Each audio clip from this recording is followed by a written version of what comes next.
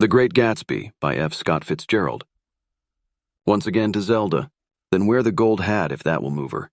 If you can bounce high, bounce for her too till she cry. Lover, gold-hatted, high-bouncing lover, I must have you. Thomas Park D'Anvilliers. Chapter 1. In my younger and more vulnerable years, my father gave me some advice that I've been turning over in my mind ever since. Whenever you feel like criticizing anyone, he told me, just remember that all the people in this world haven't had the advantages that you've had.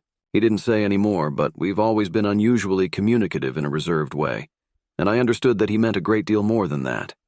In consequence, I'm inclined to reserve all judgments, a habit that has opened up many curious natures to me and also made me the victim of not a few veteran bores. The abnormal mind is quick to detect and attach itself to this quality when it appears in a normal person, and so it came about that in college I was unjustly accused of being a politician, because I was privy to the secret griefs of wild, unknown men. Most of the confidences were unsought.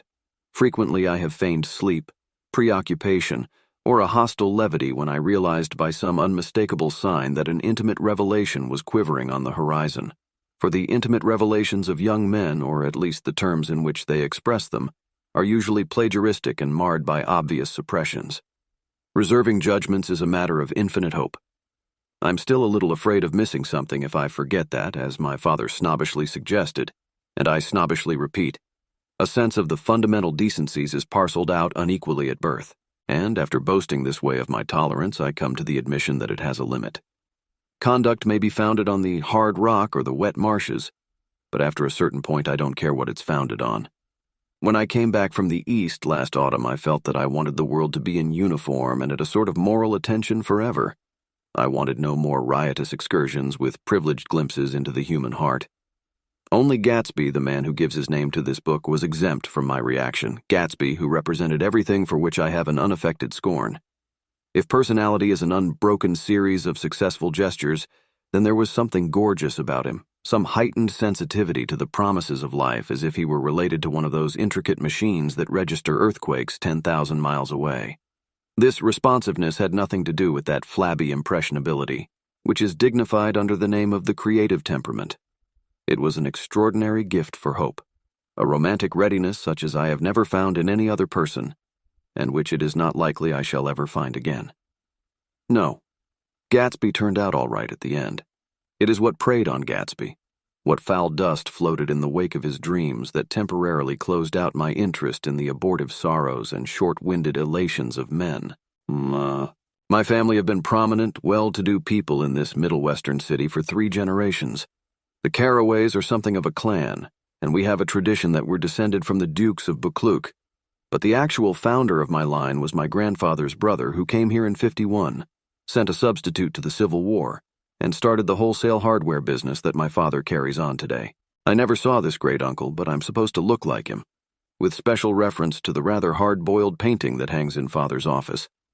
I graduated from New Haven in 1915, just a quarter of a century after my father, and a little later I participated in that delayed Teutonic migration known as the Great War. I enjoyed the counter-raid so thoroughly that I came back restless. Instead of being the warm center of the world, the Middle West now seemed like the ragged edge of the universe. So I decided to go east and learn the bond business. Everybody I knew was in the bond business, so I supposed it could support one more single man. All my aunts and uncles talked it over as if they were choosing a prep school for me and finally said, "Why, yes," with very grave, hesitant faces.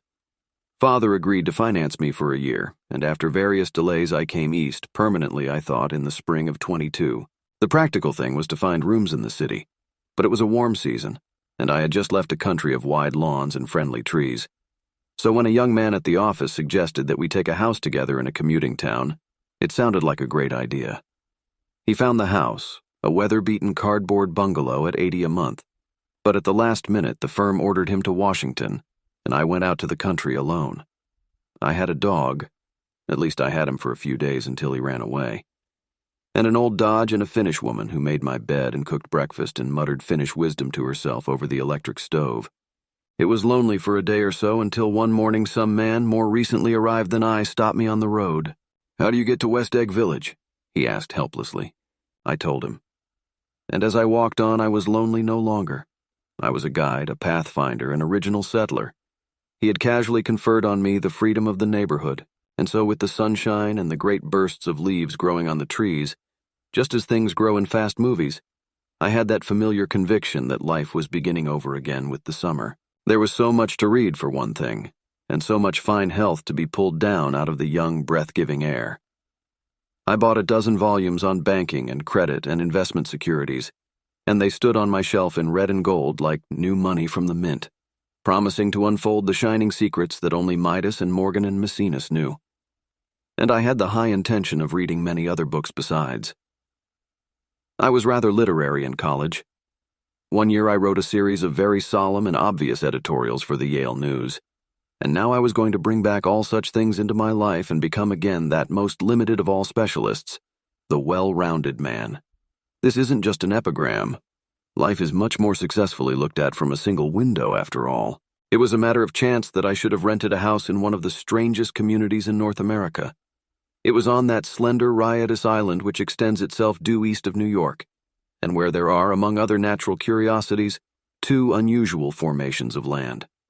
20 miles from the city, a pair of enormous eggs, identical in contour and separated only by a courtesy bay, jut out into the most domesticated body of salt water in the Western Hemisphere, the great wet barnyard of Long Island Sound.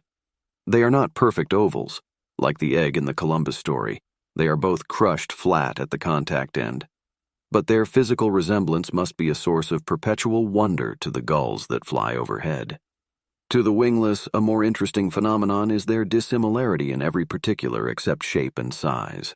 I lived at West Egg, the less fashionable of the two, though this is a most superficial tag to express the bizarre and not a little sinister contrast between them. My house was at the very tip of the egg, only 50 yards from the Sound, and squeezed between two huge places that rented for $12,000 or $15,000 a season. The one on my right was a colossal affair by any standard. It was a factual imitation of some Hôtel de Ville in Normandy, with a tower on one side, spanking new under a thin beard of raw ivy, and a marble swimming pool, and more than 40 acres of lawn and garden. It was Gatsby's mansion, or rather, as I didn't know Mr. Gatsby, it was a mansion inhabited by a gentleman of that name. My own house was an eyesore, but it was a small eyesore and it had been overlooked, so I had a view of the water, a partial view of my neighbor's lawn, and the consoling proximity of millionaires, all for $80 a month. Across the courtesy bay, the white palaces of fashionable East Egg glittered along the water, and the history of the summer really begins on the evening I drove over there to have dinner with the Tom Buchanans. Daisy was my second cousin once removed, and I'd known Tom in college. And just after the war, I spent 2 days with them in Chicago. Her husband, among various physical accomplishments, had been one of the most powerful ends that ever played football at New Haven. A national figure, in a way. One of those men who reach such an acute, limited excellence at 21 that everything afterward savors of anticlimax. His family were enormously wealthy. Even in college, his freedom with money was a matter for reproach. But now he'd left Chicago and come east in a fashion that rather took your breath away. For instance, he'd brought down a string of polo ponies from Lake Forest. It was hard to realize that a man in my own generation was wealthy enough to do that. Why they came east, I don't know. They had spent a year in France for no particular reason and then drifted here and there unrestfully wherever people played polo and were rich together. This was a permanent move, said Daisy over the telephone, but I didn't believe it. I had no sight into Daisy's heart, but I felt that Tom would drift on forever seeking, a little wistfully, for the dramatic turbulence of some irrecoverable football game. And so it happened that on a warm, windy evening I drove over to East Egg to see two old friends whom I scarcely knew at all. Their house was even more elaborate than I expected, a cheerful red and white Georgian colonial mansion overlooking the bay. The lawn started at the beach and ran towards the front door for a quarter of a mile, jumping over sundials and brick walks and burning gardens. Finally, when it reached the house, drifting up the side in bright vines as though from the momentum of its run. The front was broken by a line of French windows, glowing now with reflected gold and wide open to the warm, windy afternoon, and Tom Buchanan in riding clothes was standing with his legs apart on the front porch. He had changed since his New Haven years. Now he was a sturdy, straw-haired man of 30, with a rather hard mouth and a supercilious manner. Two shining, arrogant eyes had established dominance over his face and gave him the appearance of always leaning aggressively forward. Not even the effeminate swank of his riding clothes could hide the enormous power of that body. He seemed to fill those glistening boots until he strained the top lacing, and you could see a great pack of muscle shifting when his shoulder moved under his thin coat. It was a body capable of enormous leverage, a cruel body. His speaking voice, a gruff, husky tenor, added to the impression of fractiousness he conveyed. There was a touch of paternal contempt in it, even toward people he liked, and there were men at New Haven who had hated his guts. "Now, don't think my opinion on these matters is final," he seemed to say, "just because I'm stronger and more of a man than you are." We were in the same senior society, and while we were never intimate, I always had the impression that he approved of me and wanted me to like him with some harsh, defiant wistfulness of his own. We talked for a few minutes on the sunny porch. "I've got a nice place here," he said, his eyes flashing about restlessly. Turning me around by one arm, he moved a broad, flat hand along the front vista, including in its sweep a sunken Italian garden, a half-acre of deep, pungent roses, and a snub-nosed motorboat that bumped the tide offshore. It belonged to Domain, the oil man. He turned me around again, politely and abruptly. "We'll go inside." We walked through a high hallway into a bright, rosy-colored space, fragilely bound into the house by French windows at either end. The windows were ajar and gleaming white against the fresh grass outside that seemed to grow a little way into the house. A breeze blew through the room, blew curtains in at one end and out the other like pale flags, twisting them up toward the frosted wedding cake of the ceiling, and then rippled over the wine-colored rug, making a shadow on it as wind does on the sea. The only completely stationary object in the room was an enormous couch on which two young women were buoyed up as though upon an anchored balloon. They were both in white, and their dresses were rippling and fluttering as if they had just been blown back in after a short flight around the house. I must have stood for a few moments listening to the whip and snap of the curtains and the groan of a picture on the wall.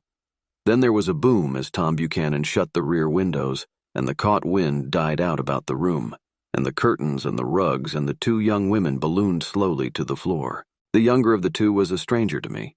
She was extended full length at her end of the divan, completely motionless, and with her chin raised a little as if she were balancing something on it which was quite likely to fall.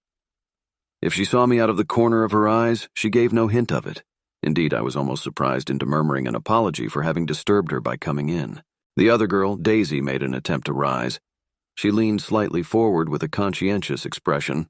Then she laughed, an absurd, charming little laugh, and I laughed too and came forward into the room. "I'm paralyzed with happiness." She laughed again as if she said something very witty and held my hand for a moment, looking up into my face, promising that there was no one in the world she so much wanted to see. That was a way she had.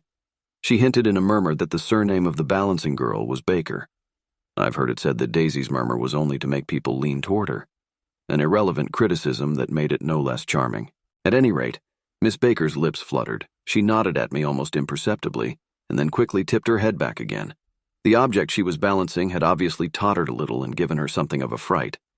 Again a sort of apology arose to my lips.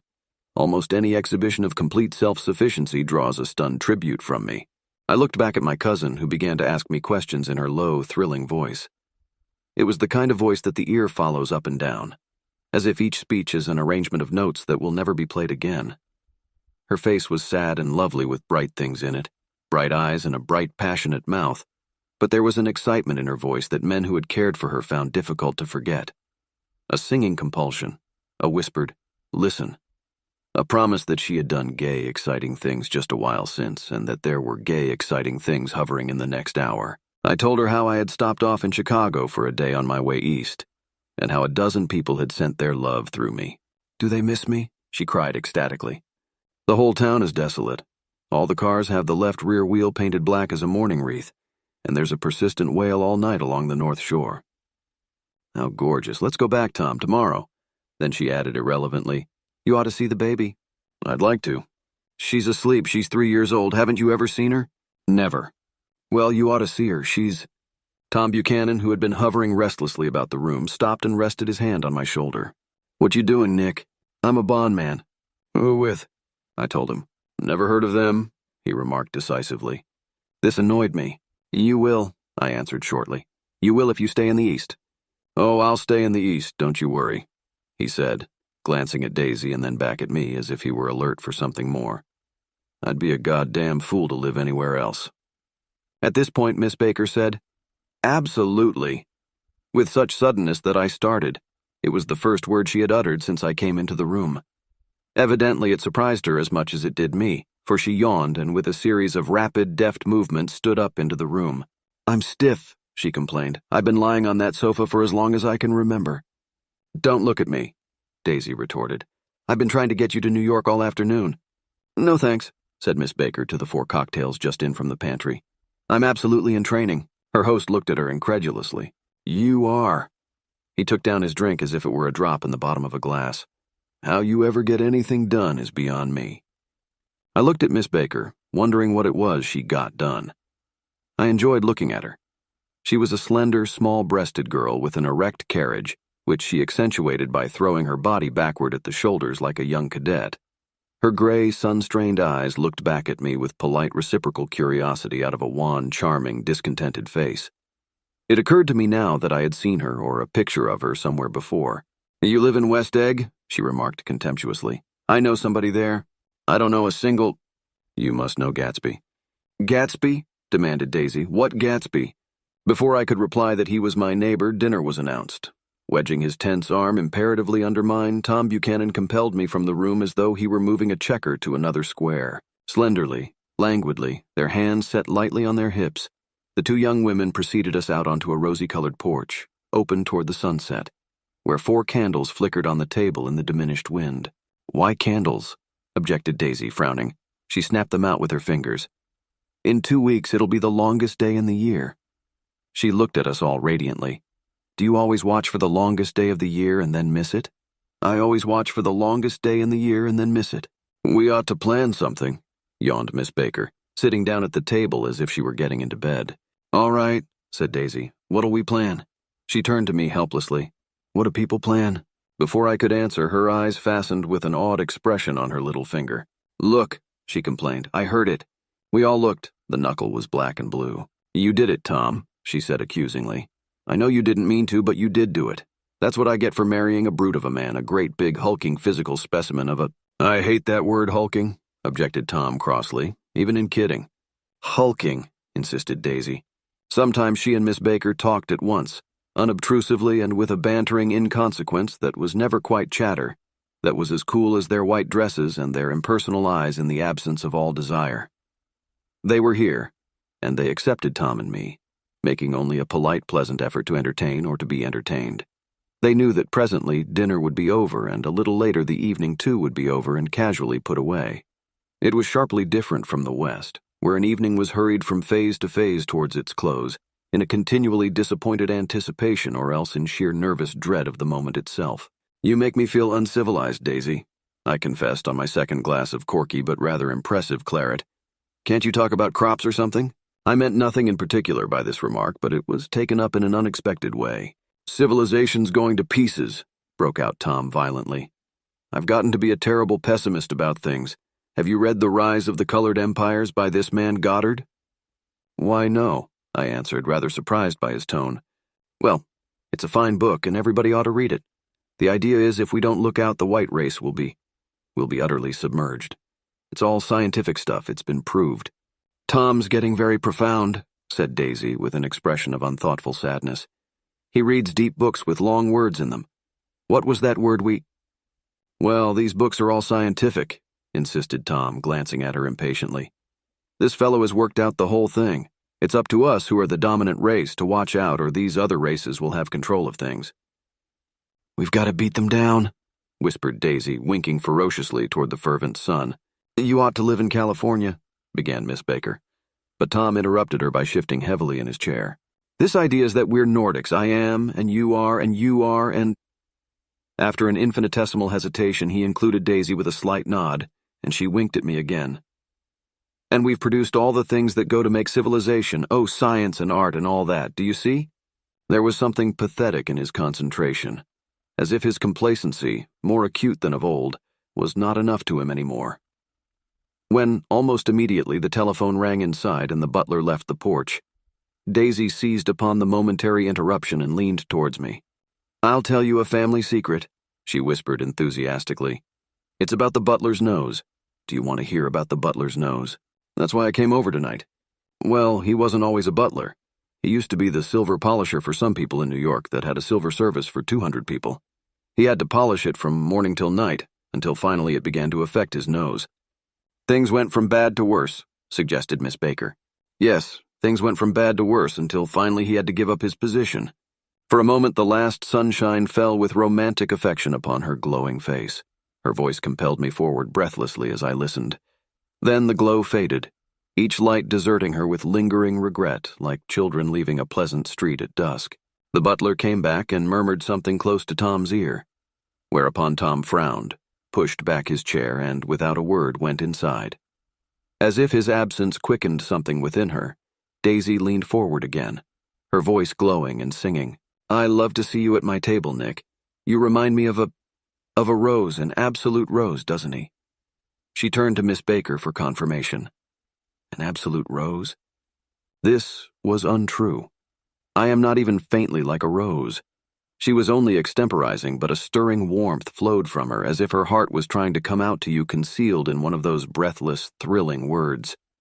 Then suddenly she threw her napkin on the table and excused herself and went into the house. Miss Baker and I exchanged a short glance consciously devoid of meaning. I was about to speak when she sat up alertly and said, "Shh," in a warning voice. A subdued, impassioned murmur was audible in the room beyond, and Miss Baker leaned forward unashamed, trying to hear. The murmur trembled on the verge of coherence, sank down, mounted excitedly, and then ceased altogether. "This Mr. Gatsby you spoke of is my neighbor," I began. "Don't talk, I want to hear what happens." "Is something happening?" I inquired innocently. "You mean to say you don't know?" said Miss Baker, honestly surprised. "I thought everybody knew." "I don't." "Why?" she said hesitantly. "Tom's got some woman in New York." "Got some woman?" I repeated blankly. Miss Baker nodded. "She might have the decency not to telephone him at dinner time, don't you think?" Almost before I had grasped her meaning, there was the flutter of a dress and the crunch of leather boots, and Tom and Daisy were back at the table. "It couldn't be helped," cried Daisy with tense gaiety. She sat down, glanced searchingly at Miss Baker and then at me, and continued. "I looked outdoors for a minute, and it's very romantic outdoors. There's a bird on the lawn that I think must be a nightingale come over on the Cunard or White Star Line. He's singing away." Her voice sang. "It's romantic, isn't it, Tom?" "Very romantic," he said, and then miserably to me, "If it's light enough after dinner, I want to take you down to the stables." The telephone rang inside, startlingly, and as Daisy shook her head decisively at Tom, the subject of the stables, in fact all subjects, vanished into air. Among the broken fragments of the last 5 minutes at table, I remember the candles being lit again, pointlessly, and I was conscious of wanting to look squarely at everyone, and yet to avoid all eyes. I couldn't guess what Daisy and Tom were thinking, but I doubt if even Miss Baker, who seemed to have mastered a certain hearty skepticism, was able utterly to put this fifth guest's shrill metallic urgency out of mind. To a certain temperament, the situation might have seemed intriguing. My own instinct was to telephone immediately for the police. The horses, needless to say, were not mentioned again. Tom and Miss Baker, with several feet of twilight between them, strolled back into the library, as if to a vigil beside a perfectly tangible body. While trying to look pleasantly interested and a little deaf, I followed Daisy around a chain of connecting verandas to the porch in front. In its deep gloom, we sat down side by side on a wicker settee. Daisy took her face in her hands as if feeling its lovely shape, and her eyes moved gradually out into the velvet dusk. I saw that turbulent emotions possessed her, so I asked what I thought would be some sedative questions about her little girl. "We don't know each other very well, Nick," she said suddenly. "Even if we are cousins. You didn't come to my wedding. I wasn't back from the war." "That's true." She hesitated. "Well, I've had a very bad time, Nick, and I'm pretty cynical about everything." Evidently, she had reason to be. I waited, but she didn't say any more, and after a moment, I returned rather feebly to the subject of her daughter. "I suppose she talks and eats and everything." "Oh, yes." She looked at me absently. "Listen, Nick, let me tell you what I said when she was born. Would you like to hear?" "Very much. It'll show you how I've gotten to feel about things." Well, she was less than an hour old, and Tom was God knows where. I woke up out of the ether with an utterly abandoned feeling and asked the nurse right away if it was a boy or a girl. She told me it was a girl, and so I turned my head away and wept. "All right," I said. "I'm glad it's a girl, and I hope she'll be a fool. That's the best thing a girl can be in this world, a beautiful little fool." You see, I think everything's terrible anyhow, she went on in a convinced way. Everybody thinks so. The most advanced people, and I know. I've been everywhere and seen everything and done everything. Her eyes flashed around her in a defiant way, rather like Tom's, and she laughed with thrilling scorn. Sophisticated? God, I'm sophisticated. The instant her voice broke off, ceasing to compel my attention, my belief, I felt the basic insincerity of what she had said. It made me uneasy, as though the whole evening had been a trick of some sort to exact a contributory emotion from me. I waited, and sure enough, in a moment she looked at me with an absolute smirk on her lovely face, as if she had asserted her membership in a rather distinguished secret society to which she and Tom belonged. Inside, the crimson room bloomed with light. Tom and Miss Baker sat at either end of the long couch, and she read aloud to him from the Saturday Evening Post. The words, murmurous and uninflected, running together in a soothing tune. The lamplight, bright on his boots and dull on the autumn leaf yellow of her hair, glinted along the paper as she turned a page with a flutter of slender muscles in her arms. When we came in, she held us silent for a moment with a lifted hand. "To be continued," she said, tossing the magazine on the table, "in our very next issue." Her body asserted itself with a restless movement of her knee, and she stood up. 10 o'clock, she remarked, apparently finding the time on the ceiling. Time for this good girl to go to bed. Jordan's going to play in the tournament tomorrow, explained Daisy, over at Westchester. Oh, you're Jordan Baker. I knew now why her face was familiar. Its pleasing, contemptuous expression had looked out at me from many rotogravure pictures of the sporting life at Asheville and Hot Springs and Palm Beach. I had heard some story of her, too. A critical, unpleasant story, but what it was I had forgotten long ago. Good night, she said softly. Wake me at 8, won't you? If you'll get up. I will. Good night, Mr. Carraway. See you anon. Of course you will, confirmed Daisy. In fact, I think I'll arrange a marriage. Come over often, Nick, and I'll fling you together. You know, lock you up accidentally in linen closets and push you out to sea in a boat and all that sort of thing. Good night, called Miss Baker from the stairs. I haven't heard a word. She's a nice girl, said Tom after a moment. They oughtn't to let her run around the country this way.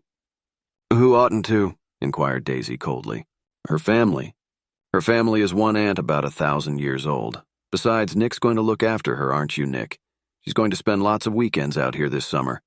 I think the home influence will be very good for her. Daisy and Tom looked at each other for a moment in silence. Is she from New York? I asked quickly. From Louisville? Our white girlhood was passed together there? Our beautiful white? Did you give Nick a little heart-to-heart talk on the veranda? Demanded Tom suddenly. Did I? She looked at me.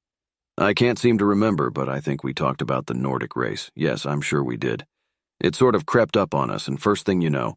Don't believe everything you hear, Nick, he advised me. I said lightly that I had heard nothing at all, and a few minutes later I got up to go home. They came to the door with me and stood side by side in a cheerful square of light. As I started my motor, Daisy peremptorily called.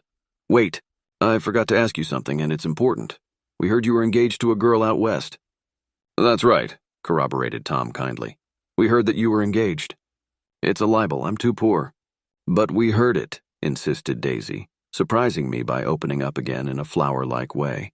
We heard it from 3 people, so it must be true. Of course, I knew what they were referring to, but I wasn't even vaguely engaged. The fact that gossip had published the banns was one of the reasons I had come east. You can't stop going with an old friend on account of rumors, and on the other hand, I had no intention of being rumored into marriage. Their interest rather touched me and made them less remotely rich. Nevertheless, I was confused and a little disgusted as I drove away. It seemed to me that the thing for Daisy to do was to rush out of the house, child in arms. But apparently there were no such intentions in her head. As for Tom, the fact that he had some woman in New York was really less surprising than that he had been depressed by a book. Something was making him nibble at the edge of stale ideas, as if his sturdy physical egotism no longer nourished his peremptory heart. Already it was deep summer on roadhouse roofs and in front of wayside garages, where new red petrol pumps sat out in pools of light, and when I reached my estate at West Egg, I ran the car under its shed and sat for a while on an abandoned grass roller in the yard. The wind had blown off, leaving a loud, bright night with wings beating in the trees and a persistent organ sound as the full bellows of the earth blew the frogs full of life. The silhouette of a moving cat wavered across the moonlight, and turning my head to watch it, I saw that I was not alone. 50 feet away, a figure had emerged from the shadow of my neighbor's mansion and was standing with his hands in his pockets regarding the silver pepper of the stars. Something in his leisurely movements and the secure position of his feet upon the lawn suggested that it was Mr. Gatsby himself, come out to determine what share was his of our local heavens. I decided to call to him. Miss Baker had mentioned him at dinner, and that would do for an introduction. But I didn't call to him, for he gave a sudden intimation that he was content to be alone. He stretched out his arms toward the dark water in a curious way, and far as I was from him, I could have sworn he was trembling. Involuntarily, I glanced seaward and distinguished nothing except a single green light, minute and far away, that might have been the end of a dock. When I looked once more for Gatsby, he had vanished, and I was alone again in the unquiet darkness. Chapter 2.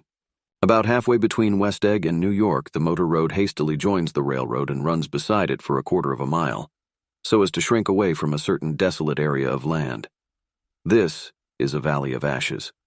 A fantastic farm where ashes grow like wheat into ridges and hills and grotesque gardens, where ashes take the forms of houses and chimneys and rising smoke and, finally, with a transcendent effort, of ash-gray men who move dimly and already crumbling through the powdery air. Occasionally, a line of gray cars crawls along an invisible track, gives out a ghastly creak and comes to rest, and immediately the ash-gray men swarm up with leaden spades and stir up an impenetrable cloud, which screens their obscure operations from your sight.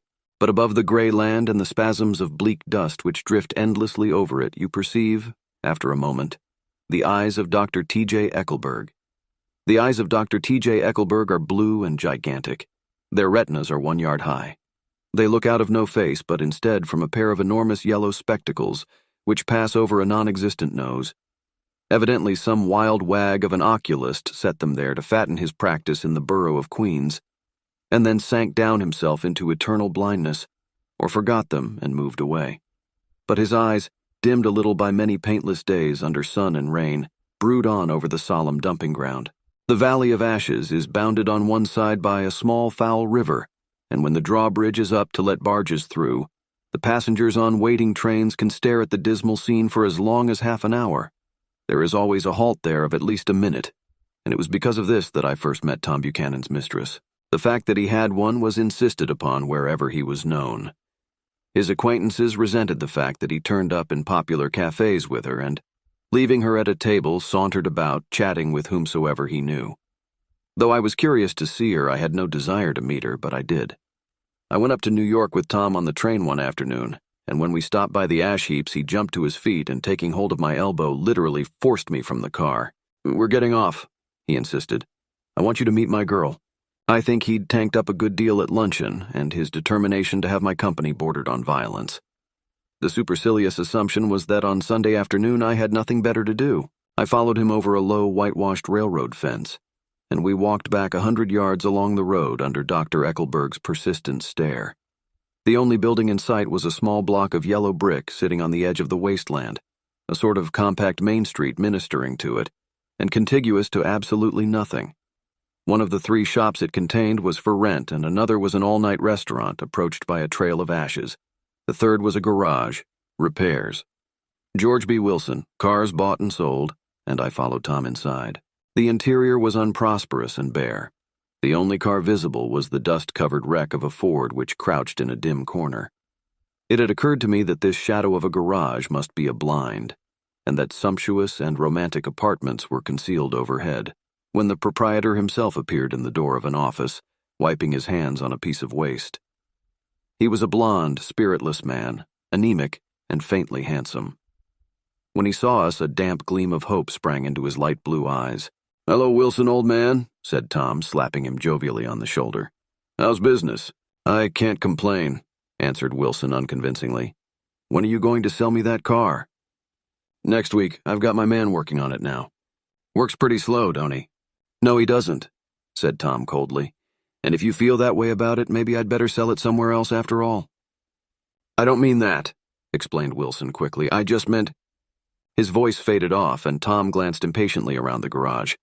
Then I heard footsteps on the stairs, and in a moment the thickish figure of a woman blocked out the light from the office door. She was in the middle 30s and faintly stout, but she carried her flesh sensuously as some women can. Her face, above a spotted dress of dark blue crepe de chine, contained no facet or gleam of beauty, but there was an immediately perceptible vitality about her, as if the nerves of her body were continually smoldering. She smiled slowly and, walking through her husband as if he were a ghost, shook hands with Tom, looking him flush in the eye. Then she wet her lips and, without turning around, spoke to her husband in a soft, coarse voice. "Get some chairs, why don't you, so somebody can sit down?" "Oh, sure," agreed Wilson hurriedly, and went toward the little office, mingling immediately with the cement color of the walls. A white ashen dust veiled his dark suit and his pale hair as it veiled everything in the vicinity, except his wife, who moved close to Tom. "I want to see you," said Tom intently. "Get on the next train." "All right. I'll meet you by the newsstand on the lower level." She nodded and moved away from him just as George Wilson emerged with 2 chairs from his office door. We waited for her down the road and out of sight.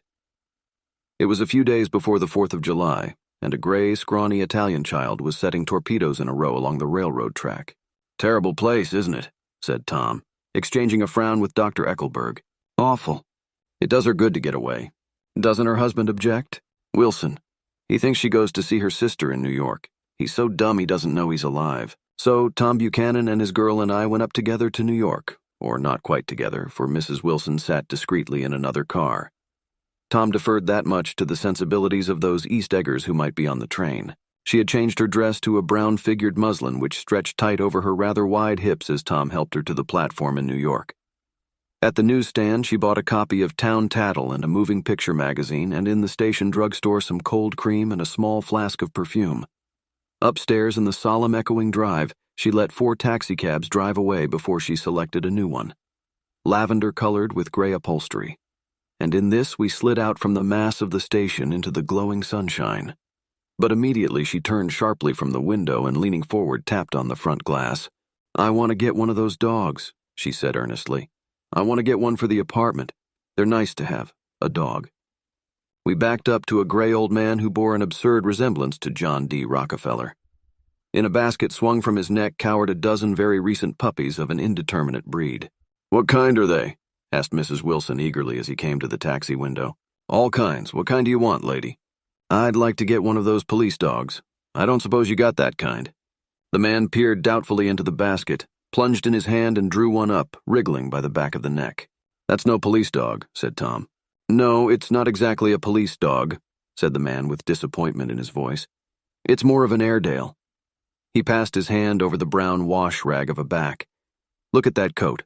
Some coat. That's a dog that'll never bother you with catching cold." "I think it's cute," said Mrs. Wilson enthusiastically. "How much is it?" "That dog?" He looked at it admiringly. "That dog will cost you $10. The Airedale, undoubtedly there was an Airedale concerned in it somewhere, though its feet were startlingly white, changed hands and settled down into Mrs. Wilson's lap, where she fondled the weatherproof coat with rapture. "Is it a boy or a girl?" she asked delicately. That dog's a boy." "It's a bitch," said Tom decisively. "Here's your money. Go and buy 10 more dogs with it." We drove over to Fifth Avenue, warm and soft, almost pastoral on the summer Sunday afternoon. I wouldn't have been surprised to see a great flock of white sheep turn the corner. "Hold on," I said. "I have to leave you here." "No, you don't," interposed Tom quickly. "Myrtle will be hurt if you don't come up to the apartment, won't you, Myrtle?" "Come on," she urged. "I'll telephone my sister Catherine. She's said to be very beautiful by people who ought to know." "Well, I'd like to, but—" We went on, cutting back again over the park toward the West Hundreds. At 158th Street, the cab stopped at one slice in a long white cake of apartment houses. Throwing a regal homecoming glance around the neighborhood, Mrs. Wilson gathered up her dog and her other purchases and went haughtily in. "I'm going to have the McKees come up," she announced as we rose in the elevator. "And of course I got to call up my sister, too." The apartment was on the top floor. A small living room, a small dining room, a small bedroom, and a bath. The living room was crowded to the doors with a set of tapestried furniture entirely too large for it, so that to move about was to stumble continually over scenes of ladies swinging in the gardens of Versailles. The only picture was an over-enlarged photograph, apparently a hen sitting on a blurred rock. Looked at from a distance, however, the hen resolved itself into a bonnet, and the countenance of a stout old lady beamed down into the room. Several old copies of Town Tattle lay on the table together with a copy of Simon Called Peter and some of the small scandal magazines of Broadway. Mrs. Wilson was first concerned with the dog. A reluctant elevator boy went for a box full of straw and some milk, to which he added on his own initiative a tin of large, hard dog biscuits, one of which decomposed apathetically in the saucer of milk all afternoon. Meanwhile, Tom brought out a bottle of whiskey from a locked bureau door. I have been drunk just twice in my life, and the second time was that afternoon. So everything that happened has a dim, hazy cast over it, although until after 8 o'clock the apartment was full of cheerful sun. Sitting on Tom's lap, Mrs. Wilson called up several people on the telephone. Then there were no cigarettes, and I went out to buy some at the drugstore on the corner. When I came back, they had both disappeared, so I sat down discreetly in the living room and read a chapter of Simon Called Peter. Either it was terrible stuff or the whiskey distorted things because it didn't make any sense to me. Just as Tom and Myrtle, after the first drink Mrs. Wilson and I called each other by our first names, reappeared, company commenced to arrive at the apartment door. The sister, Catherine, was a slender, worldly girl of about 30, with a solid, sticky bob of red hair and a complexion powdered milky white. Her eyebrows had been plucked and then drawn on again at a more rakish angle, but the efforts of nature toward the restoration of the old alignment gave a blurred air to her face.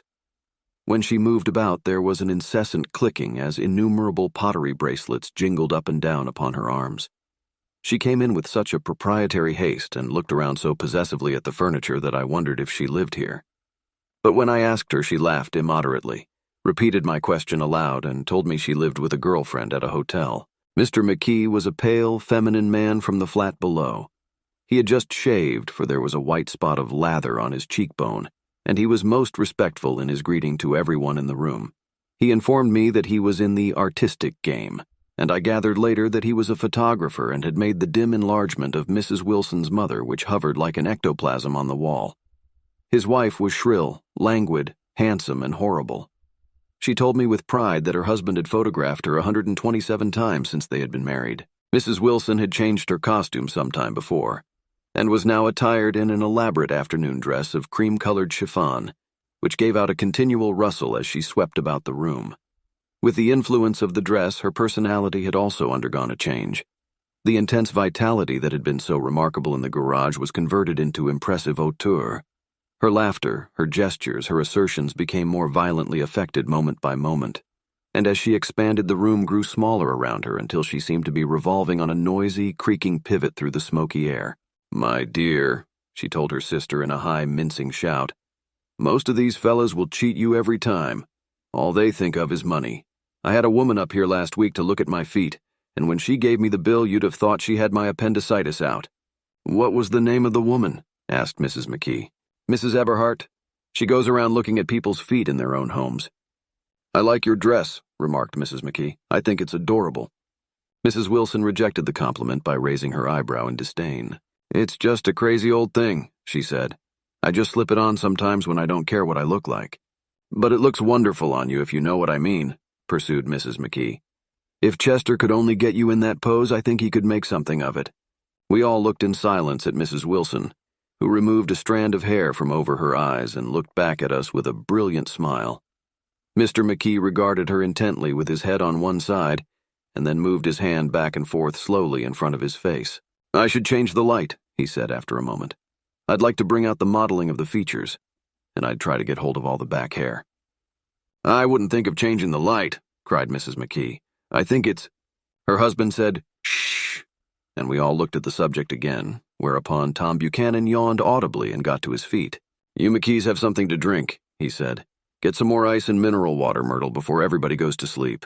"I told that boy about the ice." Myrtle raised her eyebrows in despair at the shiftlessness of the lower orders.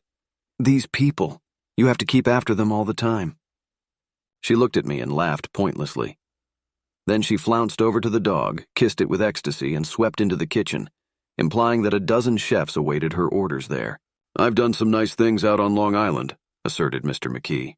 Tom looked at him blankly. "2 of them we have framed downstairs." "2 what?" demanded Tom. "2 studies. One of them I call Montauk Point, the gulls, and the other I call Montauk Point, the sea." The sister Catherine sat down beside me on the couch. "Do you live down on Long Island too?" she inquired. "I live at West Egg." "Really? I was down there at a party about a month ago at a man named Gatsby's. Do you know him? I live next door to him. Well, they say he's a nephew or a cousin of Kaiser Wilhelm's. That's where all his money comes from. Really? She nodded. I'm scared of him. I'd hate to have him get anything on me. This absorbing information about my neighbor was interrupted by Mrs. McKee's pointing suddenly at Catherine. Chester, I think you could do something with her, she broke out. But Mr. McKee only nodded in a bored way and turned his attention to Tom. I'd like to do more work on Long Island if I could get the entry. All I ask is that they should give me a start. Ask Myrtle, said Tom, breaking into a short shout of laughter as Mrs. Wilson entered with a tray. She'll give you a letter of introduction, won't you, Myrtle? Do what? She asked, startled. You'll give McKee a letter of introduction to your husband so he can do some studies of him. His lips moved silently for a moment as he invented. George B. Wilson at the gasoline pump or something like that. Catherine leaned close to me and whispered in my ear. Neither of them can stand the person they're married to. Can't they? Can't stand them. She looked at Myrtle and then at Tom. What I say is, why go on living with them if they can't stand them? If I was them, I'd get a divorce and get married to each other right away. Doesn't she like Wilson either? The answer to this was unexpected. It came from Myrtle, who had overheard the question, and it was violent and obscene. You see, cried Catherine triumphantly. She lowered her voice again. It's really his wife that's keeping them apart. She's a Catholic, and they don't believe in divorce. Daisy was not a Catholic, and I was a little shocked at the elaborateness of the lie. When they do get married, continued Catherine, they're going west to live for a while until it blows over. It'd be more discreet to go to Europe. Oh, do you like Europe? She exclaimed surprisingly. I just got back from Monte Carlo. Really? Just last year. I went over there with another girl. Stay long? No, we just went to Monte Carlo and back. We went by way of Marseille. We had over $1,200 when we started, but we got jiped out of it all in 2 days in the private rooms. We had an awful time getting back, I can tell you. God, how I hated that town. The late afternoon sky bloomed in the window for a moment like the blue honey of the Mediterranean. Then the shrill voice of Mrs. McKee called me back into the room. I almost made a mistake, too, she declared vigorously. I almost married a little kike who'd been after me for years. I knew he was below me. Everybody kept saying to me, Lucille, that man's way below you. But if I hadn't met Chester, he'd have got me sure. Yes, but listen, said Myrtle Wilson, nodding her head up and down. At least you didn't marry him. I know I didn't. Well, I married him, said Myrtle ambiguously. And that's the difference between your case and mine. Why did you, Myrtle? Demanded Catherine. Nobody forced you to. Myrtle considered. I married him because I thought he was a gentleman, she said finally. I thought he knew something about breeding, but he wasn't fit to lick my shoe. You were crazy about him for a while, said Catherine. Crazy about him? Cried Myrtle incredulously. Who said I was crazy about him? I never was any more crazy about him than I was about that man there. She pointed suddenly at me, and everyone looked at me accusingly. I tried to show by my expression that I expected no affection. The only crazy I was when I married him. I knew right away I made a mistake. He borrowed somebody's best suit to get married in and never even told me about it, and the man came after it one day when he was out. Oh, is that your suit? I said. This is the first I ever heard about it. But I gave it to him, and then I lay down and cried to beat the band all afternoon. She really ought to get away from him, resumed Catherine to me. They've been living over that garage for 11 years, and Tom's the first sweetie she ever had. The bottle of whiskey, a second one, was now in constant demand by all present, excepting Catherine, who felt just as good on nothing at all. Tom rang for the janitor and sent him for some celebrated sandwiches, which were a complete supper in themselves. I wanted to get out and walk eastward toward the park through the soft twilight. But each time I tried to go, I became entangled in some wild, strident argument which pulled me back, as if with ropes, into my chair. Yet high over the city, our line of yellow windows must have contributed their share of human secrecy to the casual watcher in the darkening streets, and I saw him too, looking up and wondering. I was within and without, simultaneously enchanted and repelled by the inexhaustible variety of life. Myrtle pulled her chair close to mine, and suddenly her warm breath poured over me the story of her first meeting with Tom. It was on the two little seats facing each other that are always the last ones left on the train. I was going up to New York to see my sister and spend the night. He had on a dress suit and patent leather shoes, and I couldn't keep my eyes off him. But every time he looked at me, I had to pretend to be looking at the advertisement over his head. When we came into the station, he was next to me, and his white shirt front pressed against my arm. and so I told him I'd have to call a policeman, but he knew I lied. I was so excited that when I got into a taxi with him, I didn't hardly know I wasn't getting into a subway train. All I kept thinking about over and over was, you can't live forever. You can't live forever. She turned to Mrs. McKee, and the room rang full of her artificial laughter. "My dear," she cried, "I'm going to give you this dress as soon as I'm through with it. I've got to get another one tomorrow. I'm going to make a list of all the things I've got to get. A massage and a wave, and a collar for the dog, and one of those cute little ashtrays where you touch a spring, and a wreath with a black silk bow for Mother's grave that'll last all summer. I got to write down a list so I won't forget all the things I got to do." It was 9 o'clock. Almost immediately afterward, I looked at my watch and found it was 10. Mr. McKee was asleep on a chair with his fists clenched in his lap like a photograph of a man of action. Taking out my handkerchief, I wiped from his cheek the spot of dried lather that had worried me all the afternoon. The little dog was sitting on the table looking with blind eyes through the smoke, and from time to time groaning faintly. People disappeared, reappeared, made plans to go somewhere, and then lost each other, searched for each other, found each other a few feet away. Sometime toward midnight, Tom Buchanan and Mrs. Wilson stood face to face discussing, in impassioned voices, whether Mrs. Wilson had any right to mention Daisy's name. "Daisy, Daisy, Daisy," shouted Mrs. Wilson. "I'll say it whenever I want to. Daisy, Making a short, deft movement, Tom Buchanan broke her nose with his open hand. Then there were bloody towels upon the bathroom floor, and women's voices scolding, and high over the confusion a long broken wail of pain. Mr. McKee awoke from his doze and started in a daze toward the door. When he had gone halfway, he turned around and stared at the scene, his wife and Catherine scolding and consoling as they stumbled here and there among the crowded furniture with articles of aid, and the despairing figure on the couch, bleeding fluently, and trying to spread a copy of Town Tattle over the tapestry scenes of Versailles. Then Mr. McKee turned and continued on out the door. Taking my hat from the chandelier, I followed. "Come to lunch someday," he suggested as we groaned down in the elevator. "Where?" "Anywhere." "Keep your hands off the lever," snapped the elevator boy. "I beg your pardon," said Mr. McKee with dignity. "I didn't know I was touching it." "All right," I agreed. "I'll be glad to." I was standing beside his bed, and he was sitting up between the sheets, clad in his underwear with a great portfolio in his hands. Beauty and the Beast, Loneliness, Old Grocery Horse, Brook and Bridge. Then I was lying half asleep in the cold lower level of the Pennsylvania station, staring at the Morning Tribune and waiting for the 4 o'clock train. Psst! If you're enjoying this book and want more free audiobooks, please click subscribe. Chapter 3. There was music from my neighbor's house through the summer nights. In his blue gardens, men and girls came and went like moths among the whisperings and the champagne and the stars. At high tide in the afternoon, I watched his guests diving from the tower of his raft, or taking the sun on the hot sand of his beach while his 2 motorboats slit the waters of the Sound, drawing aquaplanes over cataracts of foam. On weekends, his Rolls-Royce became an omnibus, bearing parties to and from the city between 9 in the morning and long past midnight, while his station wagon scampered like a brisk yellow bug to meet all trains. And on Mondays, 8 servants, including an extra gardener, toiled all day with mops and scrubbing brushes and hammers and garden shears, repairing the ravages of the night before. Every Friday, 5 crates of oranges and lemons arrived from a fruiterer in New York.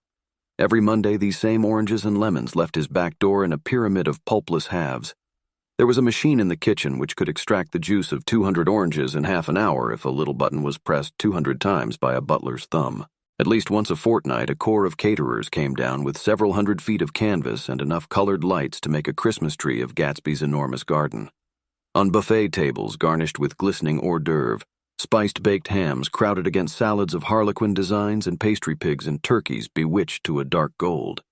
In the main hall, a bar with a real brass rail was set up, and stocked with gins and liquors and with cordials so long forgotten that most of his female guests were too young to know one from another. By 7 o'clock, the orchestra has arrived.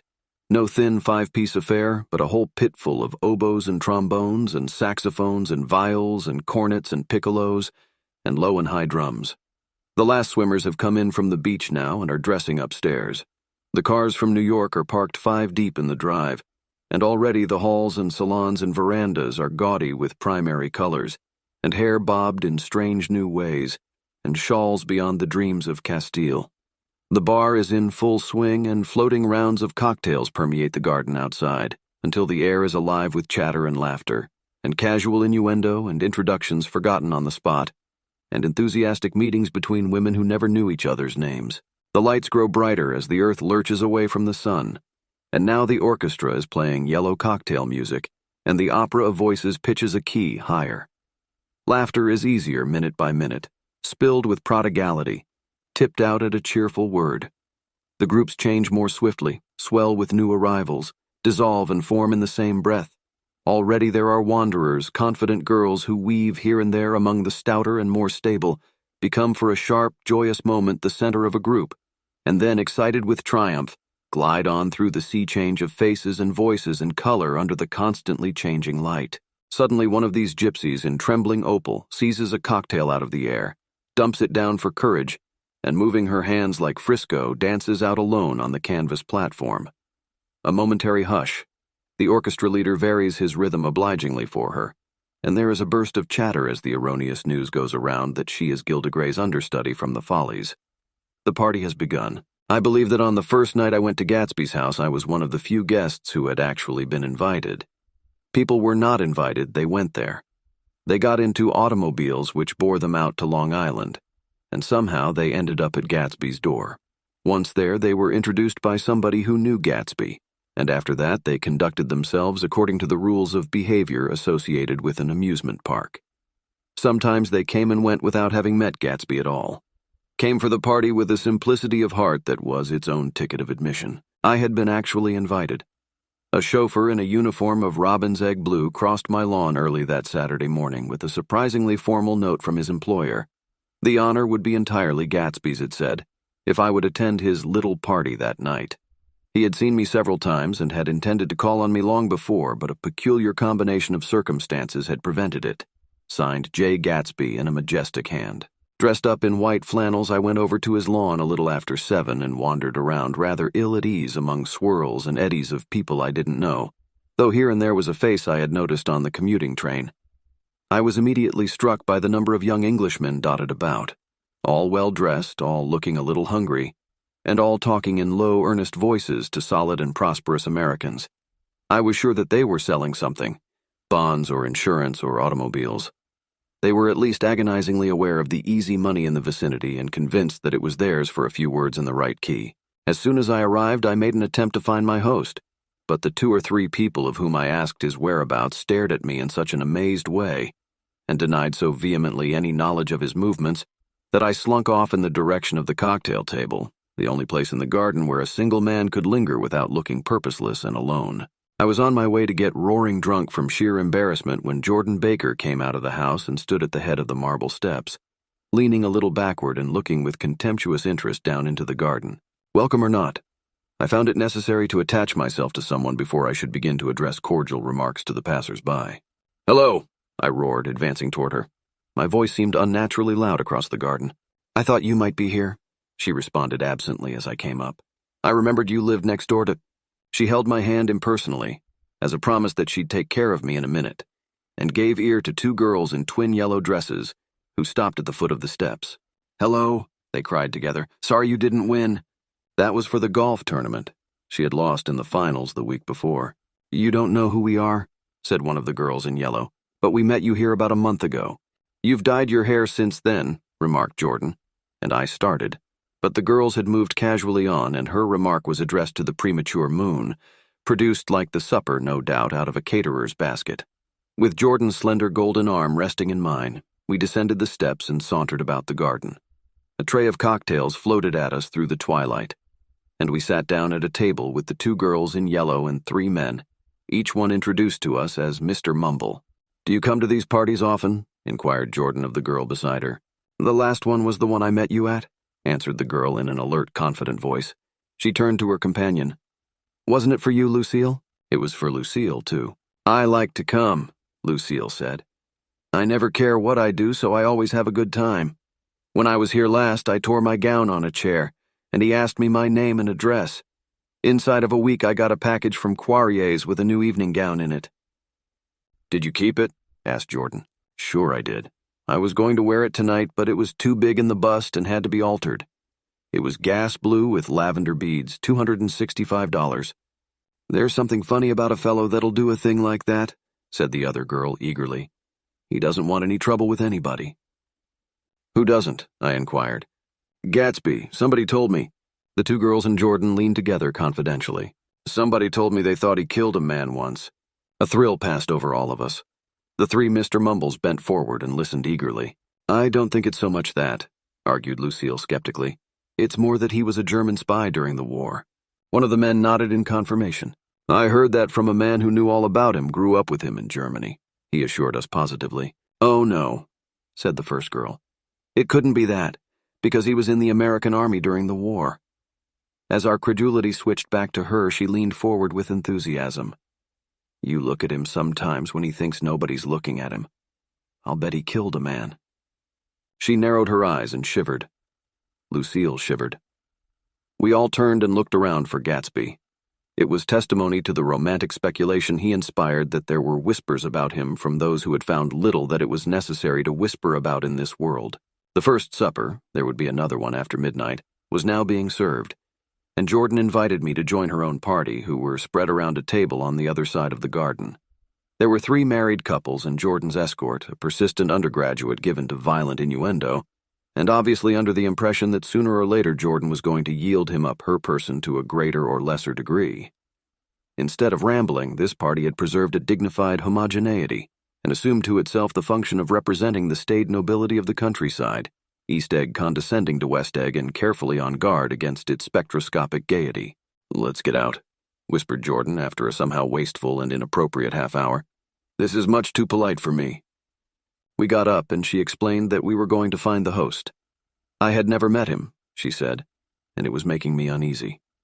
The undergraduate nodded in a cynical, melancholy way. The bar where we glanced first was crowded, but Gatsby was not there. She couldn't find him from the top of the steps, and he wasn't on the veranda. On a chance, we tried an important-looking door and walked into a high Gothic library paneled with carved English oak and probably transported complete from some ruin overseas. A stout, middle-aged man with enormous owl-eyed spectacles was sitting somewhat drunk on the edge of a great table, staring with unsteady concentration at the shelves of books.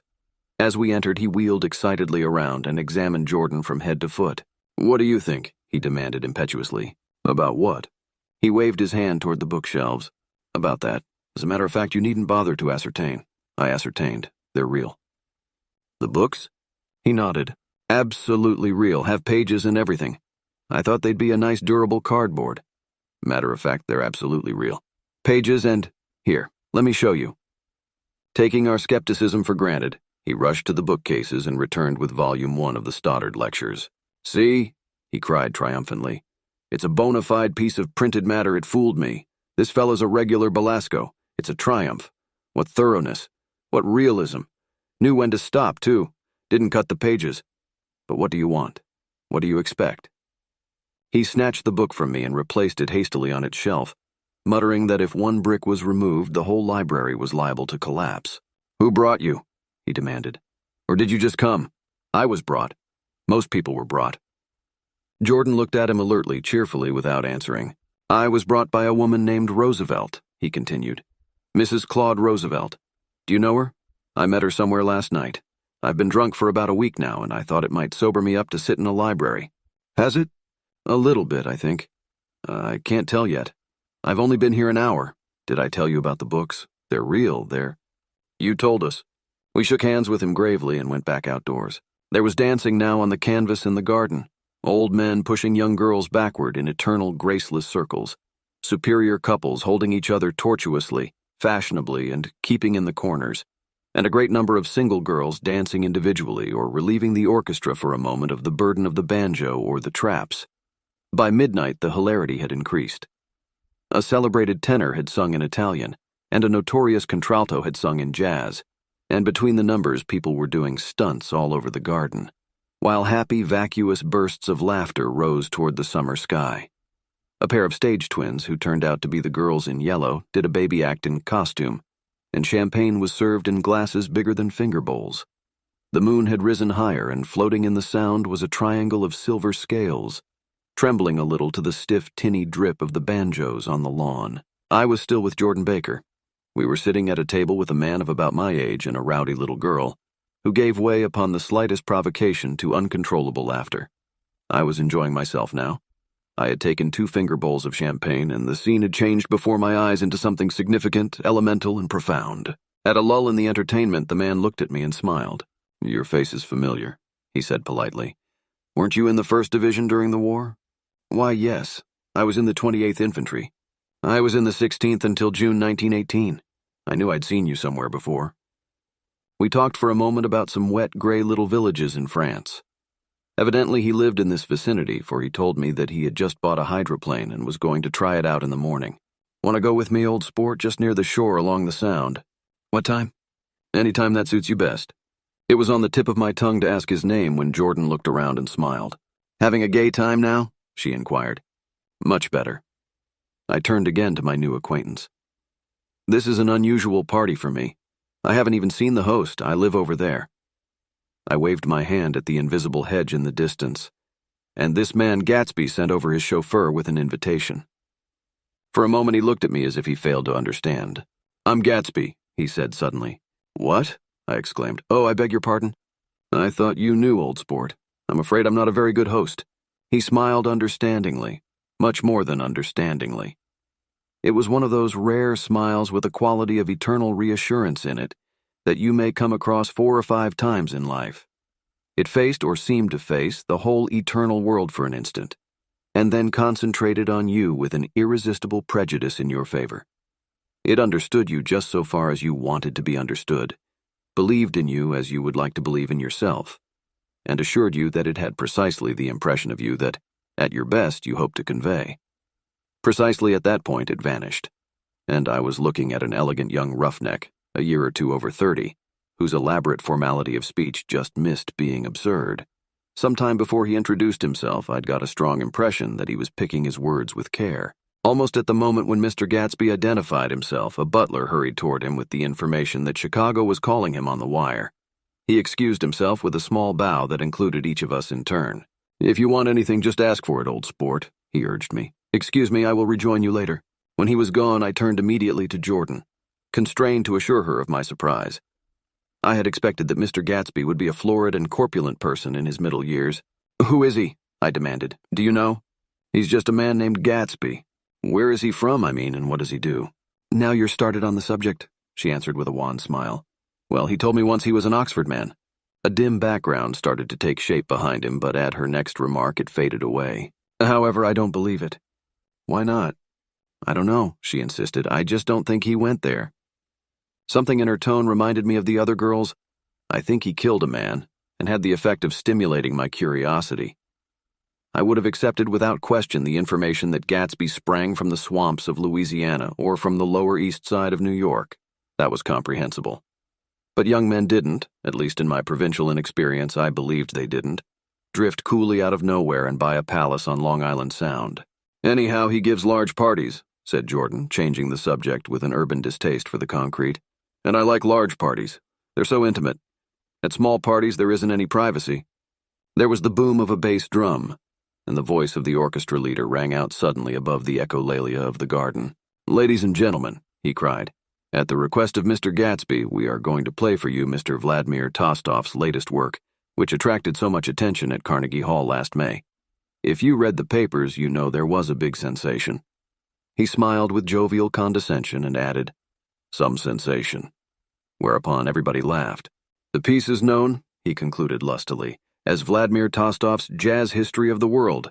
The nature of Mr. Tostof's composition eluded me, because just as it began, my eyes fell on Gatsby, standing alone on the marble steps and looking from one group to another with approving eyes.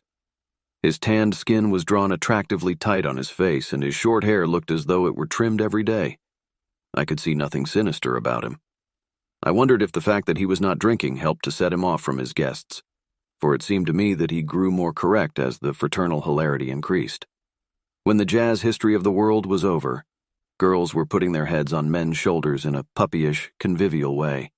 Girls were swooning backward playfully into men's arms, even into groups, knowing that someone would arrest their falls.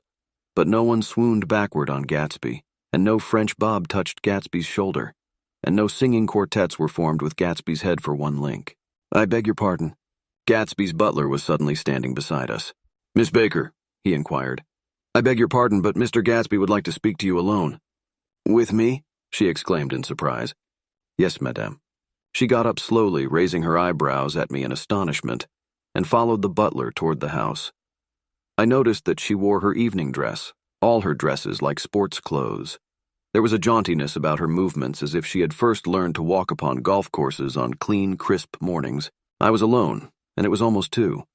For some time confused and intriguing sounds had issued from a long, many-windowed room which overhung the terrace. Eluding Jordan's undergraduate, who was now engaged in an obstetrical conversation with 2 chorus girls, and who implored me to join him, I went inside. The large room was full of people. One of the girls in yellow was playing the piano, and beside her stood a tall, red-haired young lady from a famous chorus engaged in song. She had drunk a quantity of champagne, and during the course of her song she had decided ineptly that everything was very, very sad.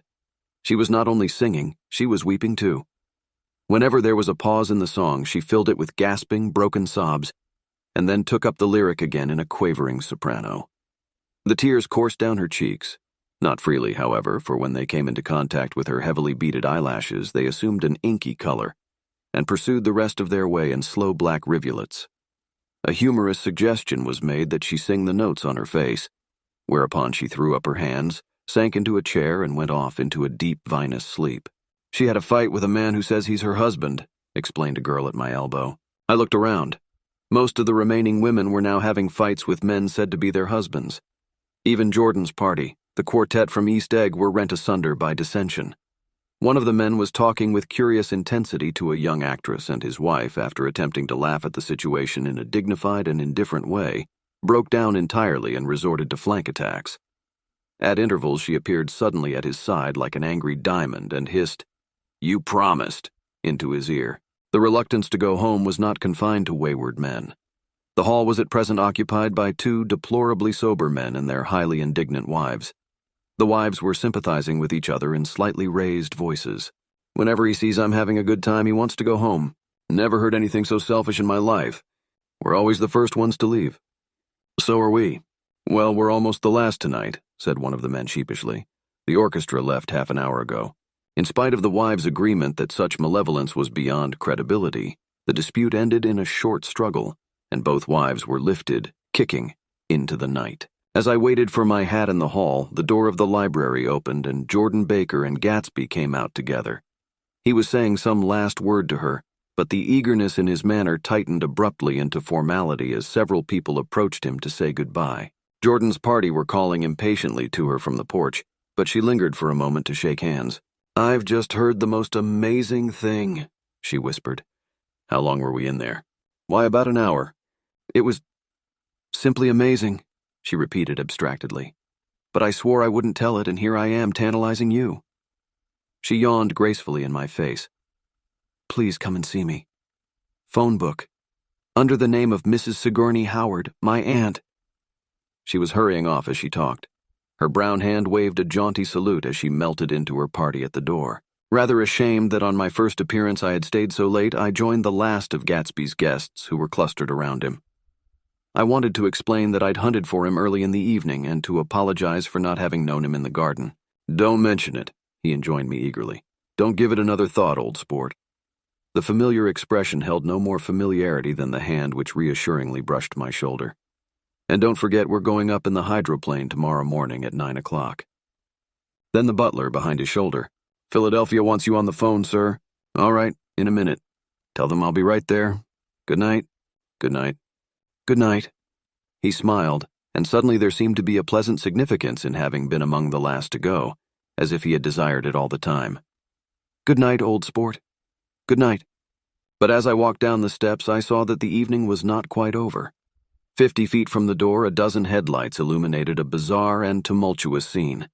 In the ditch beside the road, right side up, but violently shorn of one wheel, rested a new coupe which had left Gatsby's drive not 2 minutes before. The sharp jut of a wall accounted for the detachment of the wheel, which was now getting considerable attention from half a dozen curious chauffeurs. However, as they had left their cars blocking the road, A harsh, discordant din from those in the rear had been audible for some time, and added to the already violent confusion of the scene. A man in a long duster had dismounted from the wreck and now stood in the middle of the road, looking from the car to the tire and from the tire to the observers in a pleasant, puzzled way. "See," he explained, "it went in the ditch." The fact was infinitely astonishing to him, and I recognized first the unusual quality of wonder and then the man. It was the late patron of Gatsby's library.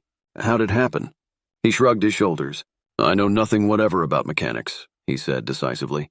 "But how did it happen? Did you run into the wall?" "Don't ask me," said Owl Eyes, washing his hands of the whole matter. "I know very little about driving, next to nothing. It happened, and that's all I know. Well, if you're a poor driver, you oughtn't to try driving at night."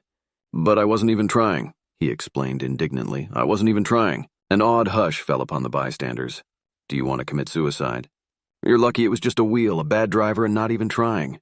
"You don't understand," explained the criminal. "I wasn't driving. There's another man in the car."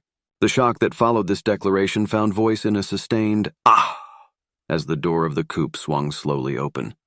The crowd, it was now a crowd, stepped back involuntarily, and when the door had opened wide there was a ghostly pause. Then, very gradually, part by part, a pale, dangling individual stepped out of the wreck, pawing tentatively at the ground with a large, uncertain dancing shoe. Blinded by the glare of the headlights and confused by the incessant groaning of the horns, the apparition stood swaying for a moment before he perceived the man in the duster. "What's the matter?" he inquired calmly. "Did we run out of gas? Look." Half a dozen fingers pointed at the amputated wheel. He stared at it for a moment, and then looked upward as though he suspected that it had dropped from the sky. "It came off," someone explained. He nodded. "At first I didn't notice we'd stopped." A pause. Then, taking a long breath and straightening his shoulders, he remarked in a determined voice, "Wonder if tell me where there's a gas line station." At least a dozen men, some of them a little better off than he was, explained to him that wheel and car were no longer joined by any physical bond. "Back out," he suggested after a moment. "Put her in reverse." "But the wheel's off." He hesitated. "No harm in trying," he said. The caterwauling horns had reached a crescendo, and I turned away and cut across the lawn toward home. I glanced back once. A wafer of a moon was shining over Gatsby's house, making the night fine as before, and surviving the laughter and the sound of his still glowing garden. A sudden emptiness seemed to flow now from the windows and the great doors, endowing with complete isolation the figure of the host, who stood on the porch, his hand up in a formal gesture of farewell. Rrr. Reading over what I have written so far, I see I have given the impression that the events of 3 nights several weeks apart were all that absorbed me. On the contrary, they were merely casual events in a crowded summer, and until much later they absorbed me infinitely less than my personal affairs. Most of the time I worked. In the early morning the sun threw my shadow westward as I hurried down the white chasms of lower New York to the Probity Trust. I knew the other clerks and young bond salesmen by their first names, and lunched with them in dark, crowded restaurants on little pig sausages and mashed potatoes and coffee. I even had a short affair with a girl who lived in Jersey City and worked in the accounting department, but her brother began throwing mean looks in my direction, so when she went on her vacation in July, I let it blow quietly away. I took dinner usually at the Yale Club. For some reason, it was the gloomiest event of my day. And then I went upstairs to the library and studied investments and securities for a conscientious hour. There were generally a few rioters around, but they never came into the library, so it was a good place to work. After that, if the night was mellow, I strolled down Madison Avenue past the old Murray Hill Hotel and over 33rd Street to the Pennsylvania Station. I began to like New York, the racy, adventurous feel of it at night, and the satisfaction that the constant flicker of men and women and machines gives to the restless eye. I liked to walk up Fifth Avenue and pick out romantic women from the crowd and imagine that in a few minutes I was going to enter into their lives and no one would ever know or disapprove. Sometimes, in my mind, I followed them to their apartments on the corners of hidden streets, and they turned and smiled back at me before they faded through a door into warm darkness. At the enchanted metropolitan twilight, I felt a haunting loneliness sometimes, and felt it in others. Poor young clerks who loitered in front of windows waiting until it was time for a solitary restaurant dinner. Young clerks in the dusk, wasting the most poignant moments of night and life. Again at 8 o'clock, when the dark lanes of the 40s were lined 5 deep with throbbing taxicabs bound for the theater district, I felt a sinking in my heart. Forms leaned together in the taxis as they waited, and voices sang. And there was laughter from unheard jokes, and lighted cigarettes made unintelligible circles inside. Imagining that I too was hurrying towards gaiety and sharing their intimate excitement, I wished them well. For a while I lost sight of Jordan Baker, and then in midsummer I found her again. At first I was flattered to go places with her because she was a golf champion and everyone knew her name. Then it was something more. I wasn't actually in love, but I felt a sort of tender curiosity. The bored, haughty face that she turned to the world concealed something. Most affectations conceal something eventually, even though they don't in the beginning. And one day I found what it was. When we were on a house party together up in Warwick, she left a borrowed car out in the rain with the top down and then lied about it. And suddenly I remembered the story about her that had eluded me that night at Daisy's. At her first big golf tournament, there was a row that nearly reached the newspapers. A suggestion that she had moved her ball from a bad lie in the semi-final round. The thing approached the proportions of a scandal, then died away. A caddy retracted his statement, and the only other witness admitted that he might have been mistaken. The incident and the name had remained together in my mind. Jordan Baker instinctively avoided clever, shrewd men, and now I saw that this was because she felt safer on a plane where any divergence from a code would be thought impossible. She was incurably dishonest. She wasn't able to endure being at a disadvantage, and, given this unwillingness, I suppose she had begun dealing in subterfuges when she was very young in order to keep that cool, insolent smile turned to the world, and yet satisfy the demands of her hard, jaunty body. It made no difference to me. Dishonesty in a woman is a thing you never blame deeply. I was casually sorry, and then I forgot. It was on that same house party that we had a curious conversation about driving a car. It started because she passed so close to some workmen that our fender flicked a button on one man's coat. "You're a rotten driver," I protested. "Either you ought to be more careful or you oughtn't to drive at all." "I am careful." "No, you're not." "Well, other people are," she said lightly. "What's that got to do with it?" "They'll keep out of my way," she insisted. "It takes two to make an accident." "Suppose you met somebody just as careless as yourself." "I hope I never will," she answered. "I hate careless people, that's why I like you." Her gray, sun-strained eyes stared straight ahead, but she had deliberately shifted our relations, and for a moment I thought I loved her. But I am slow-thinking and full of interior rules that act as brakes on my desires, and I knew that first I had to get myself definitely out of that tangle back home. I'd been writing letters once a week and signing them, "Love, Nick." And all I could think of was how, when that certain girl played tennis, a faint mustache of perspiration appeared on her upper lip. Nevertheless, there was a vague understanding that had to be tactfully broken off before I was free. Everyone suspects himself of at least one of the cardinal virtues, and this is mine. I am one of the few honest people that I have ever known. Chapter 4. On Sunday morning, while church bells rang in the villages along shore, the world and its mistress returned to Gatsby's house and twinkled hilariously on his lawn. "He's a bootlegger," said the young ladies, moving somewhere between his cocktails and his flowers. "One time he killed a man who had found out that he was nephew to von Hindenburg and second cousin to the devil. Reach me a rose, honey, and pour me a last drop into that there crystal glass." Once I wrote down on the empty spaces of a timetable the names of those who came to Gatsby's house that summer.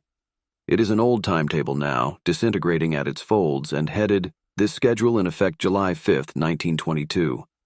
But I can still read the gray names, and they will give you a better impression than my generalities of those who accepted Gatsby's hospitality and paid him the subtle tribute of knowing nothing whatever about him. From East Egg, then, came the Chester Beckers and the Leaches, and a man named Bunsen, whom I knew at Yale, and Dr. Webster Civet, who was drowned last summer up in Maine, and the Hornbeams and the Willie Voltaires, and a whole clan named Blackbuck, who always gathered in a corner and flipped up their noses like goats at whosoever came near, and the Ismays and the Christies, or rather Hubert Auerbach and Mr. Christie's wife, and Edgar Beaver, whose hair, they say, turned cotton white one winter afternoon for no good reason at all.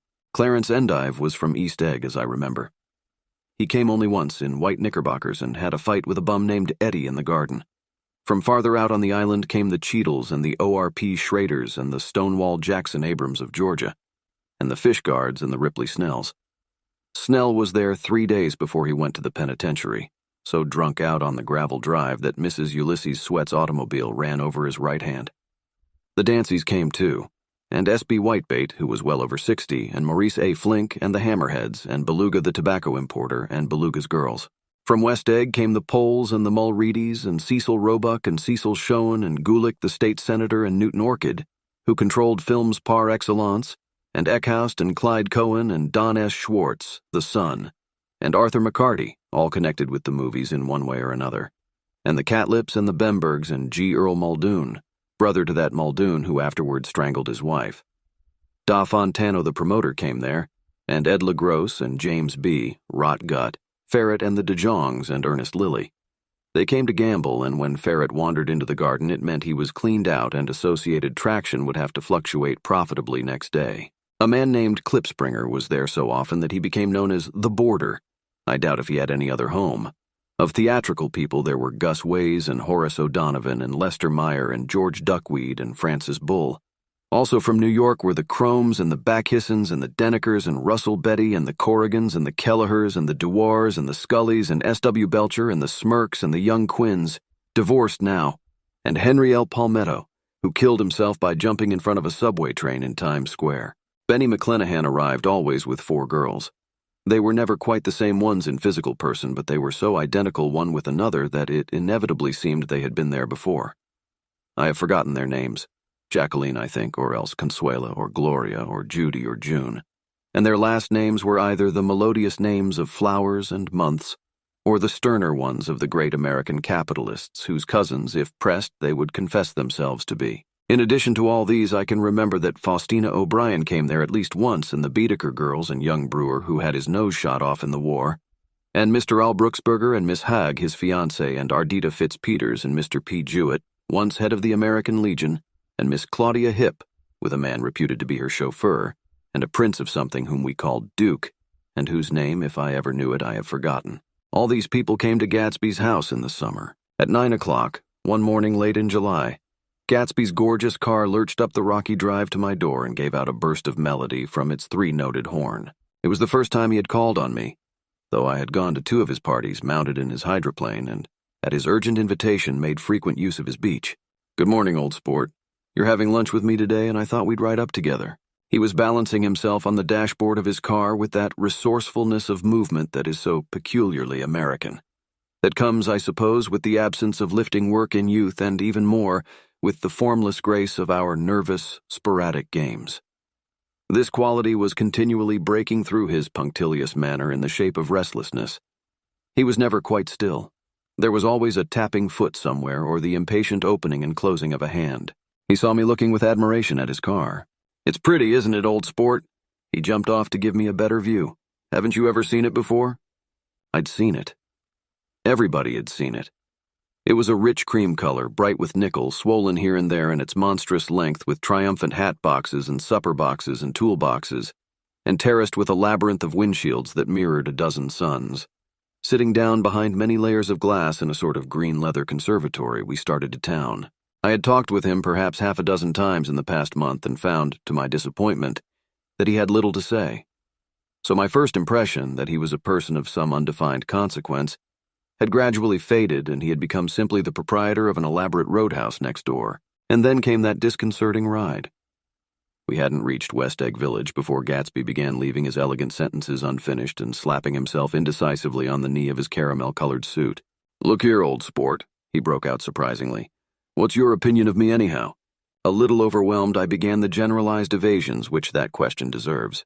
"Well, I'm going to tell you something about my life," he interrupted. "I don't want you to get a wrong idea of me from all these stories you hear." So he was aware of the bizarre accusations that flavored conversation in his halls. "I'll tell you God's truth." His right hand suddenly ordered divine retribution to stand by.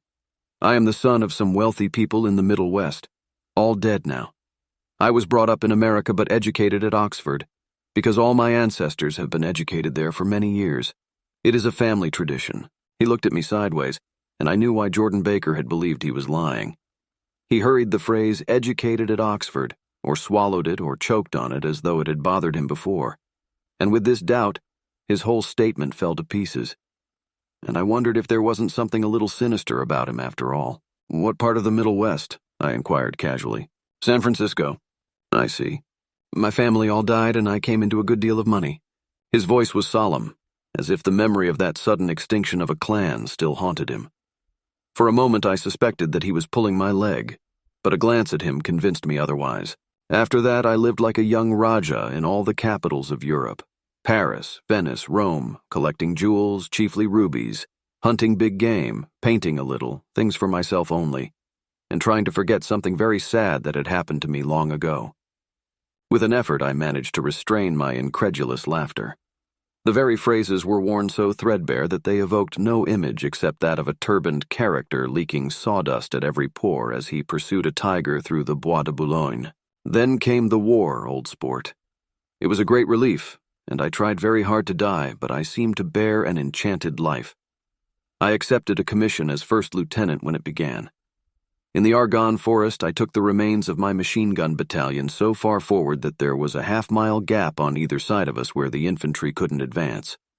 We stayed there 2 days and 2 nights, 130 men with 16 Lewis guns, and when the infantry came up at last, they found the insignia of 3 German divisions among the piles of dead. I was promoted to be a major, and every Allied government gave me a decoration, even Montenegro, little Montenegro down on the Adriatic Sea. Little Montenegro. He lifted up the words and nodded at them, with his smile. The smile comprehended Montenegro's troubled history and sympathized with the brave struggles of the Montenegrin people. It appreciated fully the chain of national circumstances which had elicited this tribute from Montenegro's warm little heart. My incredulity was submerged in fascination now. It was like skimming hastily through a dozen magazines. He reached in his pocket and a piece of metal, slung on a ribbon, fell into my palm. That's the one from Montenegro. To my astonishment, the thing had an authentic look. Orderi di Danilo, ran the circular legend. Montenegro Nicholas Rex. Turn it. Major Jay Gatsby, I read, for valor extraordinary. Here's another thing I always carry, a souvenir of Oxford days. It was taken in Trinity Quad. The man on my left is now the Earl of Doncaster. It was a photograph of half a dozen young men in blazers loafing in an archway through which were visible a host of spires. There was Gatsby, looking a little, not much younger, with a cricket bat in his hand. Then it was all true. I saw the skins of tigers flaming in his palace on the Grand Canal. I saw him opening a chest of rubies to ease with their crimson-lighted depths, the gnawings of his broken heart. I'm going to make a big request of you today, he said, pocketing his souvenirs with satisfaction. So I thought you ought to know something about me. I didn't want you to think I was just some nobody. You see, I usually find myself among strangers because I drift here and there trying to forget the sad things that happened to me. He hesitated. You'll hear about it this afternoon. At lunch? No, this afternoon. I happened to find out that you're taking Miss Baker to tea. Do you mean you're in love with Miss Baker? No, old sport, I'm not. But Miss Baker has kindly consented to speak to you about this matter. I hadn't the faintest idea what this matter was, but I was more annoyed than interested. I hadn't asked Jordan to tea in order to discuss Mr. Jay Gatsby. I was sure the request would be something utterly fantastic, and for a moment I was sorry I'd ever set foot upon his overpopulated lawn. He wouldn't say another word. His correctness grew on him as we neared the city.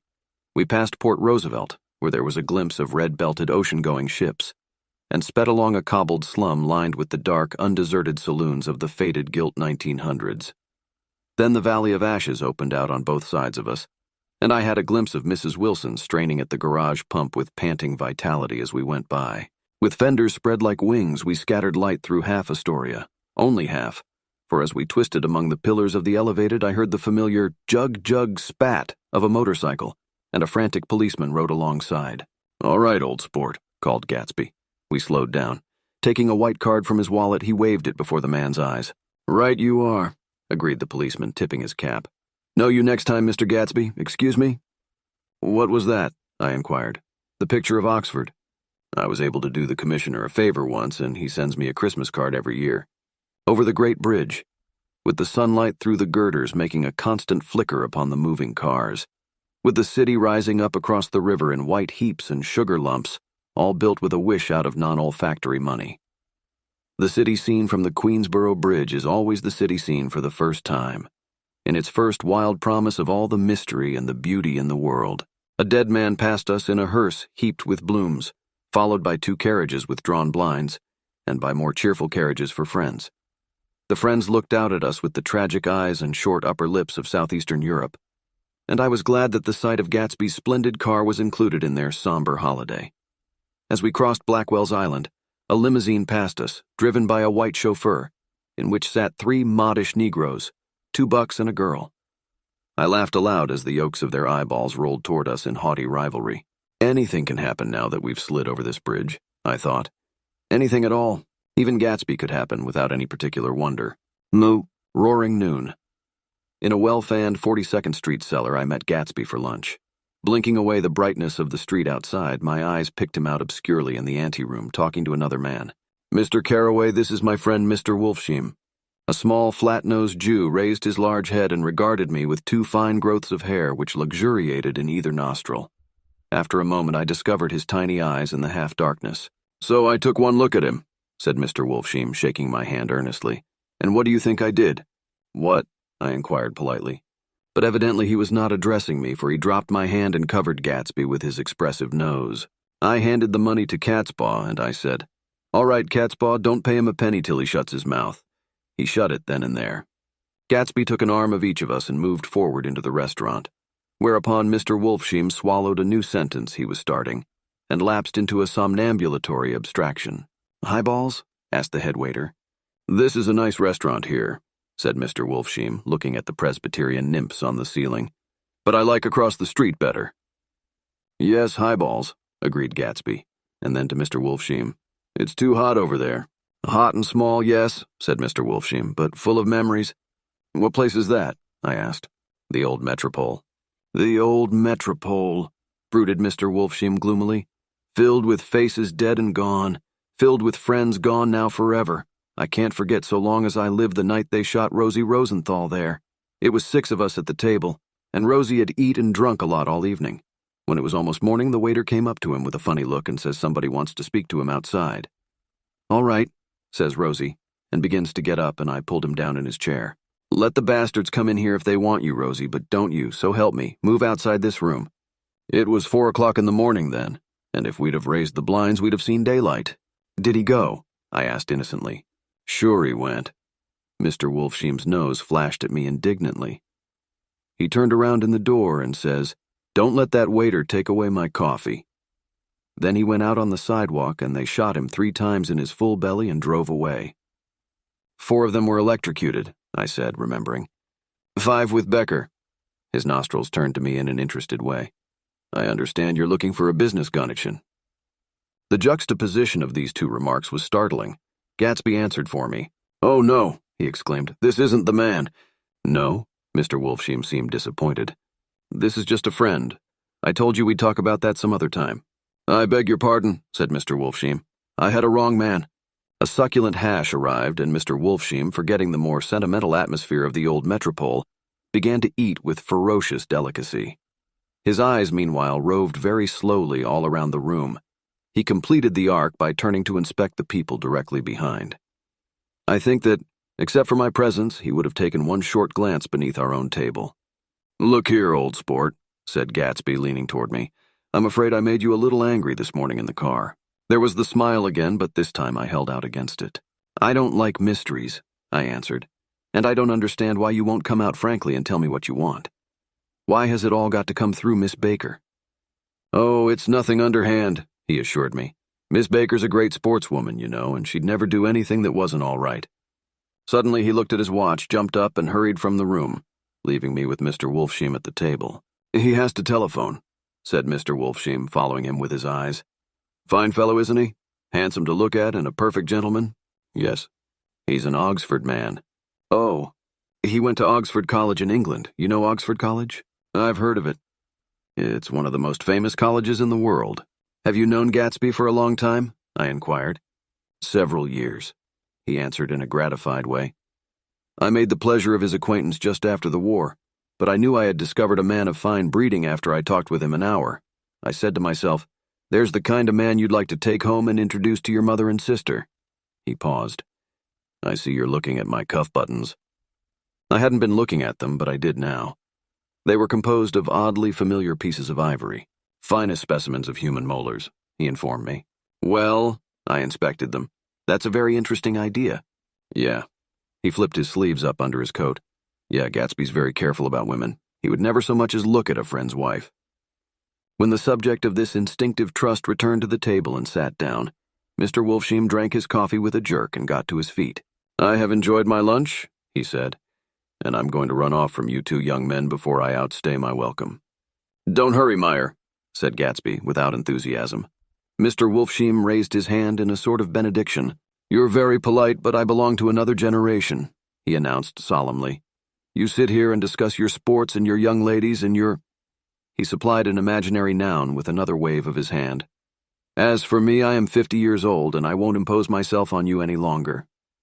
As he shook hands and turned away, his tragic nose was trembling. I wondered if I had said anything to offend him. "He becomes very sentimental sometimes," explained Gatsby. "This is one of his sentimental days. He's quite a character around New York, a denizen of Broadway." "Who is he anyhow, an actor?" "No." "A dentist?" "Meyer Wolfsheim? No, he's a gambler." Gatsby hesitated, then added coolly, "He's the man who fixed the World Series back in 1919. "Fixed the World Series?" I repeated. The idea staggered me. I remembered, of course, that the World Series had been fixed in 1919. But if I had thought of it at all, I would have thought of it as a thing that merely happened, the end of some inevitable chain. It never occurred to me that one man could start to play with the faith of 50 million people, with the single-mindedness of a burglar blowing a safe. "How did he happen to do that?" I asked after a minute. "He just saw the opportunity.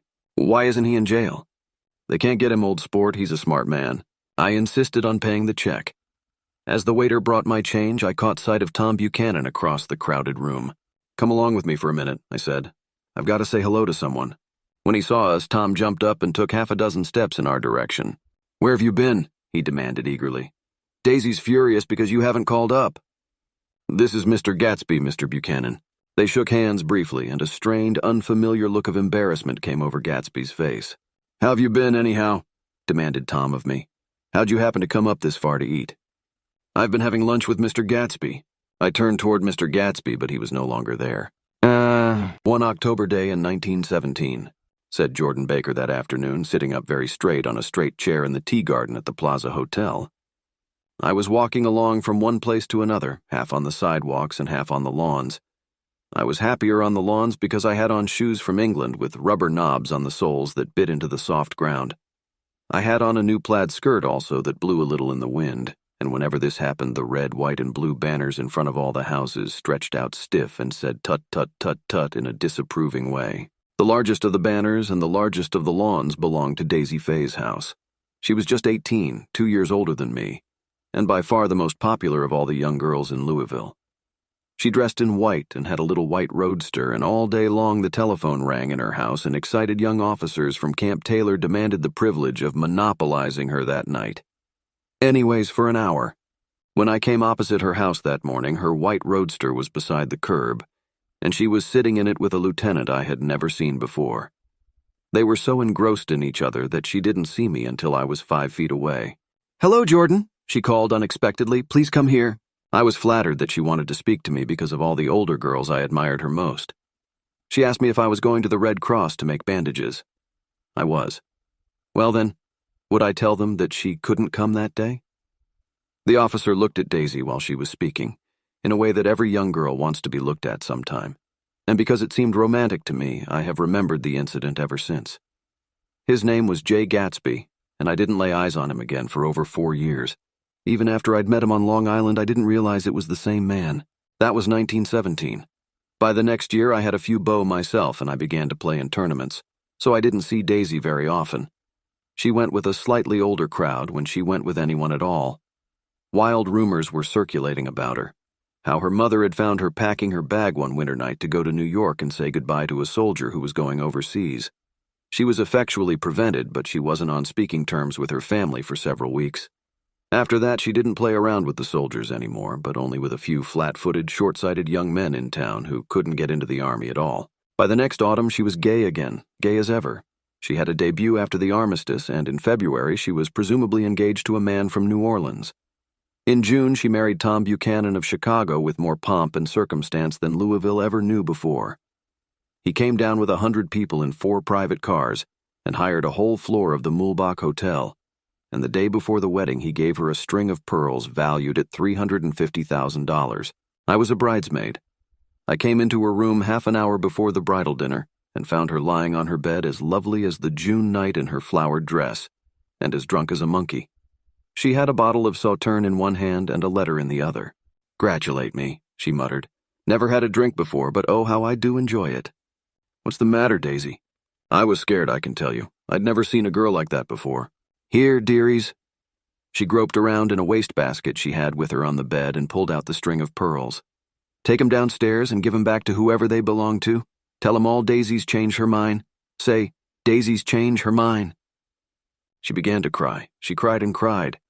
I rushed out and found her mother's maid, and we locked the door and got her into a cold bath. She wouldn't let go of the letter. She took it into the tub with her and squeezed it up in a wet ball, and only let me leave it in the soap dish when she saw that it was coming to pieces like snow. But she didn't say another word. We gave her spirits of ammonia and put ice on her forehead and hooked her back into her dress. And half an hour later, when we walked out of the room, the pearls were around her neck and the incident was over. Next day at 5 o'clock, she married Tom Buchanan without so much as a shiver and started off on a 3-month trip to the South Seas. I saw them in Santa Barbara when they came back, and I thought I'd never seen a girl so mad about her husband. If he left the room for a minute, she'd look around uneasily and say, "Where's Tom gone?" and wear the most abstracted expression until she saw him coming in the door. She used to sit on the sand with his head in her lap by the hour, rubbing her fingers over his eyes and looking at him with unfathomable delight. It was touching to see them together. It made you laugh in a hushed, fascinated way. That was in August. A week after I left Santa Barbara, Tom ran into a wagon on the Ventura Road one night and ripped a front wheel off his car. The girl who was with him got into the papers, too, because her arm was broken. She was one of the chambermaids in the Santa Barbara hotel. The next April, Daisy had her little girl, and they went to France for a year. I saw them one spring in Cannes and later in Deauville, and then they came back to Chicago to settle down. Daisy was popular in Chicago, as you know. They moved with a fast crowd, all of them young and rich and wild, but she came out with an absolutely perfect reputation. Perhaps because she doesn't drink. It's a great advantage not to drink among hard-drinking people. You can hold your tongue, and moreover, you can time any little irregularity of your own so that everybody else is so blind that they don't see or care. Perhaps Daisy never went in for amour at all, and yet there's something in that voice of hers. Well, about 6 weeks ago, she heard the name Gatsby for the first time in years. It was when I asked you, do you remember, if you knew Gatsby in West Egg. After you had gone home, she came into my room and woke me up and said, "What Gatsby?" And when I described him, I was half asleep. She said in the strangest voice that it must be the man she used to know. It wasn't until then that I connected this Gatsby with the officer in her white car. When Jordan Baker had finished telling all this, we had left the plaza for half an hour and were driving in a Victoria through Central Park. The sun had gone down behind the tall apartments of the movie stars in the West 50s, and the clear voices of children, already gathered like crickets on the grass, rose through the hot twilight. "I'm the Sheik of Araby. Your love belongs to me. At night when you're asleep, into your tent I'll creep."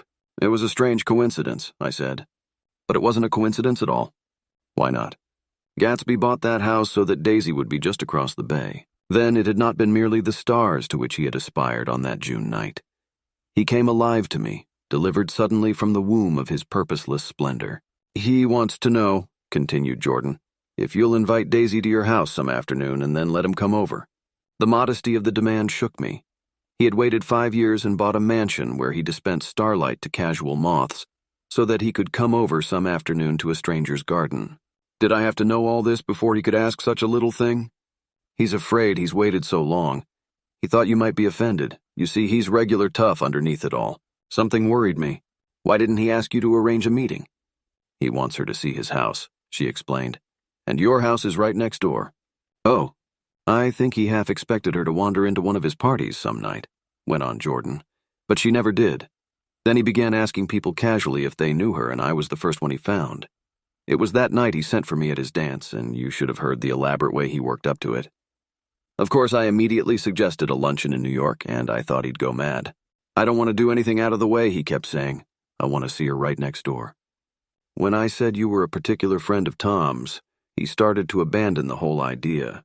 He doesn't know very much about Tom, though he says he's read a Chicago paper for years just on the chance of catching a glimpse of Daisy's name."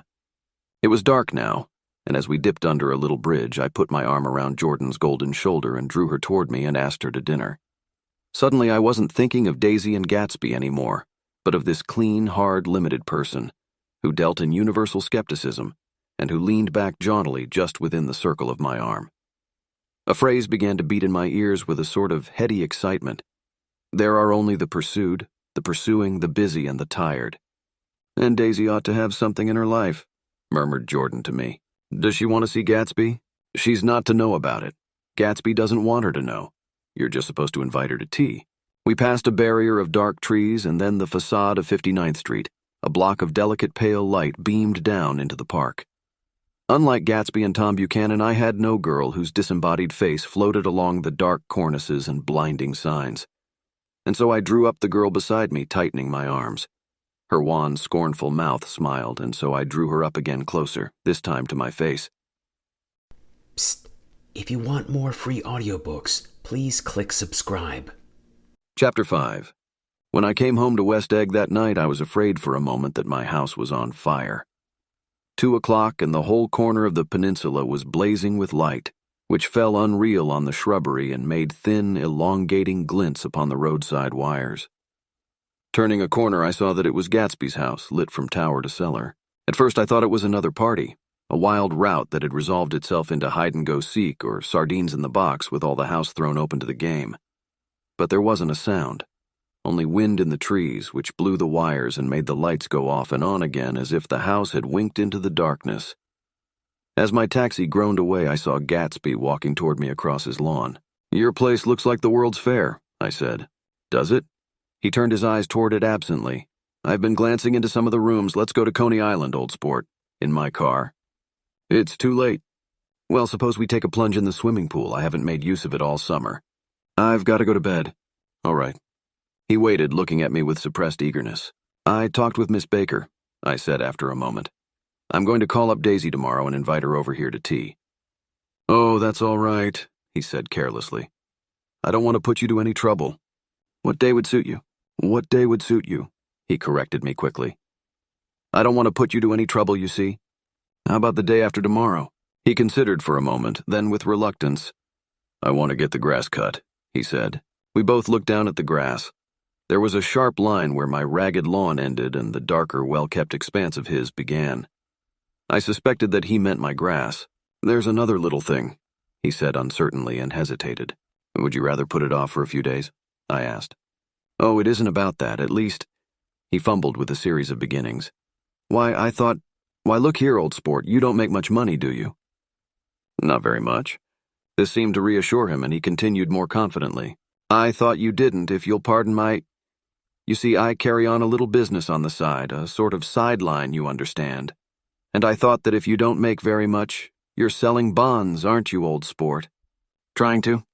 "Well, this would interest you. It wouldn't take up much of your time, and you might pick up a nice bit of money. It happens to be a rather confidential sort of thing." I realize now that under different circumstances that conversation might have been one of the crises of my life. But because the offer was obviously and tactlessly for a service to be rendered, I had no choice except to cut him off there. "I've got my hands full," I said.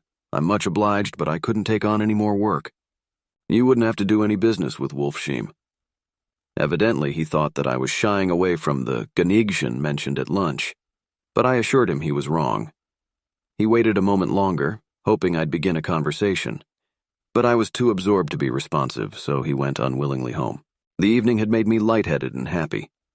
I think I walked into a deep sleep as I entered my front door. So I don't know whether or not Gatsby went to Coney Island, or for how many hours he glanced into rooms while his house blazed gaudily on. I called up Daisy from the office next morning and invited her to come to tea. "Don't bring Tom," I warned her. "What?" "Don't bring Tom." "Who is Tom?" she asked innocently. The day agreed upon was pouring rain. At 11 o'clock, a man in a raincoat, dragging a lawnmower, tapped at my front door and said that Mr. Gatsby had sent him over to cut my grass. This reminded me that I had forgotten to tell my Finn to come back, so I drove into West Egg Village to search for her among soggy, whitewashed alleys and to buy some cups and lemons and flowers. The flowers were unnecessary, for at 2 o'clock a greenhouse arrived from Gatsby's with innumerable receptacles to contain it. An hour later, the front door opened nervously, and Gatsby in a white flannel suit, silver shirt and gold-colored tie, hurried in. He was pale, and there were dark signs of sleeplessness beneath his eyes. "Is everything all right?" he asked immediately. "The grass looks fine, if that's what you mean." "What grass?" he inquired blankly. "Oh, the grass in the yard." He looked out the window at it, but judging from his expression, I don't believe he saw a thing. "Looks very good," he remarked vaguely. "One of the papers said they thought the rain would stop about 4. I think it was the Journal. Have you got everything you need in the shape of tea?" I took him into the pantry, where he looked a little reproachfully at the fin. Together we scrutinized the 12 lemon cakes from the delicatessen shop. "Will they do?" I asked. Of course, they're fine," and he added hollowly. Old sport. The rain cooled about 3:30 to a damp mist, through which occasional thin drops swam like dew. Gatsby looked with vacant eyes through a copy of Clay's Economics, starting at the finished tread that shook the kitchen floor, and peering towards the bleared windows from time to time as if a series of invisible but alarming happenings were taking place outside. Finally he got up and informed me, in an uncertain voice, that he was going home. "Why's that?" "Nobody's coming to tea, it's too late." He looked at his watch as if there was some pressing demand on his time elsewhere. "I can't wait all day." "Don't be silly, it's just 2 minutes to 4. He sat down miserably as if I had pushed him, and simultaneously there was the sound of a motor turning into my lane. We both jumped up, and, a little harrowed myself, I went out into the yard. Under the dripping bare lilac trees, a large open car was coming up the drive. It stopped. Daisy's face, tipped sideways beneath a 3-cornered lavender hat, looked out at me with a bright, ecstatic smile. "Is this absolutely where you live, my dearest one?" The exhilarating ripple of her voice was a wild tonic in the rain.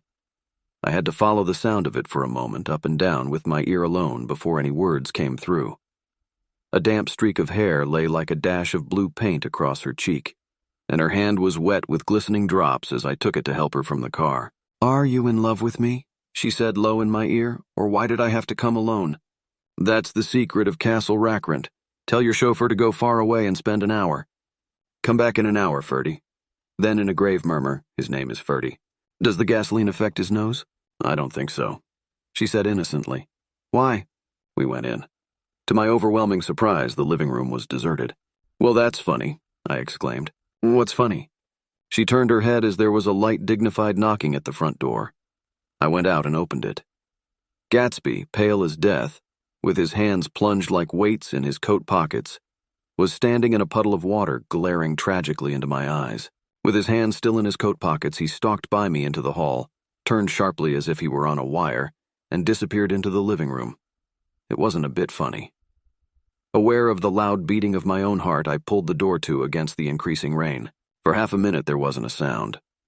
Then from the living room I heard a sort of choking murmur and part of a laugh, followed by Daisy's voice on a clear artificial note. "I certainly am awfully glad to see you again." A pause. It endured horribly. I had nothing to do in the hall, so I went into the room. Gatsby, his hands still in his pockets, was reclining against the mantelpiece in a strained counterfeit of perfect ease, even of boredom. His head leaned back so far that it rested against the face of a defunct mantelpiece clock, and from this position his distraught eyes stared down at Daisy, who was sitting frightened but graceful on the edge of a stiff chair. "We've met before," muttered Gatsby. His eyes glanced momentarily at me and his lips parted with an abortive attempt at a laugh. Luckily the clock took this moment to tilt dangerously at the pressure of his head, whereupon he turned and caught it with trembling fingers and set it back in place. Then he sat down rigidly, his elbow on the arm of the sofa and his chin in his hand. "I'm sorry about the clock," he said. My own face had now assumed a deep tropical burn. I couldn't muster up a single commonplace out of the 1,000 in my head. "It's an old clock," I told them idiotically. I think we all believed for a moment that it had smashed in pieces on the floor. "We haven't met for many years," said Daisy, her voice as matter-of-fact as it could ever be. 5 years next November." The automatic quality of Gatsby's answer set us all back at least another minute. I had them both on their feet with the desperate suggestion that they help me make tea in the kitchen when the demoniac Finn brought it in on a tray. Amid the welcome confusion of cups and cakes, a certain physical decency established itself. Gatsby got himself into a shadow, and while Daisy and I talked, looked conscientiously from one to the other of us with tense, unhappy eyes. However, as calmness wasn't an end in itself, I made an excuse at the first possible moment and got to my feet. "Where are you going?" demanded Gatsby in immediate alarm. "I'll be back. I've got to speak to you about something before you go." He followed me wildly into the kitchen, closed the door, and whispered, "Oh God," in a miserable way. "What's the matter?"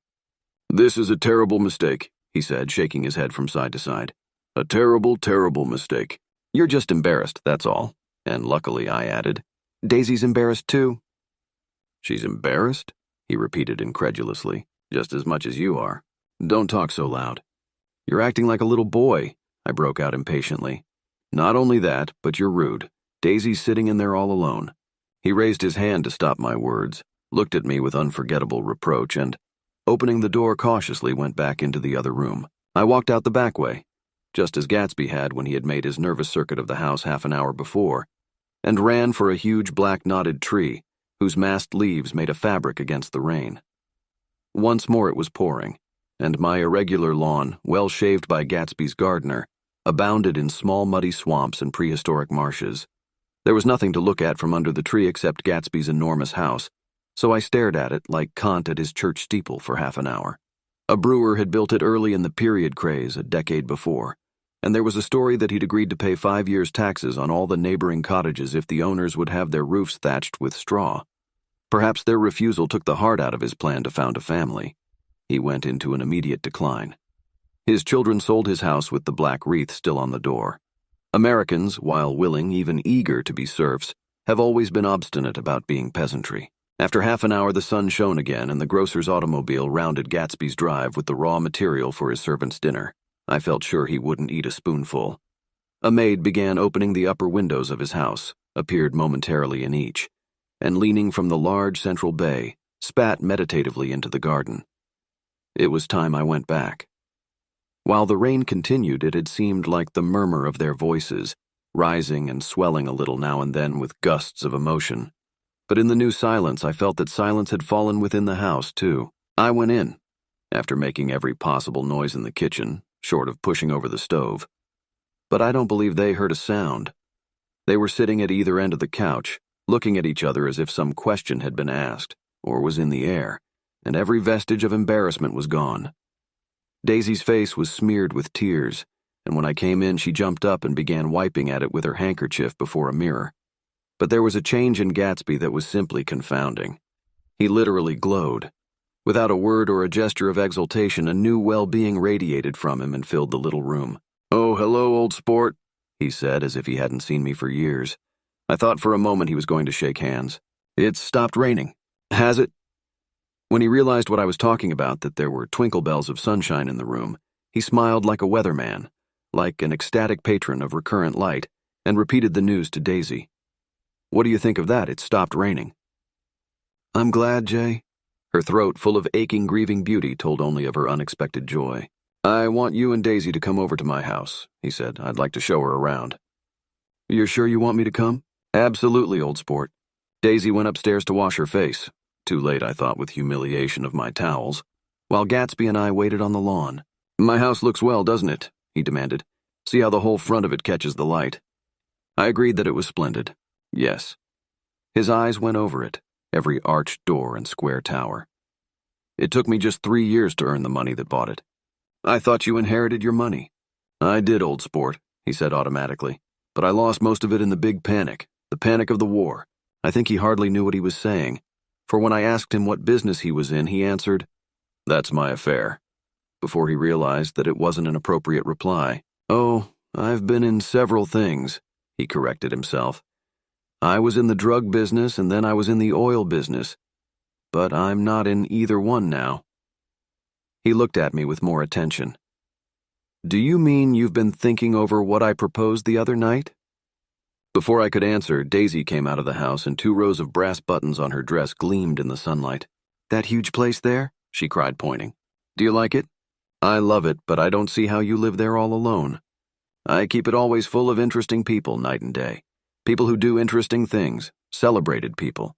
Instead of taking the shortcut along the Sound, we went down to the road and entered by the big postern. With enchanting murmurs, Daisy admired this aspect or that of the feudal silhouette against the sky. Admired the gardens, the sparkling odor of jonquils and the frothy odor of hawthorn and plum blossoms, and the pale gold odor of Kiss Me at the Gate. It was strange to reach the marble steps and find no stir of bright dresses in and out the door, and hear no sound but bird voices in the trees. And inside, as we wandered through Marie Antoinette music rooms and restoration salons, I felt that there were guests concealed behind every couch and table, under orders to be breathlessly silent until we had passed through. As Gatsby closed the door of the Merton College Library, I could have sworn I heard the owl-eyed man break into ghostly laughter. We went upstairs, through period bedrooms swathed in rose and lavender silk and vivid with new flowers, through dressing rooms and pool rooms, and bathrooms with sunken baths, intruding into one chamber where a disheveled man in pajamas was doing liver exercises on the floor. It was Mr. Klipspringer, the boarder. I had seen him wandering hungrily about the beach that morning. Finally, we came to Gatsby's own apartment, a bedroom and a bath, and an Adams study, where we sat down and drank a glass of some chartreuse he took from a cupboard in the wall. He hadn't once ceased looking at Daisy, and I think he revalued everything in his house according to the measure of response it drew from her well-loved eyes. Sometimes, too, he stared around at his possessions in a dazed way, as though in her actual and astounding presence none of it was any longer real. Once he nearly toppled down a flight of stairs. His bedroom was the simplest room of all, except where the dresser was garnished with a toilet set of pure, dull gold. Daisy took the brush with delight and smoothed her hair, whereupon Gatsby sat down and shaded his eyes and began to laugh. "It's the funniest thing, old sport," he said hilariously. "I can't. When I try to—" He had passed visibly through 2 states and was entering upon a third. After his embarrassment and his unreasoning joy, he was consumed with wonder at her presence. He had been full of the idea so long, dreamed it right through to the end, waited with his teeth set, so to speak, at an inconceivable pitch of intensity. Now, in the reaction, he was running down like an overwound clock. Recovering himself in a minute, he opened for us 2 hulking patent cabinets which held his massed suits and dressing gowns and ties, and his shirts piled like bricks in stacks a dozen high. "I've got a man in England who buys me clothes. He sends over a selection of things at the beginning of each season, spring and fall." He took out a pile of shirts and began throwing them one by one before us, shirts of sheer linen and thick silk and fine flannel, which lost their folds as they fell and covered the table in many-colored disarray. While we admired, he brought more, and the soft, rich heap mounted higher. Shirts with stripes and scrolls and plaids in coral and apple green and lavender and faint orange, with monograms of Indian blue. Suddenly, with a strained sound, Daisy bent her head into the shirts and began to cry stormily. "They're such beautiful shirts," she sobbed, her voice muffled in the thick folds. "It makes me sad because I've never seen such beautiful shirts before." After the house, we were to see the grounds and the swimming pool and the hydroplane and the midsummer flowers. But outside Gatsby's window, it began to rain again. So we stood in a row looking at the corrugated surface of the Sound. "If it wasn't for the mist, we could see your home across the bay," said Gatsby. "You always have a green light that burns all night at the end of your dock." Daisy put her arm through his abruptly, but he seemed absorbed in what he had just said. Possibly it had occurred to him that the colossal significance of that light had now vanished forever. Compared to the great distance that had separated him from Daisy, it had seemed very near to her, almost touching her. It had seemed as close as a star to the moon. Now it was again a green light on a dock. His count of enchanted objects had diminished by 1. I began to walk about the room, examining various indefinite objects in the half-darkness. A large photograph of an elderly man in yachting costume attracted me, hung on the wall over his desk. "Who's this?" That's Mr. Dan Cody, old sport." The name sounded faintly familiar. "He's dead now. He used to be my best friend years ago." There was a small picture of Gatsby, also in yachting costume, on the bureau. Gatsby with his head thrown back defiantly, taken apparently when he was about 18. "I adore it," exclaimed Daisy. "The pompadour? You never told me you had a pompadour or a yacht." "Look at this," said Gatsby quickly. "Here's a lot of clippings about you." They stood side by side examining it. I was going to ask to see the rubies when the phone rang, and Gatsby took up the receiver. "Yeah. Well, I can't talk now. I can't talk now, old sport. I said a small town. He must know what a small town is. Well, he's no use to us if Detroit is his idea of a small town." He rang off. "Come here quick," cried Daisy at the window. The rain was still falling, but the darkness had parted in the west, and there was a pink and golden billow of foamy clouds above the sea. "Look at that," she whispered, and then after a moment, "I'd like to just get one of those pink clouds and put you in it and push you around." I tried to go then, but they wouldn't hear of it. Perhaps my presence made them feel more satisfactorily alone. I know what we'll do, said Gatsby. We'll have Klipspringer play the piano. He went out of the room calling Ewing, and returned in a few minutes accompanied by an embarrassed, slightly worn young man with shell-rimmed glasses and scanty blonde hair. He was now decently clothed in a sport shirt, open at the neck, sneakers, and duck trousers of a nebulous hue. "Did we interrupt your exercise?" inquired Daisy politely. "I was asleep," cried Mr. Klipspringer in a spasm of embarrassment. "That is, I'd been asleep. Then I got up." "Klipspringer plays the piano," said Gatsby, cutting him off. "Don't you, Ewing, old sport?" "I don't play well. I don't hardly play at all. I'm all out of practice." "We'll go downstairs," interrupted Gatsby. He flipped a switch. The gray windows disappeared as the house glowed full of light. In the music room, Gatsby turned on a solitary lamp beside the piano.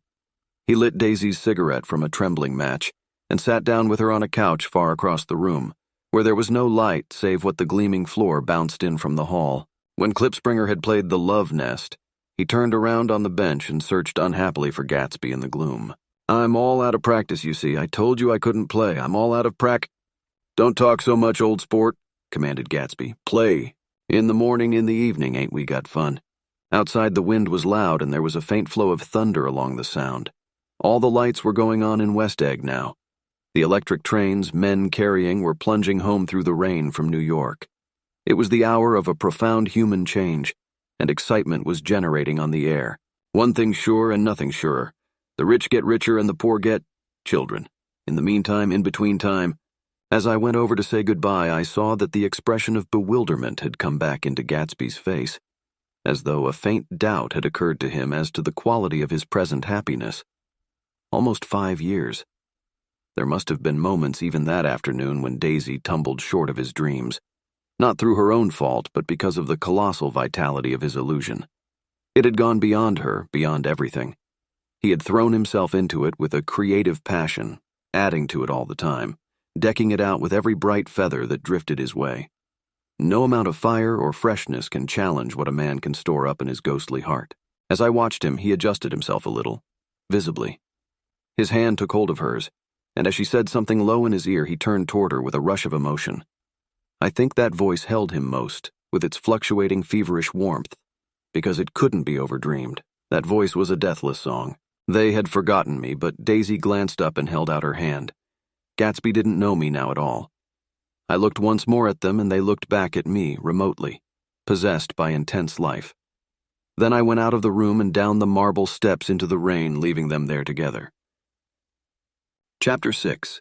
About this time, an ambitious young reporter from New York arrived one morning at Gatsby's door and asked him if he had anything to say. "Anything to say about what?" inquired Gatsby politely. "Why, any statement to give out." It transpired after a confused 5 minutes that the man had heard Gatsby's name around his office in a connection which he either wouldn't reveal or didn't fully understand. This was his day off, and with laudable initiative he had hurried out to see. It was a random shot, and yet the reporter's instinct was right. Gatsby's notoriety, spread about by the hundreds who had accepted his hospitality and so become authorities upon his past, had increased all summer until he fell just short of being news.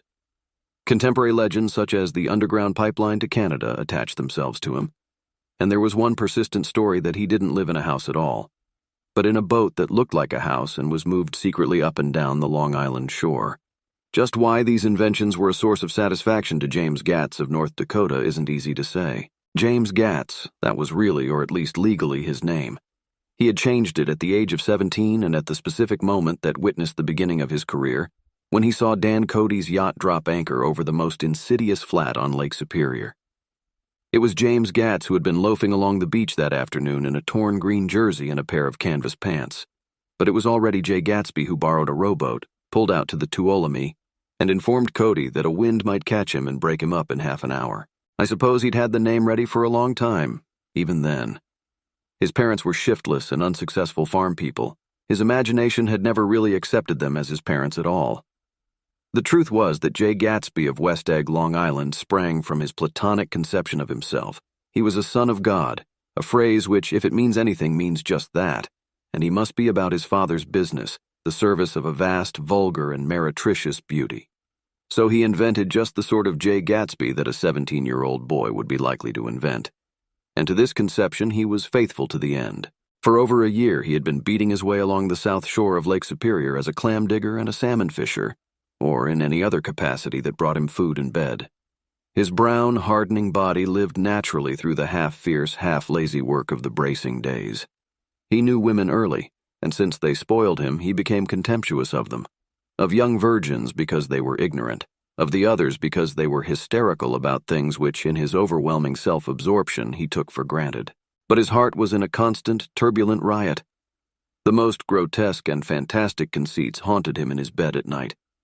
A universe of ineffable gaudiness spun itself out in his brain while the clock ticked on the washstand, and the moon soaked with wet light his tangled clothes upon the floor. Each night he added to the pattern of his fancies until drowsiness closed down upon some vivid scene with an oblivious embrace. For a while these reveries provided an outlet for his imagination. They were a satisfactory hint of the unreality of reality, a promise that the rock of the world was founded securely on a fairy's wing. An instinct toward his future glory had led him, some months before, to the small Lutheran College of St. Olaf's in southern Minnesota. He stayed there 2 weeks, dismayed at its ferocious indifference to the drums of his destiny, to destiny itself, and despising the janitor's work with which he was to pay his way through.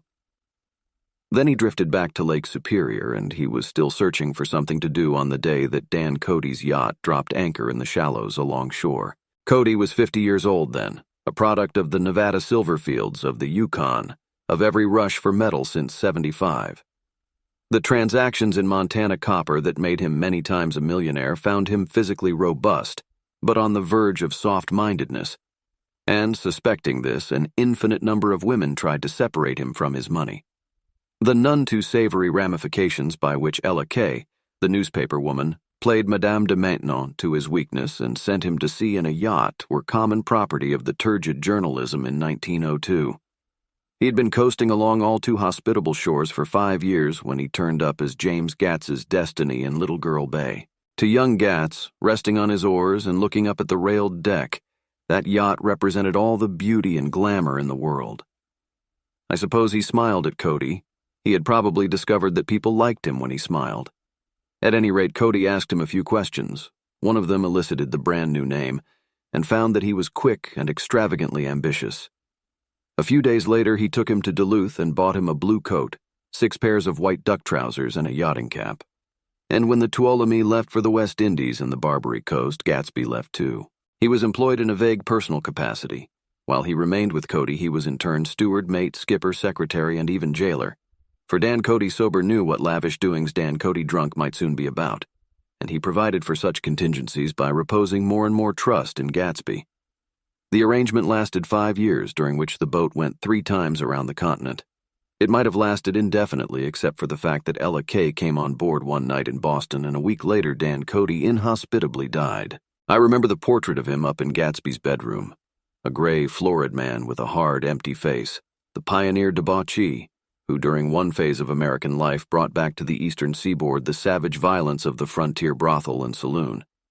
It was indirectly due to Cody that Gatsby drank so little. Sometimes in the course of gay parties, women used to rub champagne into his hair. For himself, he formed the habit of letting liquor alone. And it was from Cody that he inherited money, a legacy of $25,000. He didn't get it. He never understood the legal device that was used against him. But what remained of the millions went intact to Ella Kay. He was left with his singularly appropriate education. The vague contour of Jay Gatsby had filled out to the substantiality of a man. Hey, he told me all this very much later, but I've put it down here with the idea of exploding those first wild rumors about his antecedents, which weren't even faintly true. Moreover, he told it to me at a time of confusion, when I had reached the point of believing everything and nothing about him. So I take advantage of this short halt, while Gatsby, so to speak, caught his breath to clear this set of misconceptions away. It was a halt, too, in my association with his affairs. For several weeks I didn't see him or hear his voice on the phone. Mostly I was in New York, trotting around with Jordan and trying to ingratiate myself with her senile aunt. But finally I went over to his house one Sunday afternoon. I hadn't been there 2 minutes when somebody brought Tom Buchanan in for a drink. I was startled naturally, but the really surprising thing was that it hadn't happened before. They were a party of 3 on horseback, Tom and a man named Sloan and a pretty woman in a brown riding habit who had been there previously. "I'm delighted to see you," said Gatsby, standing on his porch. "I'm delighted that you dropped in," as though they cared. "Sit right down. Have a cigarette or a cigar." He walked around the room quickly, ringing bells. "I'll have something to drink for you in just a minute." He was profoundly affected by the fact that Tom was there, but he would be uneasy anyhow until he had given them something, realizing in a vague way that that was all they came for. Mr. Sloane wanted nothing. A lemonade? No thanks. A little champagne? Nothing at all, thanks. "I'm sorry. Did you have a nice ride?"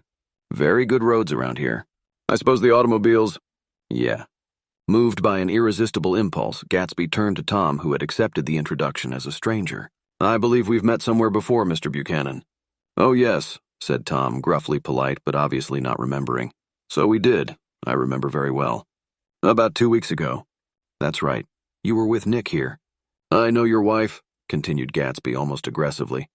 "That's so." Tom turned to me. "You live near here, Nick?" "Next door." "That's so." Mr. Sloane didn't enter into the conversation but lounged back haughtily in his chair. The woman said nothing either, until unexpectedly, after 2 highballs, she became cordial. "We'll all come over to your next party, Mr. Gatsby," she suggested. "What do you say?" "Certainly, I'd be delighted to have you." "Be ver nice," said Mr. Sloane without gratitude. "Well, think ought to be starting home." "Please don't hurry," Gatsby urged them. He had control of himself now, and he wanted to see more of Tom. Why don't you stay for supper? I wouldn't be surprised if some other people dropped in from New York." "You come to supper with me," said the lady enthusiastically. "Both of you." This included me. Mr. Sloane got to his feet.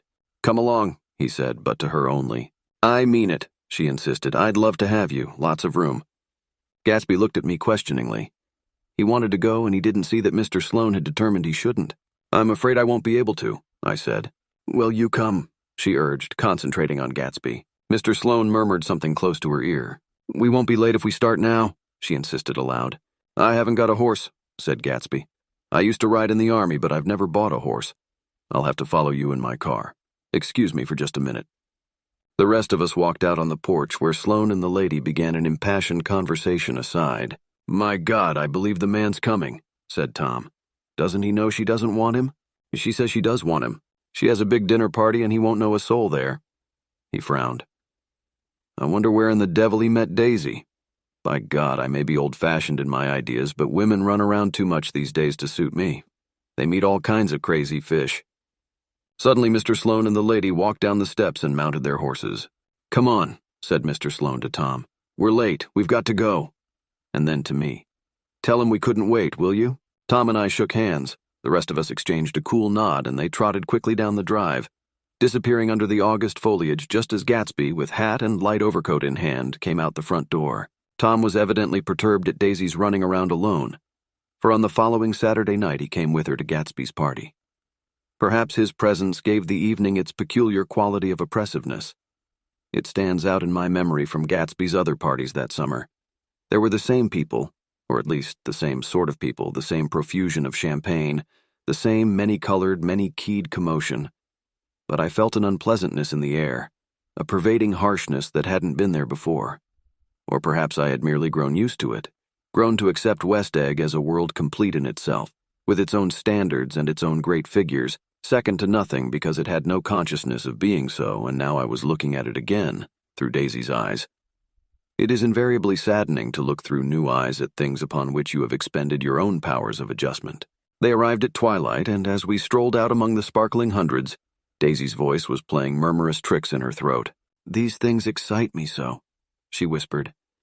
"If you want to kiss me any time during the evening, Nick, just let me know and I'll be glad to arrange it for you. Just mention my name or present a green card. I'm giving out green." "Look around," suggested Gatsby. "I'm looking around. I'm having a marvelous... You must see the faces of many people you've heard about." Tom's arrogant eyes roamed the crowd. "We don't go around very much," he said. "In fact, I was just thinking I don't know a soul here. Perhaps you know that lady." Gatsby indicated a gorgeous, scarcely human orchid of a woman who sat in state under a white plum tree. Tom and Daisy stared with that peculiarly unreal feeling that accompanies the recognition of a hitherto ghostly celebrity of the movies. "She's lovely," said Daisy. "The man bending over her is her director." He took them ceremoniously from group to group. I'm Mrs. Buchanan and Mr. Buchanan." After an instant's hesitation, he added, "The polo player." "Oh, no," objected Tom quickly, "not me." But evidently the sound of it pleased Gatsby, for Tom remained the polo player for the rest of the evening. "I've never met so many celebrities," Daisy exclaimed. "I liked that man, what was his name, with the sort of blue nose." Gatsby identified him, adding that he was a small producer. "Well, I liked him anyhow." "I'd a little rather not be the polo player," said Tom pleasantly. "I'd rather look at all these famous people in oblivion." Daisy and Gatsby danced. I remember being surprised by his graceful, conservative foxtrot. I had never seen him dance before. Then they sauntered over to my house and sat on the steps for half an hour, while at her request I remained watchfully in the garden. "In case there's a fire or a flood," she explained, "or any act of God." Tom appeared from his oblivion as we were sitting down to supper together. "Do you mind if I eat with some people over here?" he said. "A fellow's getting off some funny stuff." "Go ahead," answered Daisy genially, "and if you want to take down any addresses, here's my little gold pencil." She looked around after a moment and told me the girl was common but pretty. And I knew that except for the half hour she'd been alone with Gatsby, she wasn't having a good time. We were at a particularly tipsy table. That was my fault. Gatsby had been called to the phone, and I'd enjoyed these same people only 2 weeks before. But what had amused me then turned septic on the air now. "How do you feel, Miss Baedeker?" The girl addressed was trying, unsuccessfully, to slump against my shoulder. At this inquiry, she sat up and opened her eyes. "What?" A massive and lethargic woman who had been urging Daisy to play golf with her at the local club tomorrow spoke in Miss Baedeker's defense. "Oh, she's all right now. When she's had 5 or 6 cocktails, she always starts screaming like that. I tell her she ought to leave it alone." "I do leave it alone," affirmed the accused hollowly. "We heard you yelling, so I said to Doc Civet here, 'There's somebody that needs your help, Doc.'" "She's much obliged, I'm sure," said another friend without gratitude. "But you got her dress all wet when you stuck her head in the pool." "Anything I hate is to get my head stuck in a pool," mumbled Miss Baedeker. "They almost drowned me once over in New Jersey." "Then you ought to leave it alone," countered Dr. Civet. "Speak for yourself," cried Miss Baedeker violently. "Your hand shakes. I wouldn't let you operate on me." It was like that. Almost the last thing I remember was standing with Daisy and watching the moving picture director and his star. They were still under the white plum tree and their faces were touching except for a pale, thin ray of moonlight between. It occurred to me that he had been very slowly bending toward her all evening to attain this proximity, and even while I watched, I saw him stoop one ultimate degree and kiss at her cheek. "I like her," said Daisy. "I think she's lovely." But the rest offended her, and inarguably because it wasn't a gesture, but an emotion. She was appalled by West Egg, this unprecedented place that Broadway had begotten upon a Long Island fishing village, appalled by its raw vigor that chafed under the old euphemisms, and by the too obtrusive fate that herded its inhabitants along a shortcut from nothing to nothing. She saw something awful in the very simplicity she failed to understand. I sat on the front steps with them while they waited for their car. It was dark here in front. Only the bright door sent 10 square feet of light volleying out into the soft black morning. Sometimes a shadow moved against a dressing room blind above, gave way to another shadow, an indefinite procession of shadows, who rouged and powdered in an invisible glass. "Who is this Gatsby anyhow?" demanded Tom suddenly. "Some big bootlegger?" "Where'd you hear that?" I inquired. "I didn't hear it, I imagined it. A lot of these newly rich people are just big bootleggers, you know." "Not Gatsby," I said shortly. He was silent for a moment. The pebbles of the drive crunched under his feet. Well, he certainly must have strained himself to get this menagerie together. A breeze stirred the gray haze of Daisy's fur collar. "At least they are more interesting than the people we know," she said with an effort. "You didn't look so interested." "Well, I was." Tom laughed and turned to me. "Did you notice Daisy's face when that girl asked her to put her under a cold shower?" Daisy began to sing with the music in a husky, rhythmic whisper, bringing out a meaning in each word that it had never had before and would never have again. When the melody rose, her voice broke up sweetly, following it in a way contralto voices have, and each change tipped out a little of her warm human magic upon the air. "Lots of people come who haven't been invited," she said suddenly. "That girl hadn't been invited. They simply forced their way in and he's too polite to object." "I'd like to know who he is and what he does," insisted Tom, "and I think I'll make a point of finding out." "I can tell you right now," she answered. "He owns some drugstores, a lot of drugstores. He built them up himself." The dilatory limousine came rolling up the drive. "Good night, Nick," said Daisy. Her glance left me and sought the lighted top of the steps where, 3 o'clock in the morning, a neat, sad little waltz of that year was drifting out the open door. After all, in the very casualness of Gatsby's party, there were romantic possibilities totally absent from her world. What was it up there in the song that seemed to be calling her back inside? What would happen now in the dim, incalculable hours? Perhaps some unbelievable guest would arrive, a person infinitely rare and to be marveled at, some authentically radiant young girl who, with one fresh glance at Gatsby, one moment of magical encounter, would blot out those 5 years of unwavering devotion. I stayed late that night. Gatsby asked me to wait until he was free, and I lingered in the garden until the inevitable swimming party had run up, chilled and exalted from the black beach, until the lights were extinguished in the guest rooms overhead. When he came down the steps at last, the tanned skin was drawn unusually tight on his face, and his eyes were bright and tired. "She didn't like it," he said immediately. "Of course she did. She didn't like it," he insisted. "She didn't have a good time."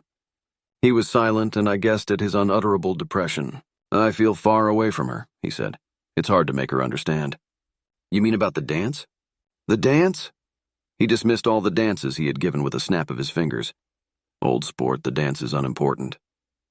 He wanted nothing less of Daisy than that she should go to Tom and say, "I never loved you." After she had obliterated 4 years with that sentence, they could decide upon the more practical measures to be taken. One of them was that, after she was free, they were to go back to Louisville and be married from her house, just as if it were 5 years ago. "And she doesn't understand," he said. "She used to be able to understand. We'd sit for hours."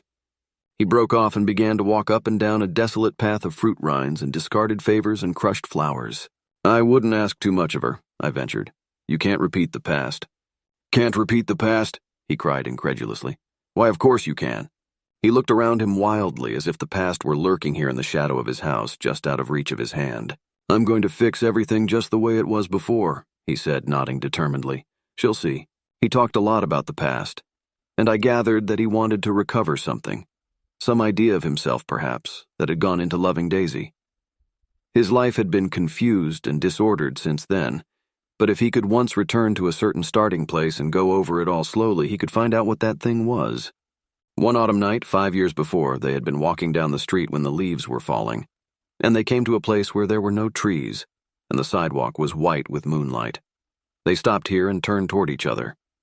Now it was a cool night with that mysterious excitement in it which comes at the 2 changes of the year. The quiet lights in the houses were humming out into the darkness, and there was a stir and bustle among the stars. Out of the corner of his eye, Gatsby saw that the blocks of the sidewalks really formed a ladder and mounted to a secret place above the trees. He could climb to it if he climbed alone, and once there he could suck on the pap of life, gulp down the incomparable milk of wonder. His heart beat faster as Daisy's white face came up to his own. He knew that when he kissed this girl and forever wed his unutterable visions to her perishable breath, his mind would never romp again like the mind of God. So he waited, listening for a moment longer to the tuning fork that had been struck upon a star. Then he kissed her. At his lips' touch, she blossomed for him like a flower, and the incarnation was complete. "Through all," he said, "even through his appalling sentimentality, I was reminded of something. An elusive rhythm, a fragment of lost words that I had heard somewhere a long time ago. For a moment, a phrase tried to take shape in my mouth, and my lips parted like a dumb man's, as though there was more struggling upon them than a wisp of startled air. But they made no sound, and what I had almost remembered was uncommunicable forever." Psst. If you're enjoying this story and want to support more free audiobooks, please click subscribe. Chapter 7. It was when curiosity about Gatsby was at its highest that the lights in his house failed to go on one Saturday night, and as obscurely as it had begun, his career as Trimalchio was over. Only gradually did I become aware that the automobiles which turned expectantly into his drive stayed for just a minute and then drove sulkily away. Wondering if he were sick, I went over to find out. An unfamiliar butler with a villainous face squinted at me suspiciously from the door. "Is Mr. Gatsby sick?" "Nope."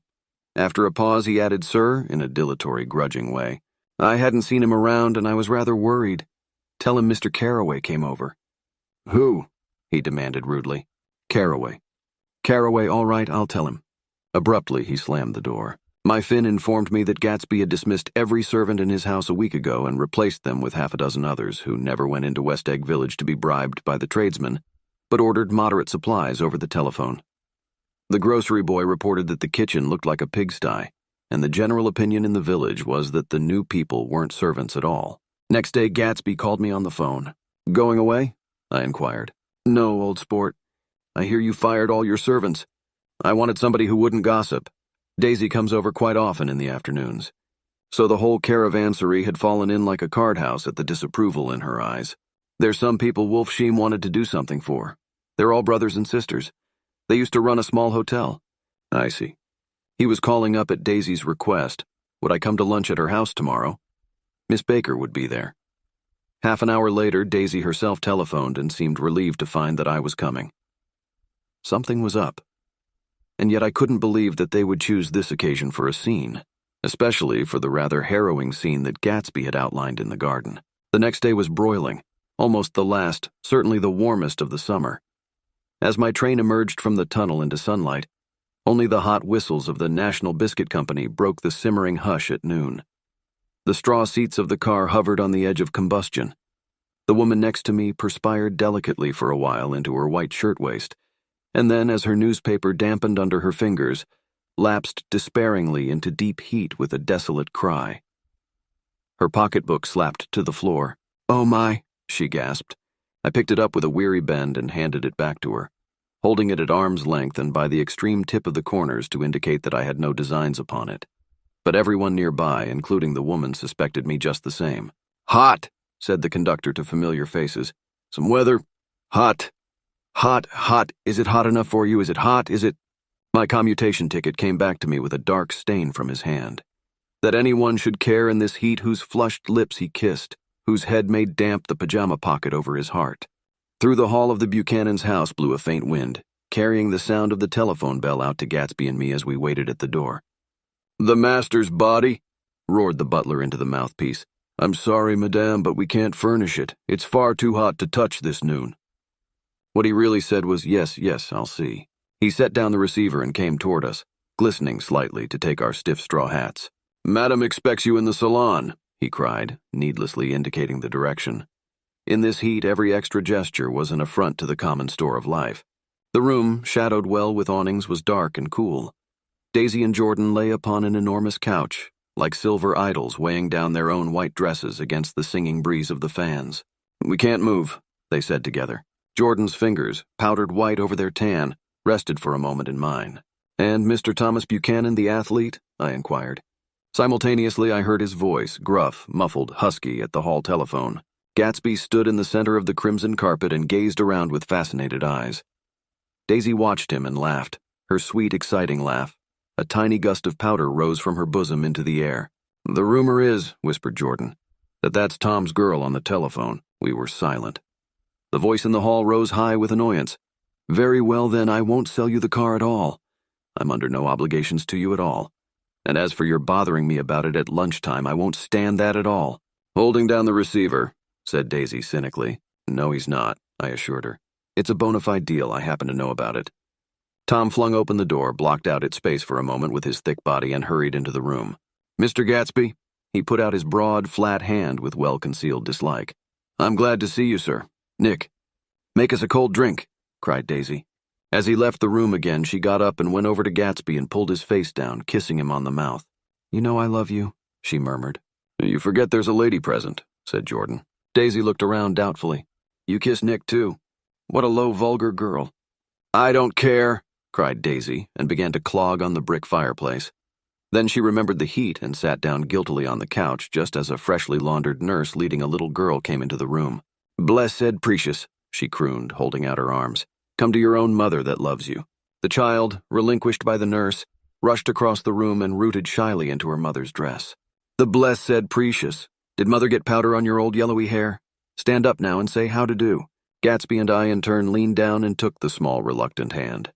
Afterward, he kept looking at the child with surprise. I don't think he had ever really believed in its existence before. "I got dressed before luncheon," said the child, turning eagerly to Daisy. "That's because your mother wanted to show you off." Her face bent into the single wrinkle of the small white neck. "You dream, you." You absolute little dream. Yes, admitted the child calmly. Aunt Jordan's got on a white dress, too. How do you like Mother's friends? Daisy turned her around so that she faced Gatsby. Do you think they're pretty? Where's Daddy? She doesn't look like her father, explained Daisy. She looks like me. She's got my hair and shape of the face. Daisy sat back upon the couch. The nurse took a step forward and held out her hand. Come, Pammy. Goodbye, sweetheart. With a reluctant backward glance, the well-disciplined child held to her nurse's hand and was pulled out the door, just as Tom came back, preceding 4 gin rickeys that clicked full of ice. Gatsby took up his drink. They certainly look cool, he said with visible tension. We drank in long greedy swallows. I read somewhere that the sun's getting hotter every year, said Tom genially. It seems that pretty soon the Earth's going to fall into the sun, or wait a minute, it's just the opposite. The sun's getting colder every year. Come outside, he suggested to Gatsby. I'd like you to have a look at the place. I went with them out to the veranda. On the green sound, stagnant in the heat, one small sail crawled slowly toward the fresher sea. Gatsby's eyes followed it momentarily. He raised his hand and pointed across the bay. I'm right across from you. So you are. Our eyes lifted over the rose beds and the hot lawn and the weedy refuse of the dog days along shore. Slowly the white wings of the boat moved against the blue, cool limit of the sky. Ahead lay the scalloped ocean and the abounding blessed isles. There's sport for you, said Tom, nodding. I'd like to be out there with him for about an hour. We had luncheon in the dining room, darkened too against the heat, and drank down nervous gaiety with the cold ale. What'll we do with ourselves this afternoon? Cried Daisy. And the day after that and the next 30 years? Don't be morbid, Jordan said. Life starts all over again when it gets crisp in the fall. But it's so hot, insisted Daisy on the verge of tears, and everything's so confused. Let's all go to town. Her voice struggled on through the heat, beating against it, molding its senselessness into forms. I've heard of making a garage out of a stable, Tom was saying to Gatsby, but I'm the first man who ever made a stable out of a garage. Who wants to go to town? Demanded Daisy insistently. Gatsby's eyes floated toward her. Ah, she cried, you look so cool. Their eyes met, and they stared together at each other, alone in space. With an effort, she glanced down at the table. You always look so cool, she repeated. She had told him that she loved him, and Tom Buchanan saw. He was astounded. His mouth opened a little, and he looked at Gatsby and then back at Daisy as if he had just recognized her as someone he knew a long time ago. You resemble the advertisement of the man, she went on innocently. You know the advertisement of the man. All right, broke in Tom quickly. I'm perfectly willing to go to town. Come on, we're all going to town. He got up, his eyes still flashing between Gatsby and his wife. No one moved. Come on. His temper cracked a little. What's the matter anyhow? If we're going to town, let's start. His hand, trembling with his effort at self-control, bore to his lips the last of his glass of ale. Daisy's voice got us to our feet and out onto the blazing gravel drive.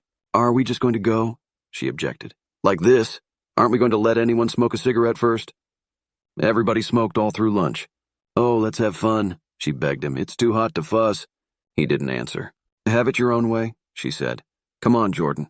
They went upstairs to get ready while we 3 men stood there shuffling the hot pebbles with our feet. A silver curve of the moon hovered already in the western sky. Gatsby started to speak, changed his mind, but not before Tom wheeled and faced him expectantly. Have you got your stables here? Asked Gatsby with an effort. About 1/4 of a mile down the road. Oh. A pause. I don't see the idea of going to town, broke out Tom savagely. Women get these notions in their heads. Shall we take anything to drink? Called Daisy from an upper window. I'll get some whiskey, answered Tom. He went inside. Gatsby turned to me rigidly. I can't say anything in his household, sport. She's got an indiscreet voice, I remarked. It's full of... I hesitated. Her voice is full of money, he said suddenly. That was it. I'd never understood before. It was full of money. That was the inexhaustible charm that rose and fell in it, the jingle of it, the cymbals song of it. High in a white palace, the king's daughter, the golden girl. Tom came out of the house wrapping a quart bottle in a towel, followed by Daisy and Jordan wearing small, tight hats of metallic cloth and carrying light capes over their arms. Shall we all go in my car? Suggested Gatsby. He felt the hot green leather of the seat. I ought to have left it in the shade. Is it standard shift? Demanded Tom. Yes. Well, you take my coupe and let me drive your car to town. The suggestion was distasteful to Gatsby. I don't think there's much gas, he objected. Plenty of gas, said Tom boisterously. He looked at the gauge. And if it runs out, I can stop at a drugstore. You can buy anything at a drugstore nowadays. A pause followed this apparently pointless remark. Daisy looked at Tom frowning, and an indefinable expression, at once definitely unfamiliar and vaguely recognizable, as if I had only heard it described in words, passed over Gatsby's face. Come on, Daisy, said Tom, pressing her with his hand toward Gatsby's car. I'll take you in this circus wagon. He opened the door, but she moved out from the circle of his arm. You take Nick and Jordan, we'll follow you in the coupe. She walked close to Gatsby, touching his coat with her hand. Jordan and Tom and I got into the front seat of Gatsby's car. Tom pushed the unfamiliar gears tentatively, and we shot off into the oppressive heat, leaving them out of sight behind. Did you see that? Demanded Tom. See what? He looked at me keenly, realizing that Jordan and I must have known all along. You think I'm pretty dumb, don't you? He suggested. Perhaps I am, but I have almost a second sight sometimes that tells me what to do. Maybe you don't believe that, but science... He paused.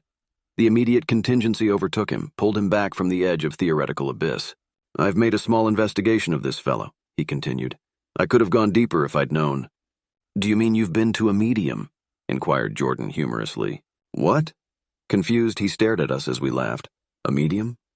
About Gatsby. About Gatsby. No, I haven't. I said I'd been making a small investigation of his past. And you found he was an Oxford man, said Jordan helpfully. An Oxford man. He was incredulous. Like hell he is. He wears a pink suit. Nevertheless, he's an Oxford man. Oxford, New Mexico, snorted Tom contemptuously. Or something like that. Listen, Tom, if you're such a snob, why did you invite him to lunch? Demanded Jordan crossly. Daisy invited him. She knew him before we were married, God knows where. We were all irritable now with the fading ale, and aware of it, we drove for a while in silence. Then, as Dr. T.J. Eckelberg's faded eyes came into sight down the road, I remembered Gatsby's caution about gasoline. We've got enough to get us to town, said Tom. But there's a garage right here, objected Jordan. I don't want to get stalled in this baking heat. Tom threw on both brakes impatiently, and we slid to an abrupt, dusty stop under Wilson's sign.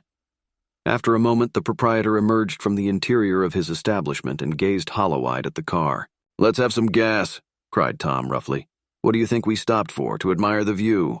I'm sick, said Wilson without moving. Been sick all day. What's the matter? I'm all run down. Well, shall I help myself? Tom demanded. You sounded well enough on the phone. With an effort, Wilson left the shade in support of the doorway and, breathing hard, unscrewed the cap of the tank. In the sunlight, his face was green. I didn't mean to interrupt your lunch, he said. But I need money pretty bad, and I was wondering what you were going to do with your old car. How do you like this one? Inquired Tom. I bought it last week. It's a nice yellow one, said Wilson as he strained at the handle. Like to buy it? Big chance, Wilson smiled faintly. No, but I could make some money on the other. What do you want money for all of a sudden? I've been here too long, I want to get away, my wife and I want to go west. Your wife does, exclaimed Tom, startled. She's been talking about it for 10 years. He rested for a moment against the pump, shading his eyes. And now she's going whether she wants to or not. I'm going to get her away. The coupe flashed by us with a flurry of dust and the flash of a waving hand. What do I owe you? Demanded Tom harshly. I just got wised up to something funny the last 2 days, remarked Wilson. That's why I want to get away. That's why I've been bothering you about the car. What do I owe you? $1.20. The relentless beating heat was beginning to confuse me, and I had a bad moment there before I realized that so far his suspicions hadn't alighted on Tom. He had discovered that Myrtle had some sort of life apart from him in another world, and the shock had made him physically sick.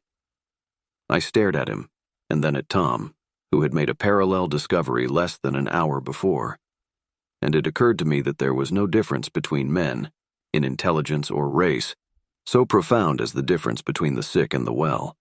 Wilson was so sick that he looked guilty, unforgivably guilty, as if he had just got some poor girl with child. I'll let you have that car, said Tom. I'll send it over tomorrow afternoon.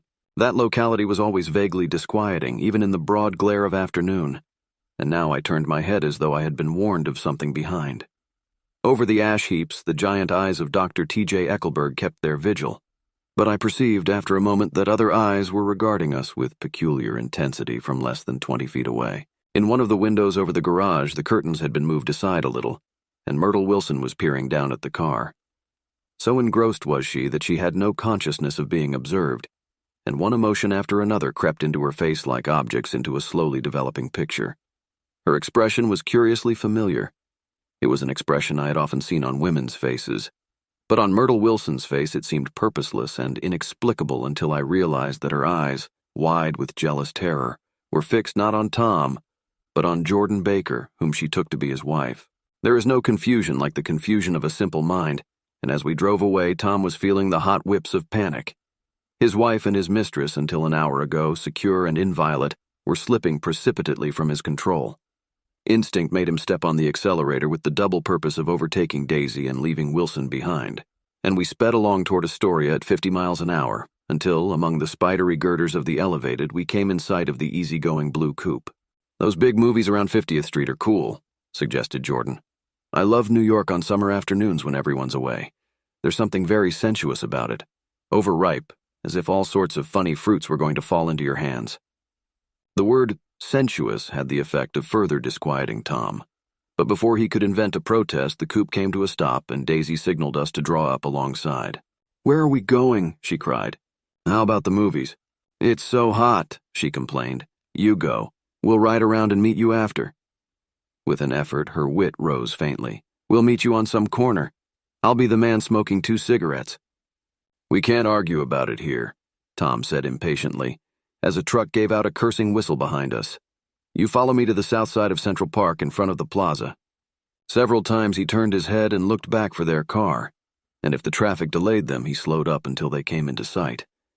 I think he was afraid they would dart down a side street and out of his life forever, but they didn't, and we all took the less explicable step of engaging the parlor of a suite in the Plaza Hotel. The prolonged and tumultuous argument that ended by herding us into that room eludes me, though I have a sharp physical memory that, in the course of it, my underwear kept climbing like a damp snake around my legs, and intermittent beads of sweat raced cool across my back. The notion originated with Daisy's suggestion that we hire 5 bathrooms and take cold baths, and then assumed more tangible form as a place to have a mint julep. Each of us said over and over that it was a crazy idea. We all talked at once to a baffled clerk and thought or pretended to think that we were being very funny. The room was large and stifling, and though it was already 4 o'clock, opening the windows admitted only a gust of hot shrubbery from the park. Daisy went to the mirror and stood with her back to us, fixing her hair. "It's a swell suite," whispered Jordan respectfully, and everyone laughed. "Open another window," commanded Daisy without turning around. "There aren't any more." "Well, we'd better telephone for an axe." "The thing to do is to forget about the heat," said Tom impatiently. "You make it 10 times worse by crabbing about it." He unrolled the bottle of whiskey from the towel and put it on the table. "Why not let her alone, old sport?" remarked Gatsby. "You're the one that wanted to come to town." There was a moment of silence. The telephone book slipped from its nail and splashed to the floor, whereupon Jordan whispered, "Excuse me." But this time no one laughed. "I'll pick it up," I offered. "I've got it." Gatsby examined the parted string, muttered, in an interested way, and tossed the book on a chair. "That's a great expression of yours, isn't it?" said Tom sharply. "What is?" "All this old sport business. Where'd you pick that up?" "Now see here, Tom," said Daisy, turning around from the mirror. "If you're going to make personal remarks, I won't stay here a minute. Call up and order some ice for the mint julep." As Tom took up the receiver, the compressed heat exploded into sound, and we were listening to the portentous chords of Mendelssohn's Wedding March from the ballroom below. "Imagine marrying anybody in this heat," cried Jordan dismally. "Still, I was married in the middle of June," Daisy remembered. "Louisville in June. Somebody fainted. Who was it fainted, Tom?" "Biloxi," he answered shortly. "A man named Biloxi blocks Biloxi, and he made boxes, that's a fact, and he was from Biloxi, Tennessee. They carried him into my house," appended Jordan, "because we lived just 2 doors from the church, and he stayed 3 weeks until Daddy told him he had to get out. The day after he left, Daddy died."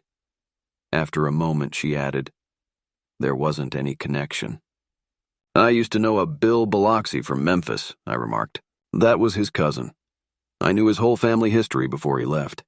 He gave me an aluminium putter that I used today." The music had died down as the ceremony began, and now a long cheer floated in at the window, followed by intermittent cries of "Yay-ee-ee," and finally by a burst of jazz as the dancing began. "We're getting old," said Daisy. If we were young, we'd rise and dance. Remember Biloxi, Jordan warned her. Where'd you know him, Tom? Biloxi? He concentrated with an effort. I didn't know him. He was a friend of Daisy's. He was not, she denied. I'd never seen him before. He came down in the private car. Well, he said he knew you. He said he was raised in Louisville. Asa Bird brought him around at the last minute and asked if we had room for him. Jordan smiled. He was probably bumming his way home. He told me he was president of your class at Yale. Tom and I looked at each other blankly. Biloxi? First place, we didn't have any president. Gatsby's foot beat a short, restless tattoo, and Tom eyed him suddenly. By the way, Mr. Gatsby, I understand you're an Oxford man. Not exactly. Oh yes, I understand you went to Oxford. Yes, I went there. A pause. Then Tom's voice, incredulous and insulting. You must have gone there about the time Biloxi went to New Haven. Another pause. A waiter knocked and came in with crushed mint and ice, but the silence was unbroken by his "thank you" and the soft closing of the door.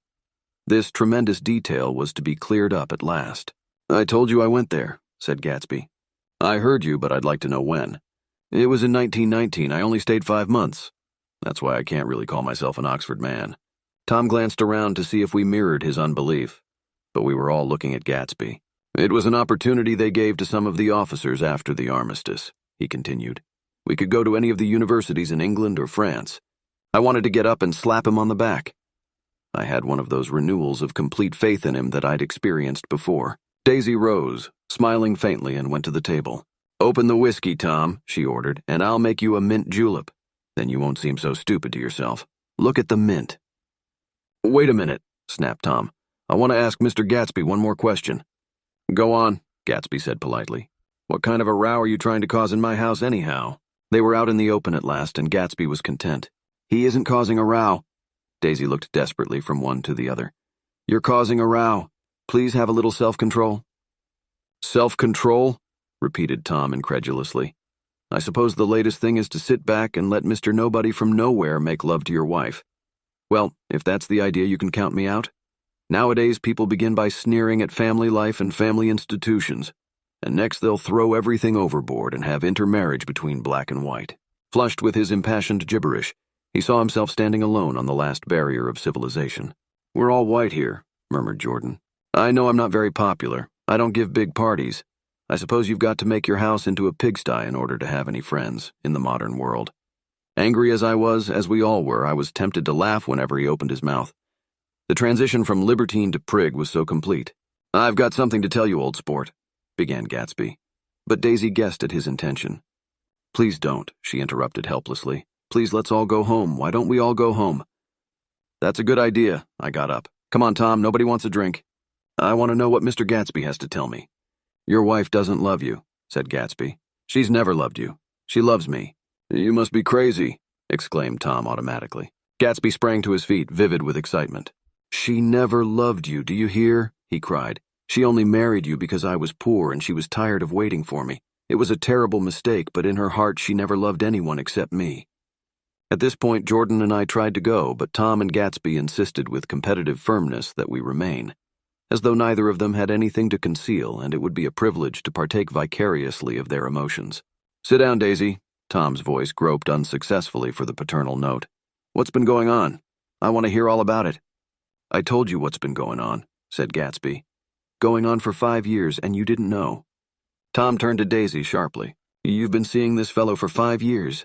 Not seeing, said Gatsby. No, we couldn't meet. But both of us loved each other all that time, old sport, and you didn't know. I used to laugh sometimes, but there was no laughter in his eyes.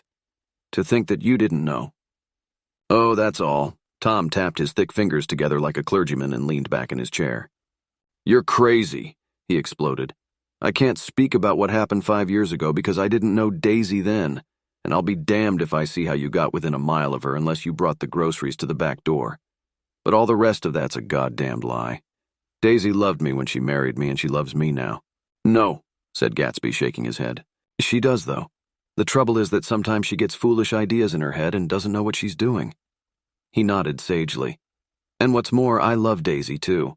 Once in a while I go off on a spree and make a fool of myself, but I always come back, and in my heart I love her all the time. You're revolting, said Daisy.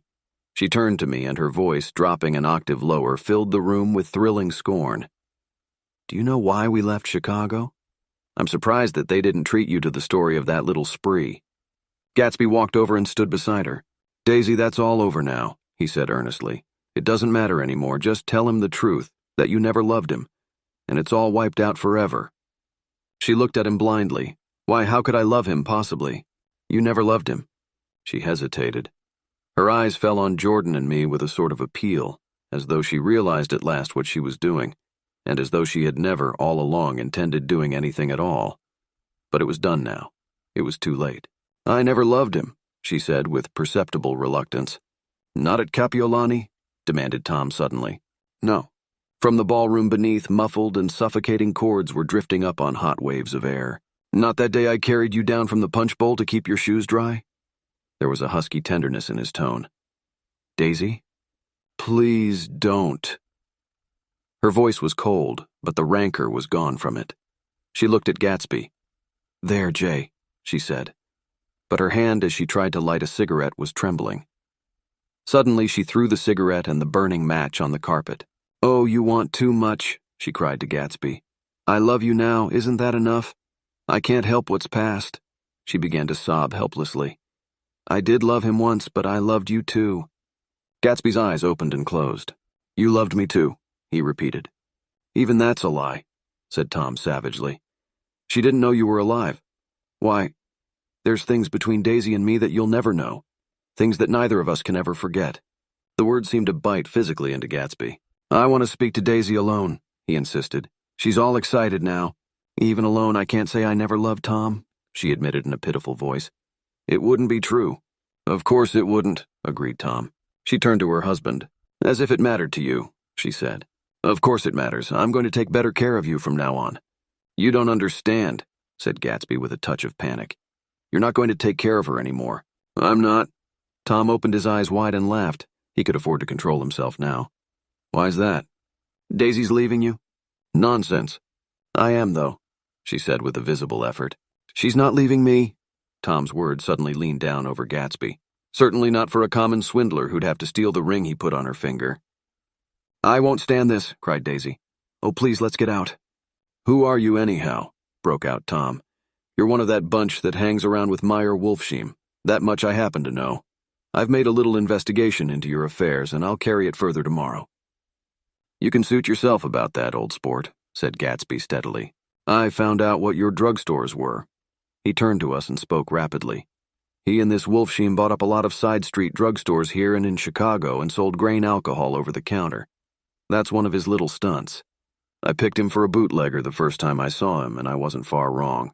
"What about it?" said Gatsby politely. "I guess your friend Walter Chase wasn't too proud to come in on it. And you left him in the lurch, didn't you? You let him go to jail for a month over in New Jersey. God, you ought to hear Walter on the subject of you. He came to us dead broke. He was very glad to pick up some money, old sport." "Don't you call me old sport," cried Tom. Gatsby said nothing. "Walter could have you up on the betting laws, too, but Wolfsheim scared him into shutting his mouth." That unfamiliar yet recognizable look was back again in Gatsby's face. "That drugstore business was just small change," continued Tom slowly. "But you've got something on now that Walter's afraid to tell me about." I glanced at Daisy, who was staring terrified between Gatsby and her husband, and at Jordan, who had begun to balance an invisible but absorbing object on the tip of her chin. Then I turned back to Gatsby, and was startled at his expression. He looked, and this is said in all contempt for the babbled slander of his garden, as if he had killed a man. For a moment the set of his face could be described in just that fantastic way. It passed, and he began to talk excitedly to Daisy, denying everything, defending his name against accusations that had not been made. But with every word she was drawing further and further into herself, so he gave that up, and only the dead dream fought on as the afternoon slipped away, trying to touch what was no longer tangible, struggling unhappily, undespairingly, toward that lost voice across the room. The voice begged again to go. "Please, Tom, I can't stand this anymore." Her frightened eyes told that whatever intentions, whatever courage she had had were definitely gone. "You two start on home, Daisy," said Tom, in Mr. Gatsby's car.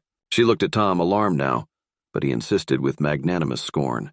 "Go on, he won't annoy you. I think he realizes that his presumptuous little flirtation is over." They were gone without a word, snapped out, made accidental, isolated like ghosts, even from our pity. After a moment, Tom got up and began wrapping the unopened bottle of whiskey in the towel. Want any of this stuff, Jordan? Nick? I didn't answer. Nick? He asked again. What? Want any? No, I just remembered that today's my birthday. I was 30. Before me stretched the portentous, menacing road of a new decade. It was 7 o'clock when we got into the coupe with him and started for Long Island. Tom talked incessantly, exulting and laughing, but his voice was as remote from Jordan and me as the foreign clamor on the sidewalk or the tumult of the elevated overhead. Human sympathy has its limits, and we were content to let all their tragic arguments fade with the city lights behind. 30, the promise of a decade of loneliness, a thinning list of single men to know, a thinning briefcase of enthusiasm thinning hair. But there was Jordan beside me, who, unlike Daisy, was too wise ever to carry well-forgotten dreams from age to age. As we passed over the dark bridge, her wan face fell lazily against my coat's shoulder, and the formidable stroke of 30 died away with the reassuring pressure of her hand. So we drove on toward death through the cooling twilight. The young Greek, Michaelis, who ran the coffee joint beside the ash heaps, was the principal witness at the inquest. He had slept through the heat until after 5, when he strolled over to the garage and found George Wilson sick in his office. Really sick, pale as his own pale hair and shaking all over. Michaelis advised him to go to bed, but Wilson refused, saying that he'd miss a lot of business if he did, while his neighbor was trying to persuade him a violent racket broke out overhead. "I've got my wife locked in up there," explained Wilson calmly. "She's going to stay there till the day after tomorrow, and then we're going to move away." Michaelis was astonished. They had been neighbors for 4 years, and Wilson had never seemed faintly capable of such a statement. Generally, he was one of these worn-out men. When he wasn't working, he sat on a chair in the doorway and stared at the people and the cars that passed along the road. When anyone spoke to him, he invariably laughed in an agreeable, colorless way. He was his wife's man and not his own. So naturally, Michaelis tried to find out what had happened, but Wilson wouldn't say a word. Instead, he began to throw curious, suspicious glances at his visitor and ask him what he'd been doing at certain times on certain days. Just as the latter was getting uneasy, some workmen came past the door bound for his restaurant, and Michaelis took the opportunity to get away, intending to come back later. But he didn't. He supposed he forgot to, that's all. When he came outside again, a little after 7, he was reminded of the conversation because he heard Mrs. Wilson's voice, loud and scolding, downstairs in the garage. "Beat me," he heard her cry. "Throw me down and beat me, you dirty little coward." A moment later, she rushed out into the dusk, waving her hands and shouting. Before he could move from his door, the business was over. The death car, as the newspapers called it, didn't stop. It came out of the gathering darkness, wavered tragically for a moment, and then disappeared around the next bend. Mavro Michaelis wasn't even sure of its color. He told the first policeman that it was light green. The other car, the one going toward New York, came to rest 100 yards beyond, and its driver hurried back to where Myrtle Wilson, her life violently extinguished, knelt in the road and mingled her thick, dark blood with the dust.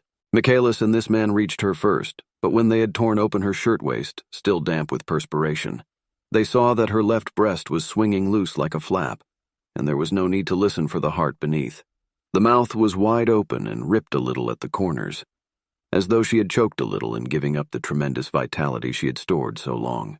We saw the 3 or 4 automobiles and the crowd when we were still some distance away. "Wreck," said Tom. "That's good. Wilson'll have a little business at last." He slowed down, but still without any intention of stopping until, as we came nearer, the hushed, intent faces of the people at the garage door made him automatically put on the brakes. "We'll take a look," he said doubtfully. "Just a look." I became aware now of a hollow, wailing sound which issued incessantly from the garage, a sound which, as we got out of the coupe and walked toward the door, resolved itself into the words, "Oh my God," uttered over and over in a gasping moan. "There's some bad trouble here," said Tom excitedly. He reached up on tiptoes and peered over a circle of heads into the garage, which was lit only by a yellow light in a swinging metal basket overhead. Then he made a harsh sound in his throat, and with a violent thrusting movement of his powerful arms pushed his way through. The circle closed up again with a running murmur of expostulation. It was a minute before I could see anything at all. Then new arrivals deranged the line, and Jordan and I were pushed suddenly inside. Myrtle Wilson's body, wrapped in a blanket and then in another blanket as though she suffered from a chill in the hot night, lay on a work table by the wall, and Tom, with his back to us, was bending over it, motionless. Next to him stood a motorcycle policeman taking down names with much sweat and correction in a little book. At first I couldn't find the source of the high, groaning words that echoed clamorously through the bare garage. Then I saw Wilson standing on the raised threshold of his office, swaying back and forth and holding to the doorposts with both hands.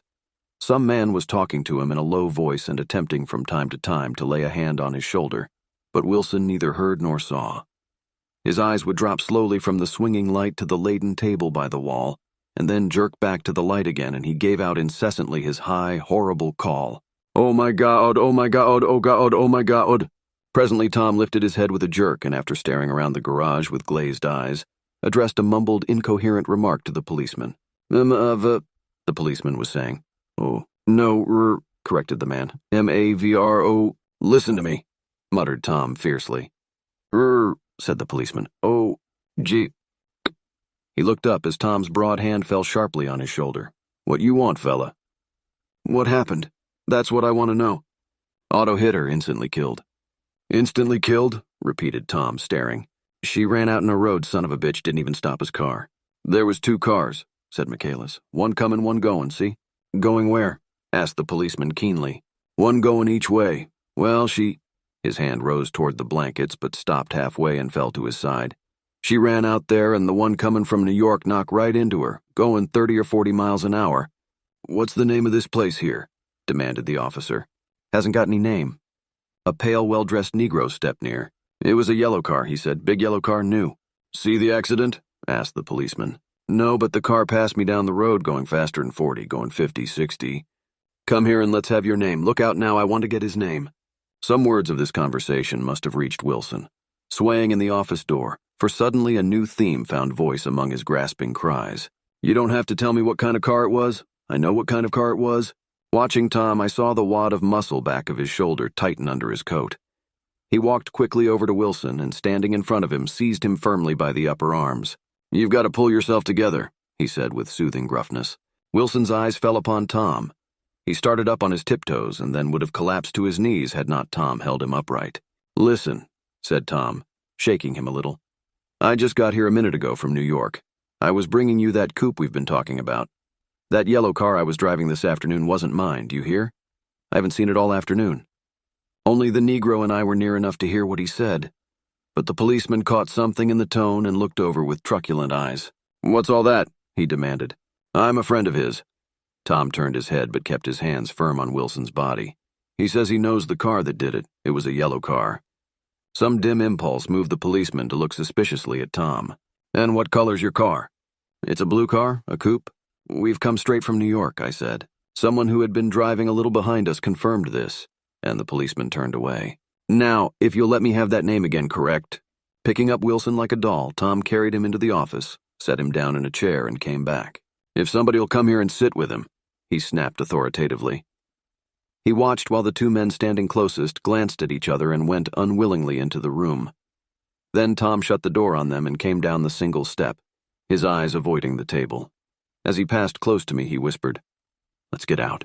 Self-consciously, with his authoritative arms breaking the way, we pushed through the still-gathering crowd, passing a hurried doctor, case in hand, who had been sent for in wild hope half an hour ago. Tom drove slowly until we were beyond the bend.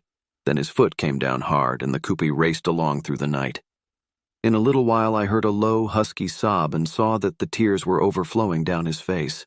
"The goddamned coward," he whimpered. "He didn't even stop his car." The Buchanans' house floated suddenly toward us through the dark, rustling trees. Tom stopped beside the porch and looked up at the second floor where 2 windows bloomed with light among the vines. "Daisy's home?" he said. As we got out of the car, he glanced at me and frowned slightly. "I ought to have dropped you in West Egg, Nick. There's nothing we can do tonight." A change had come over him, and he spoke gravely and with decision. As we walked across the moonlight gravel to the porch, he disposed of the situation in a few brisk phrases.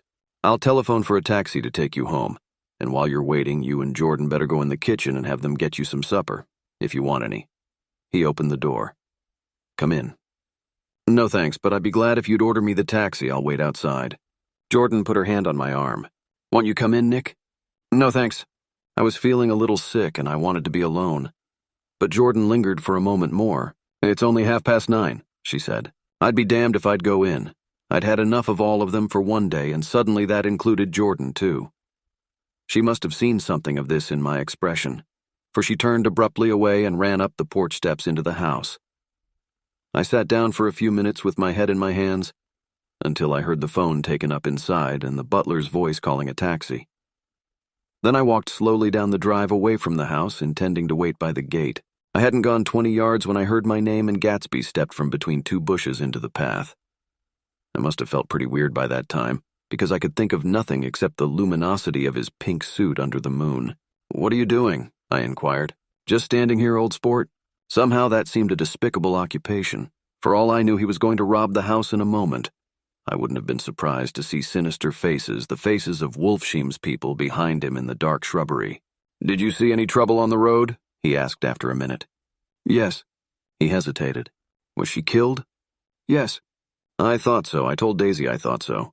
It's better that the shock should all come at once. She stood it pretty well."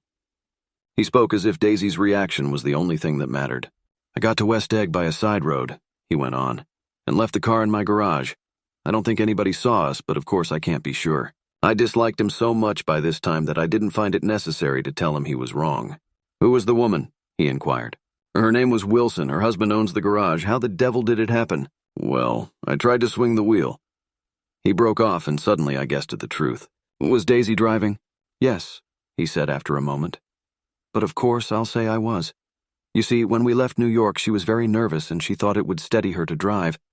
And this woman rushed out at us just as we were passing a car coming the other way. It all happened in a minute, but it seemed to me that she wanted to speak to us, thought we were somebody she knew.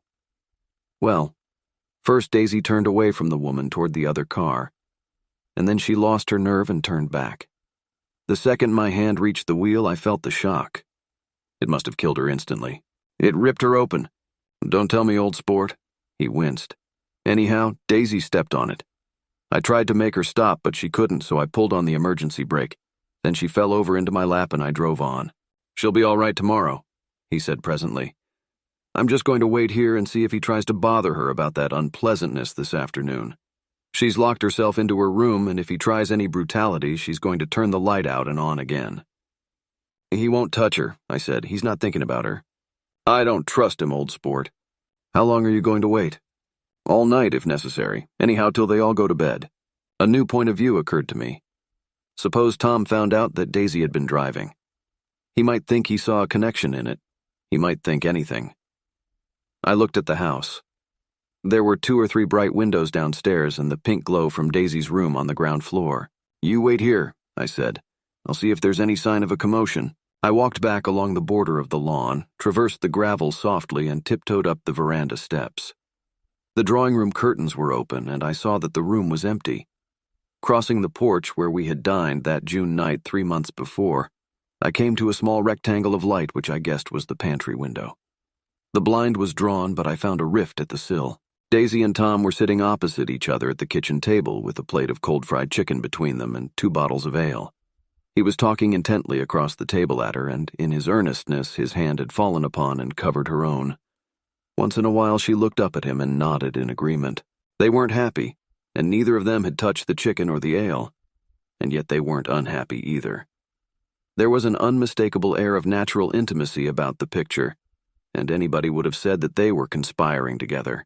As I tiptoed from the porch, I heard my taxi feeling its way along the dark road toward the house. Gatsby was waiting where I had left him in the drive. "Is it all quiet up there?" he asked anxiously. "Yes, it's all quiet." I hesitated. "You'd better come home and get some sleep." He shook his head. "I want to wait here till Daisy goes to bed. Good night, old sport." He put his hands in his coat pockets and turned back eagerly to his scrutiny of the house, as though my presence marred the sacredness of the vigil. So I walked away and left him standing there in the moonlight, watching over nothing. Psst! If you're enjoying this book and want more free audiobooks, please click subscribe. Chapter 8. I couldn't sleep all night. A foghorn was groaning incessantly on the sound, and I tossed half-sick between grotesque reality and savage, frightening dreams. Toward dawn, I heard a taxi go up Gatsby's drive, and immediately I jumped out of bed and began to dress. I felt that I had something to tell him, something to warn him about, and morning would be too late. Crossing his lawn, I saw that his front door was still open and he was leaning against a table in the hall, heavy with dejection or sleep. "Nothing happened," he said wanly. I waited, and about 4 o'clock she came to the window and stood there for a minute and then turned out the light. His house had never seemed so enormous to me as it did that night when we hunted through the great rooms for cigarettes.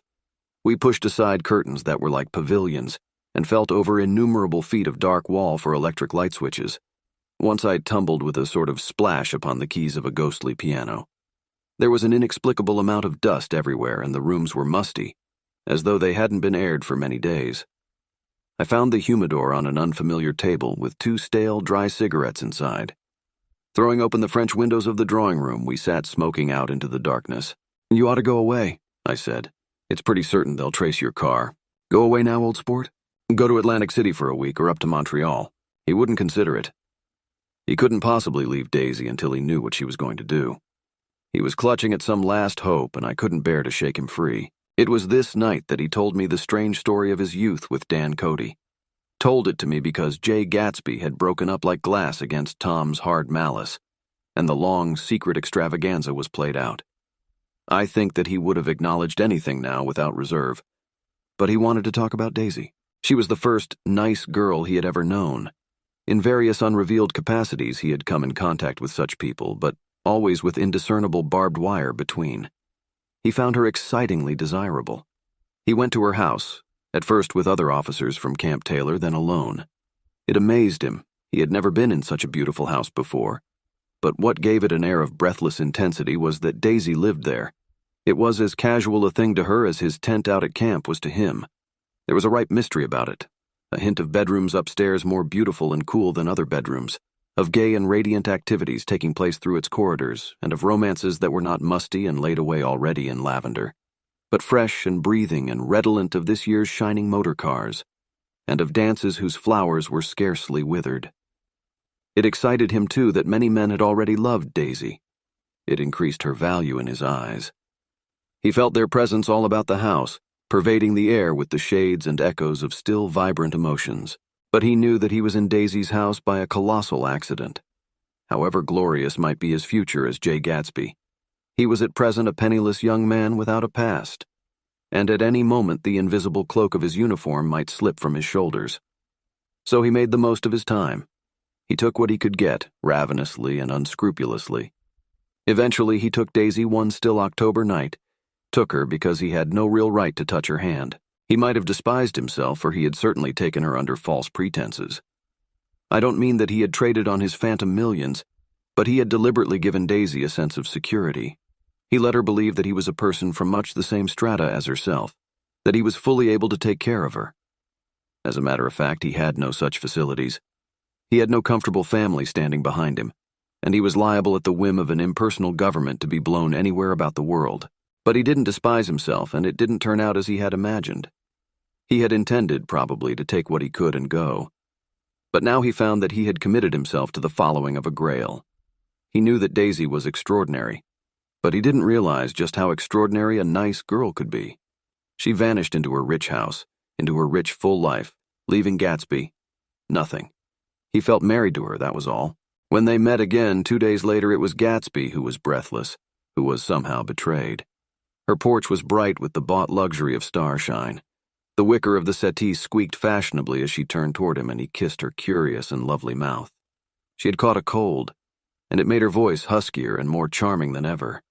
And Gatsby was overwhelmingly aware of the youth and mystery that wealth imprisons and preserves, of the freshness of many clothes, and of Daisy, gleaming like silver, safe and proud above the hot struggles of the poor. I can't describe to you how surprised I was to find out I loved her, old sport. I even hoped for a while that she'd throw me over, but she didn't, because she was in love with me too. She thought I knew a lot because I knew different things from her. Well, there I was, way off my ambitions, getting deeper in love every minute, and all of a sudden I didn't care. What was the use of doing great things if I could have a better time telling her what I was going to do? On the last afternoon before he went abroad, he sat with Daisy in his arms for a long, silent time. It was a cold fall day with fire in the room and her cheeks flushed. Now and then she moved and he changed his arm a little, and once he kissed her dark shining hair. The afternoon had made them tranquil for a while. as if to give them a deep memory for the long parting the next day promised. They had never been closer in their month of love, nor communicated more profoundly one with another than when she brushed silent lips against his coat's shoulder, or when he touched the end of her fingers, gently, as though she were asleep. He did extraordinarily well in the war.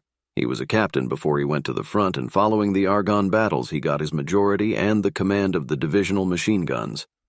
After the armistice, he tried frantically to get home, but some complication or misunderstanding sent him to Oxford instead. He was worried now. There was a quality of nervous despair in Daisy's letters. She didn't see why he couldn't come. She was feeling the pressure of the world outside, and she wanted to see him and feel his presence beside her and be reassured that she was doing the right thing after all. For Daisy was young, and her artificial world was redolent of orchids and pleasant, cheerful snobbery and orchestras which set the rhythm of the year, summing up the sadness and suggestiveness of life in new tunes. All night the saxophones wailed the hopeless comment of the Beale Street Blues, while 100 pairs of golden and silver slippers shuffled the shining dust. At the gray tea hour there were always rooms that throbbed incessantly with this low, sweet fever, while fresh faces drifted here and there like rose petals blown by the sad horns around the floor. Through this twilight universe, Daisy began to move again with the season. Suddenly she was again keeping 6 dates a day with 6 men, and drowsing asleep at dawn with the beads and chiffon of an evening dress tangled among dying orchids on the floor beside her bed. And all the time something within her was crying for a decision. She wanted her life shaped now, immediately, and the decision must be made by some force, of love, of money, of unquestionable practicality, that was close at hand. That force took shape in the middle of spring with the arrival of Tom Buchanan. There was a wholesome bulkiness about his person and his position, and Daisy was flattered. Doubtless there was a certain struggle and a certain relief. The letter reached Gatsby while he was still at Oxford. It was dawn now on Long Island, and we went about opening the rest of the windows downstairs, filling the house with gray-turning, gold-turning light. The shadow of a tree fell abruptly across the dew, and ghostly birds began to sing among the blue leaves. There was a slow, pleasant movement in the air, scarcely a wind, promising a cool, lovely day. I don't think she ever loved him. Gatsby turned around from a window and looked at me challengingly. You must remember, old sport. She was very excited this afternoon. He told her those things in a way that frightened her, that made it look as if I was some kind of cheap sharper, and the result was she hardly knew what she was saying. He sat down gloomily. Of course she might have loved him just for a minute when they were first married, and loved me more even then, do you see? Suddenly he came out with a curious remark. In any case, he said, it was just personal. What could you make of that except to suspect some intensity in his conception of the affair that couldn't be measured? He came back from France when Tom and Daisy were still on their wedding trip, and made a miserable but irresistible journey to Louisville on the last of his army pay. He stayed there a week, walking the streets where their footsteps had clicked together through the November night and revisiting the out-of-the-way places to which they had driven in her white car. Just as Daisy's house had always seemed to him more mysterious and gay than other houses, so his idea of the city itself, even though she was gone from it, was pervaded with a melancholy beauty. He left feeling that if he had searched harder, he might have found her, that he was leaving her behind. The day coach, he was penniless now, was hot. He went out to the open vestibule and sat down on a folding chair, and the station slid away and the backs of unfamiliar buildings moved by. Then out into the spring fields, where a yellow trolley raced them for a minute with people in it who might once have seen the pale magic of her face along the casual street. The track curved, and now it was going away from the sun which, as it sank lower, seemed to spread itself in benediction over the vanishing city where she had drawn her breath. He stretched out his hand desperately as if to snatch only a wisp of air to save a fragment of the spot that she had made lovely for him. But it was all going by too fast now for his blurred eyes, and he knew that he had lost that part of it, the freshest and the best, forever. It was 9 o'clock when we finished breakfast and went out on the porch. The night had made a sharp difference in the weather, and there was an autumn flavor in the air. The gardener, the last one of Gatsby's former servants, came to the foot of the steps. I'm going to drain the pool today, Mr. Gatsby. Leaves will start falling pretty soon, and then there's always trouble with the pipes. Don't do it today, Gatsby answered. He turned to me apologetically. You know, old sport, I've never used that pool all summer. I looked at my watch and stood up. 12 minutes to my train. I didn't want to go to the city. I wasn't worth a decent stroke of work, but it was more than that. I didn't want to leave Gatsby. I missed that train, and then another, before I could get myself away. "I'll call you up," I said finally. "Do, old sport?" "I'll call you about noon." We walked slowly down the steps. "I suppose Daisy'll call too." He looked at me anxiously as if he hoped I'd corroborate this. "I suppose so." "Well, goodbye." We shook hands and I started away. Just before I reached the hedge, I remembered something and turned around. "They're a rotten crowd," I shouted across the lawn. "You're worth the whole damn bunch put together." I've always been glad I said that. It was the only compliment I ever gave him because I disapproved of him from beginning to end. First he nodded politely, and then his face broke into that radiant and understanding smile, as if we'd been in ecstatic cahoots on that fact all the time. His gorgeous pink rag of a suit made a bright spot of color against the white steps, and I thought of the night when I first came to his ancestral home, 3 months before. The lawn and drive had been crowded with the faces of those who guessed at his corruption, and he had stood on those steps, concealing his incorruptible dream as he waved them goodbye. I thanked him for his hospitality. We were always thanking him for that, I and the others. "Goodbye," I called. "I enjoyed breakfast, Gatsby." Up in the city, I tried for a while to list the quotations on an interminable amount of stock. Then I fell asleep in my swivel chair. Just before noon, the phone woke me, and I started up with sweat breaking out on my forehead. It was Jordan Baker. She often called me up at this hour because the uncertainty of her own movements between hotels and clubs and private houses made her hard to find in any other way. Usually her voice came over the wire as something fresh and cool, as if a divot from a green golf links had come sailing in at the office window, but this morning it seemed harsh and dry. "I've left Daisy's house," she said. "I'm at Hempstead and I'm going down to Southampton this afternoon." Probably it had been tactful to leave Daisy's house, but the act annoyed me, and her next remark made me rigid. "You weren't so nice to me last night." How could it have mattered then? Silence for a moment, then. "However, I want to see you. I want to see you too. Suppose I don't go to Southampton and come into town this afternoon?" "No, I don't think this afternoon." "Very well." "It's impossible this afternoon. We talked like that for a while, and then abruptly we weren't talking any longer. I don't know which of us hung up with a sharp click, but I know I didn't care. I couldn't have talked to her across a tea table that day if I never talked to her again in this world. I called Gatsby's house a few minutes later, but the line was busy. I tried 4 times. Finally, an exasperated central told me the wire was being kept open for long distance from Detroit. Taking out my timetable, I drew a small circle around the 3:50 train. Then I leaned back in my chair and tried to think. It was just noon. When I passed the ash heaps on the train that morning, I had crossed deliberately to the other side of the car. I suppose there'd be a curious crowd around there all day with little boys searching for dark spots in the dust, and some garrulous man telling over and over what had happened, until it became less and less real even to him and he could tell it no longer, and Myrtle Wilson's tragic achievement was forgotten. Now I want to go back a little and tell what happened at the garage after we left there the night before. They had difficulty in locating the sister Catherine. She must have broken her rule against drinking that night, for when she arrived she was stupid with liquor and unable to understand that the ambulance had already gone to Flushing. When they convinced her of this, she immediately fainted, as if that was the intolerable part of the affair. Someone kind or curious took her in his car and drove her in the wake of her sister's body. Until long after midnight, a changing crowd lapped up against the front of the garage, while George Wilson rocked himself back and forth on the couch inside. For a while, the door of the office was open, and everyone who came into the garage glanced irresistibly through it. Finally, someone said it was a shame and closed the door. Michaelis and several other men were with him. First, 4 or 5 men, later 2 or 3 men. Still later, Michaelis had to ask the last stranger to wait there 15 minutes longer, while he went back to his own place and made a pot of coffee. After that, he stayed there alone with Wilson until dawn. About 3 o'clock, the quality of Wilson's incoherent muttering changed. He grew quieter and began to talk about the yellow car.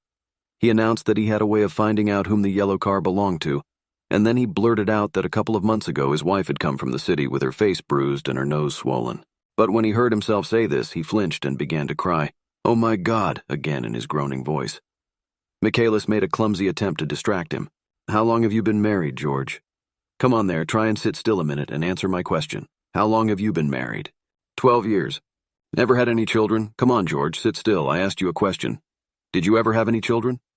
The hard brown beetles kept thudding against the dull light, and whenever Michaelis heard a car go tearing along the road outside, it sounded to him like the car that hadn't stopped a few hours before.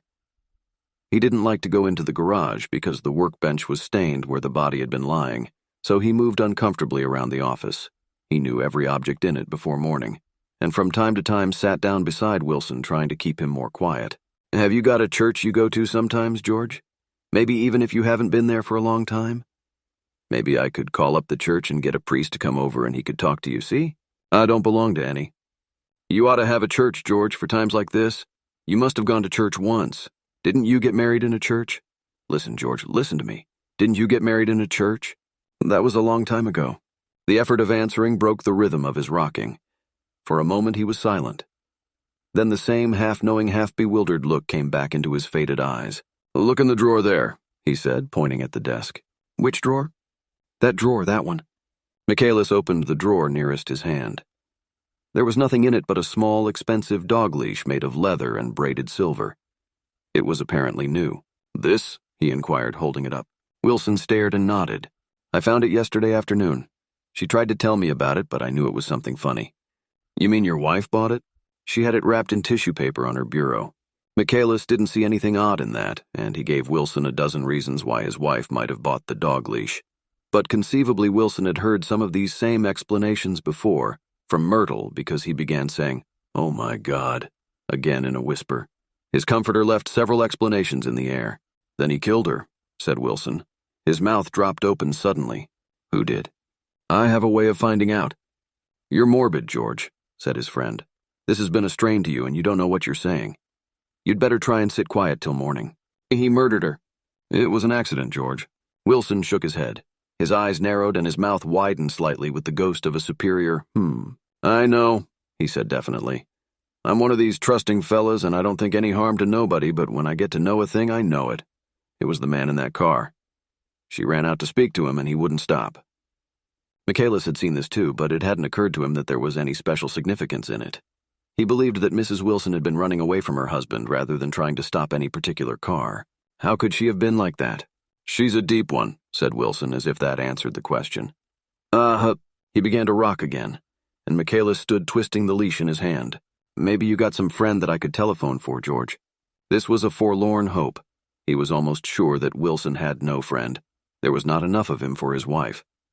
He was glad a little later when he noticed a change in the room, a blue quickening by the window, and realized that dawn wasn't far off. About 5 o'clock, it was blue enough outside to snap off the light. Wilson's glazed eyes turned out to the ash heaps, where small gray clouds took on fantastic shapes and scurried here and there in the faint dawn wind. "I spoke to her," he muttered after a long silence. "I told her she might fool me, but she couldn't fool God. I took her to the window." With an effort, he got up and walked to the rear window and leaned with his face pressed against it. "And I said, God knows what you've been doing, everything you've been doing. You may fool me, but you can't fool God." Standing behind him, Michaelis saw with a shock that he was looking at the eyes of Dr. T.J. Eckelberg, which had just emerged pale and enormous from the dissolving night. "God sees everything," repeated Wilson. "That's an advertisement," Michaelis assured him. Something made him turn away from the window and look back into the room. But Wilson stood there a long time, his face close to the window pane, nodding into the twilight. By 6 o'clock, Michaelis was worn out, and grateful for the sound of a car stopping outside. It was one of the watchers of the night before who had promised to come back, so he cooked breakfast for 3, which he and the other man ate together. Wilson was quieter now, and Michaelis went home to sleep. When he awoke 4 hours later and hurried back to the garage, Wilson was gone.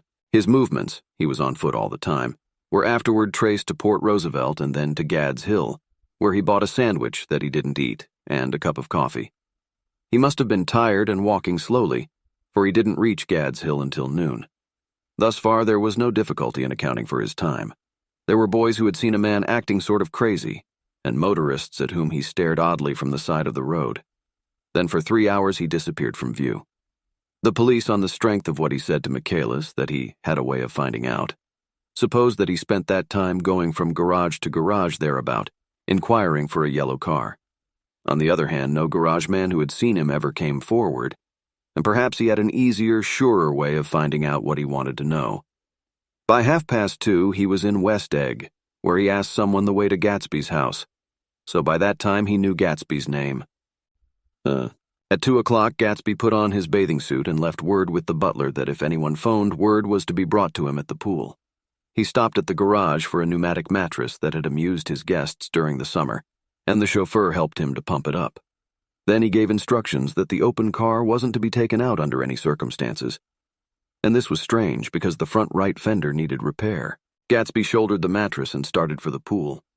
Once he stopped and shifted it a little, and the chauffeur asked him if he needed help, but he shook his head and in a moment disappeared among the yellowing trees. No telephone message arrived, but the butler went without his sleep and waited for it until 4 o'clock, until long after there was anyone to give it to if it came.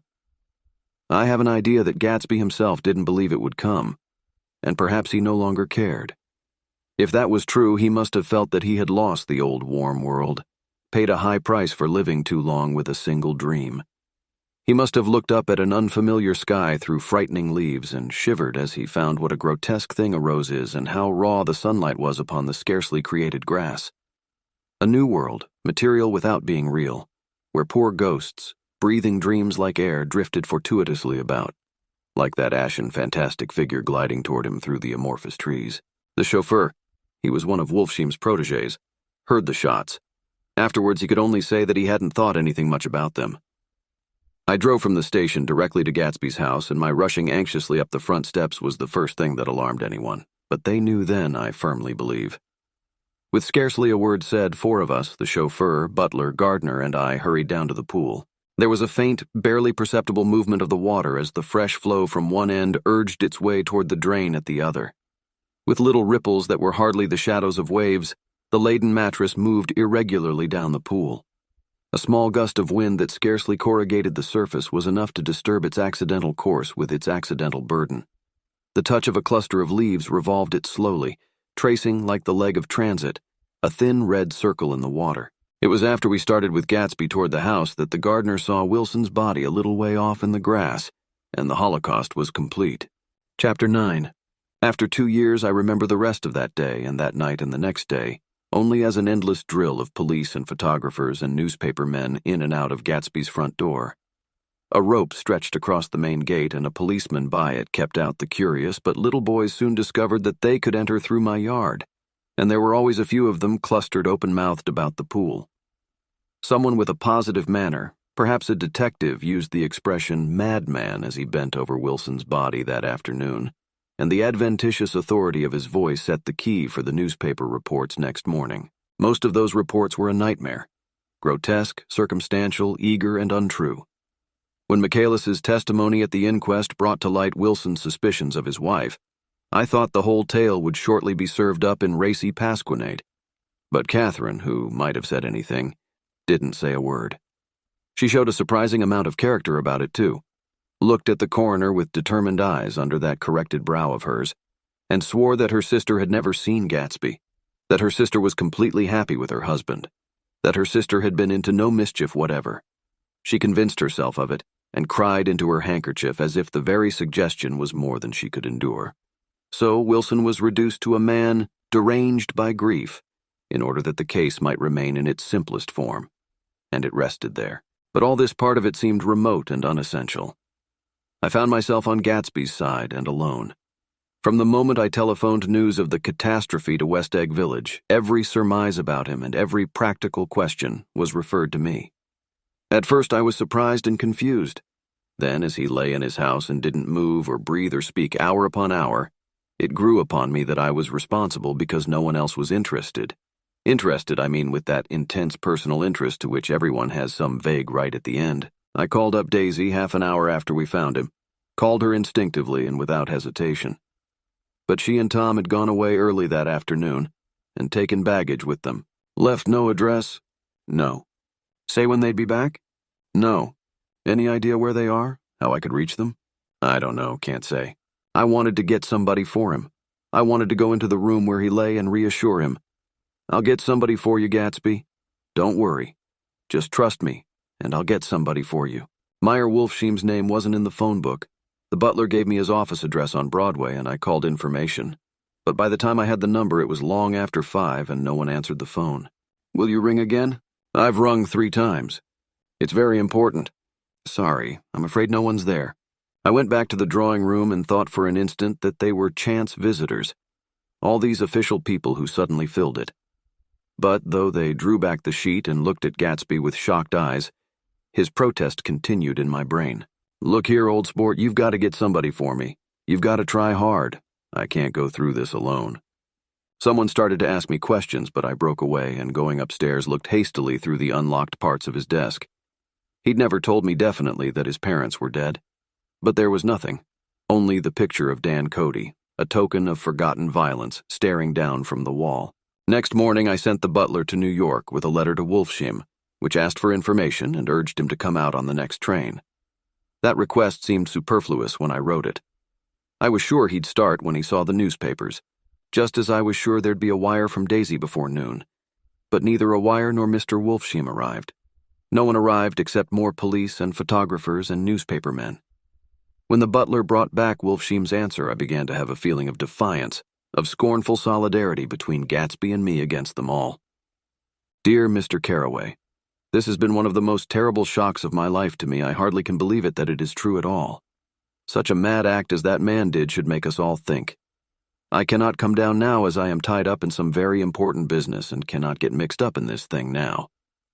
If there is anything I can do a little later, let me know in a letter by Edgar. I hardly know where I am when I hear about a thing like this and am completely knocked down and out. Yours truly, Meyer Wolfshim. And then hasty addenda beneath. Let me know about the funeral, etc. Do not know his family at all. When the phone rang that afternoon and long distance said Chicago was calling, I thought this would be Daisy at last. But the connection came through as a man's voice, very thin and far away. This is Slagle speaking. Yes? The name was unfamiliar. Hell of a note, isn't it? Get my wire? There haven't been any wires. Young Park's in trouble, he said rapidly. They picked him up when he handed the bonds over the counter. They got a circular from New York giving him the numbers just 5 minutes before. What do you know about that, hey? You never can tell in these hick towns. Hello? I interrupted breathlessly. Look here, this isn't Mr. Gatsby. Mr. Gatsby's dead. There was a long silence on the other end of the wire, followed by an exclamation. Then a quick squawk as the connection was broken. Gee. I think it was on the third day that a telegram signed Henry C. Gatz arrived from a town in Minnesota. It said only that the sender was leaving immediately and to postpone the funeral until he came. It was Gatsby's father, a solemn old man, very helpless and dismayed, bundled up in a long cheap ulster against the warm September day. His eyes leaked continuously with excitement, and when I took the bag and umbrella from his hands, he began to pull so incessantly at his sparse gray beard that I had difficulty in getting off his coat. He was on the point of collapse, so I took him into the music room and made him sit down while I sent for something to eat. But he wouldn't eat, and the glass of milk spilled from his trembling hand. I saw it in the Chicago newspaper, he said. It was all in the Chicago newspaper. I started right away. I didn't know how to reach you. His eyes, seeing nothing, moved ceaselessly about the room. It was a madman, he said. He must have been mad. Wouldn't you like some coffee? I urged him. I don't want anything. I'm all right now, Mr. Carraway. Well, I'm all right now. Where have they got Jimmy? I took him into the drawing room where his son lay and left him there. Some little boys had come up on the steps and were looking into the hall. When I told them who had arrived, they went reluctantly away. After a little while, Mr. Gatz opened the door and came out, his mouth ajar, his face flushed slightly, his eyes leaking isolated and unpunctual tears. He had reached an age where death no longer has the quality of ghastly surprise, and when he looked around him now for the first time and saw the height and splendor of the hall, and the great rooms opening out from it into other rooms, his grief began to be mixed with an awed pride. I helped him to a bedroom upstairs. While he took off his coat and vest, I told him that all arrangements had been deferred until he came. I didn't know what you'd want, Mr. Gatsby. Gatz is my name. Mr. Gatz, I thought you might want to take the body west. He shook his head. Jimmy always liked it better down east. He rose up to his position in the east. Were you a friend of my boy's, mister? We were close friends. He had a big future before him, you know. He was only a young man, but he had a lot of brain power here. He touched his head impressively, and I nodded. If he'd have lived, he'd have been a great man, a man like James J. Hill. He'd have helped build up the country. That's true, I said uncomfortably. He fumbled at the embroidered coverlet, trying to take it from the bed, and lay down stiffly. Was instantly asleep. That night, an obviously frightened person called up and demanded to know who I was before he would give his name. "This is Mr. Carraway," I said. "Oh," he sounded relieved. "This is Klipspringer." I was relieved, too, for that seemed to promise another friend at Gatsby's grave. I didn't want it to be in the papers and draw a sightseeing crowd, so I'd been calling up a few people myself. They were hard to find. "The funeral's tomorrow," I said. 3 o'clock here at the house. I wish you'd tell anybody who'd be interested." "Oh, I will," he broke out hastily. "Of course I'm not likely to see anybody, but if I do." His tone made me suspicious. "Of course you'll be there yourself." "Well, I'll certainly try. What I called up about is—" "Wait a minute," I interrupted.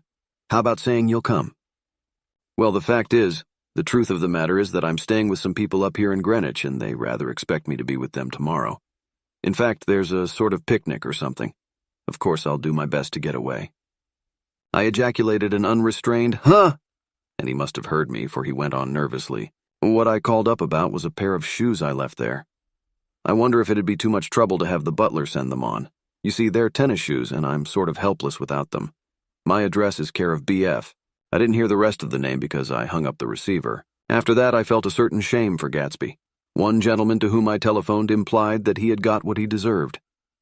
However, that was my fault, for he was one of those who used to sneer most bitterly at Gatsby on the courage of Gatsby's liquor, and I should have known better than to call him. The morning of the funeral, I went up to New York to see Meyer Wolfsheim. I couldn't seem to reach him any other way. The door that I pushed open on the advice of an elevator boy was marked the Swastika Holding Company, and at first there didn't seem to be anyone inside. But when I'd shouted hello several times in vain, an argument broke out behind a partition, and presently a lovely Jewess appeared at an interior door and scrutinized me with black, hostile eyes. "Nobody's in," she said. "Mr. Wolfsheim's gone to Chicago." The first part of this was obviously untrue, for someone had begun to whistle The Rosary tunelessly inside. "Please say that Mr. Carraway wants to see him." "I can't get him back from Chicago, can I?" At this moment a voice, unmistakably Wolfsheim's, called Stella from the other side of the door. "Leave your name on the desk," she said quickly. "I'll give it to him when he gets back." "But I know he's there." She took a step toward me and began to slide her hands indignantly up and down her hips. "You young men think you can force your way in here any time," she scolded. "We're getting sick and tired of it. When I say he's in Chicago, he's in Chicago. I mentioned Gatsby." "Oh, who?" She looked at me over again. "Will you just— what was your name?" She vanished. In a moment, Meyer Wolfsheim stood solemnly in the doorway holding out both hands. He drew me into his office, remarking in a reverent voice that it was a sad time for all of us, and offered me a cigar. "My memory goes back to when first I met him," he said. "A young major just out of the army and covered over with medals he got in the war.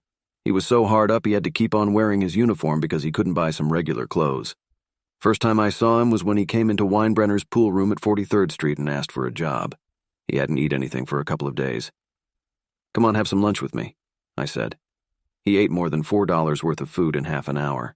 "Did you start him in business?" I inquired. "Start him? I made him." "Oh." "I raised him up out of nothing, right out of the gutter. I saw right away he was a fine-appearing, gentlemanly young man, and when he told me he was at Oxford, I knew I could use him good. I got him to join the American Legion, and he used to stand high there. Right off, he did some work for a client of mine up to Albany. We were so thick like that and everything." He held up 2 bulbous fingers.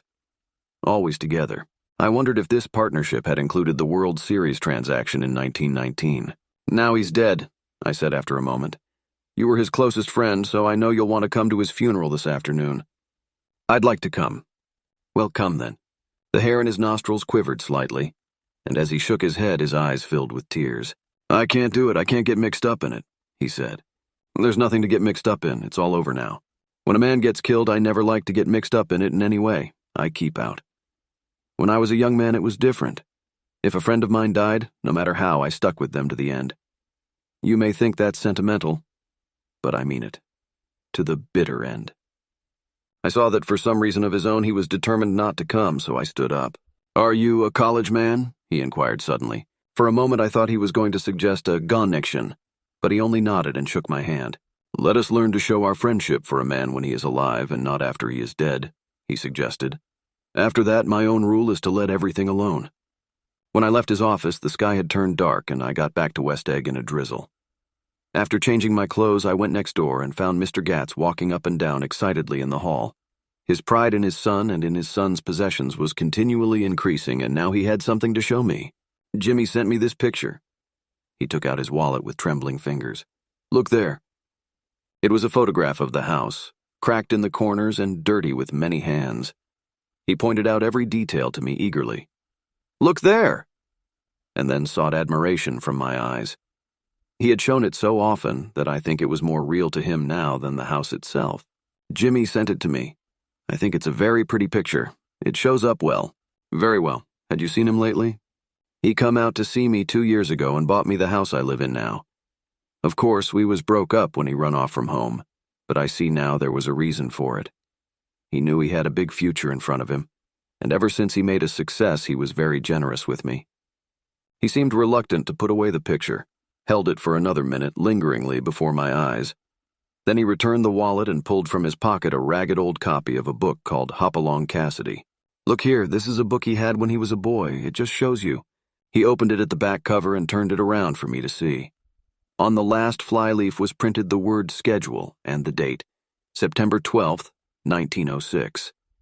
And underneath, general resolves, no wasting time at Shafters or a name indecipherable. No more smoking or chewing. Bath every other day. Read one improving book or magazine per week. Save $5, crossed out $3 per week. Be better to parents. I came across this book by accident, said the old man. It just shows you, don't it? It just shows you. Jimmy was bound to get ahead. He always had some resolves like this or something. Do you notice what he's got about improving his mind? He was always great for that. He told me I ate like a hog once, and I beat him for it. He was reluctant to close the book, reading each item aloud and then looking eagerly at me. I think he rather expected me to copy down the list for my own use. A little before 3, the Lutheran minister arrived from Flushing, and I began to look involuntarily out the windows for other cars. So did Gatsby's father. And as the time passed and the servants came in and stood waiting in the hall, his eyes began to blink anxiously, and he spoke of the rain in a worried, uncertain way. The minister glanced several times at his watch, so I took him aside and asked him to wait for half an hour. But it wasn't any use. Nobody came. About 5 o'clock, our procession of 3 cars reached the cemetery and stopped in a thick drizzle beside the gate. First a motor hearse, horribly black and wet. Then Mr. Gatz and the minister and me in the limousine. And a little later 4 or 5 servants and the postman from West Egg, in Gatsby's station wagon, all wet to the skin. As we started through the gate into the cemetery, I heard a car stop, and then the sound of someone splashing after us over the soggy ground. I looked around. It was the man with owl-eyed glasses whom I had found marveling over Gatsby's books in the library one night 3 months before. I'd never seen him since then. I don't know how he knew about the funeral, or even his name. The rain poured down his thick glasses, and he took them off and wiped them to see the protecting canvas unrolled from Gatsby's grave. I tried to think about Gatsby then for a moment, but he was already too far away, and I could only remember without resentment that Daisy hadn't sent a message or a flower. Dimly I heard someone murmur, "Blessed are the dead that the rain falls on." And then the owl-eyed man said amen to that in a brave voice. We straggled down quickly through the rain to the cars. Owl Eyes spoke to me by the gate. "I couldn't get to the house," he remarked. "Neither could anybody else." "Go on," he started. "Why, my God, they used to go there by the hundreds." He took off his glasses and wiped them again outside and in. "The poor son of a bitch," he said. One of my most vivid memories is of coming back west from prep school and later from college at Christmas time. Those who went farther than Chicago would gather in the old dim Union Station at 6 o'clock of a December evening, with a few Chicago friends, already caught up into their own holiday gaieties, to bid them a hasty goodbye. I remember the fur coats of the girls returning from Miss This or That's, and the chatter of frozen breath, and the hands waving overhead as we caught sight of old acquaintances, and the matchings of invitations. Are you going to the Ordways? The Herseys? The Schultzes? And the long green tickets clasped tight in our gloved hands. And last, the murky yellow cars of the Chicago, Milwaukee, and St. Paul Railroad looking cheerful as Christmas itself on the tracks beside the gate. When we pulled out into the winter night and the real snow, our snow, began to stretch out beside us and twinkle against the windows, and the dim lights of small Wisconsin stations moved by, a sharp, wild brace came suddenly into the air. We drew in deep breaths of it as we walked back from dinner through the cold vestibules, unutterably aware of our identity with this country for one strange hour, before we melted indistinguishably into it again. That's my Middle West. Not the wheat or the prairies or the lost Swede towns, but the thrilling returning trains of my youth, and the street lamps and sleigh bells in the frosty dark and the shadows of holly wreaths thrown by lighted windows on the snow. I am part of that, a little solemn with the feel of those long winters, a little complacent from growing up in the Carraway house in a city where dwellings are still called through decades by a family's name. I see now that this has been a story of the West after all. Tom and Gatsby, Daisy and Jordan and I were all Westerners, and perhaps we possessed some deficiency in common which made us subtly unadaptable to Eastern life. Even when the East excited me most, even when I was most keenly aware of its superiority to the bored, sprawling, swollen towns beyond the Ohio, with their interminable inquisitions which spared only the children and the very old, even then it had always for me a quality of distortion. West Egg, especially, still figures in my more fantastic dreams. I see it as a night scene by El Greco, 100 houses at once conventional and grotesque, crouching under a sullen overhanging sky and a lusterless moon. In the foreground, 4 solemn men in dress suits are walking along the sidewalk with a stretcher on which lies a drunken woman in a white evening dress. Her hand, which dangles over the side, sparkles cold with jewels. Gravely, the men turn in at a house, the wrong house. But no one knows the woman's name and no one cares. After Gatsby's death, the East was haunted for me like that, distorted beyond my eyes' power of correction.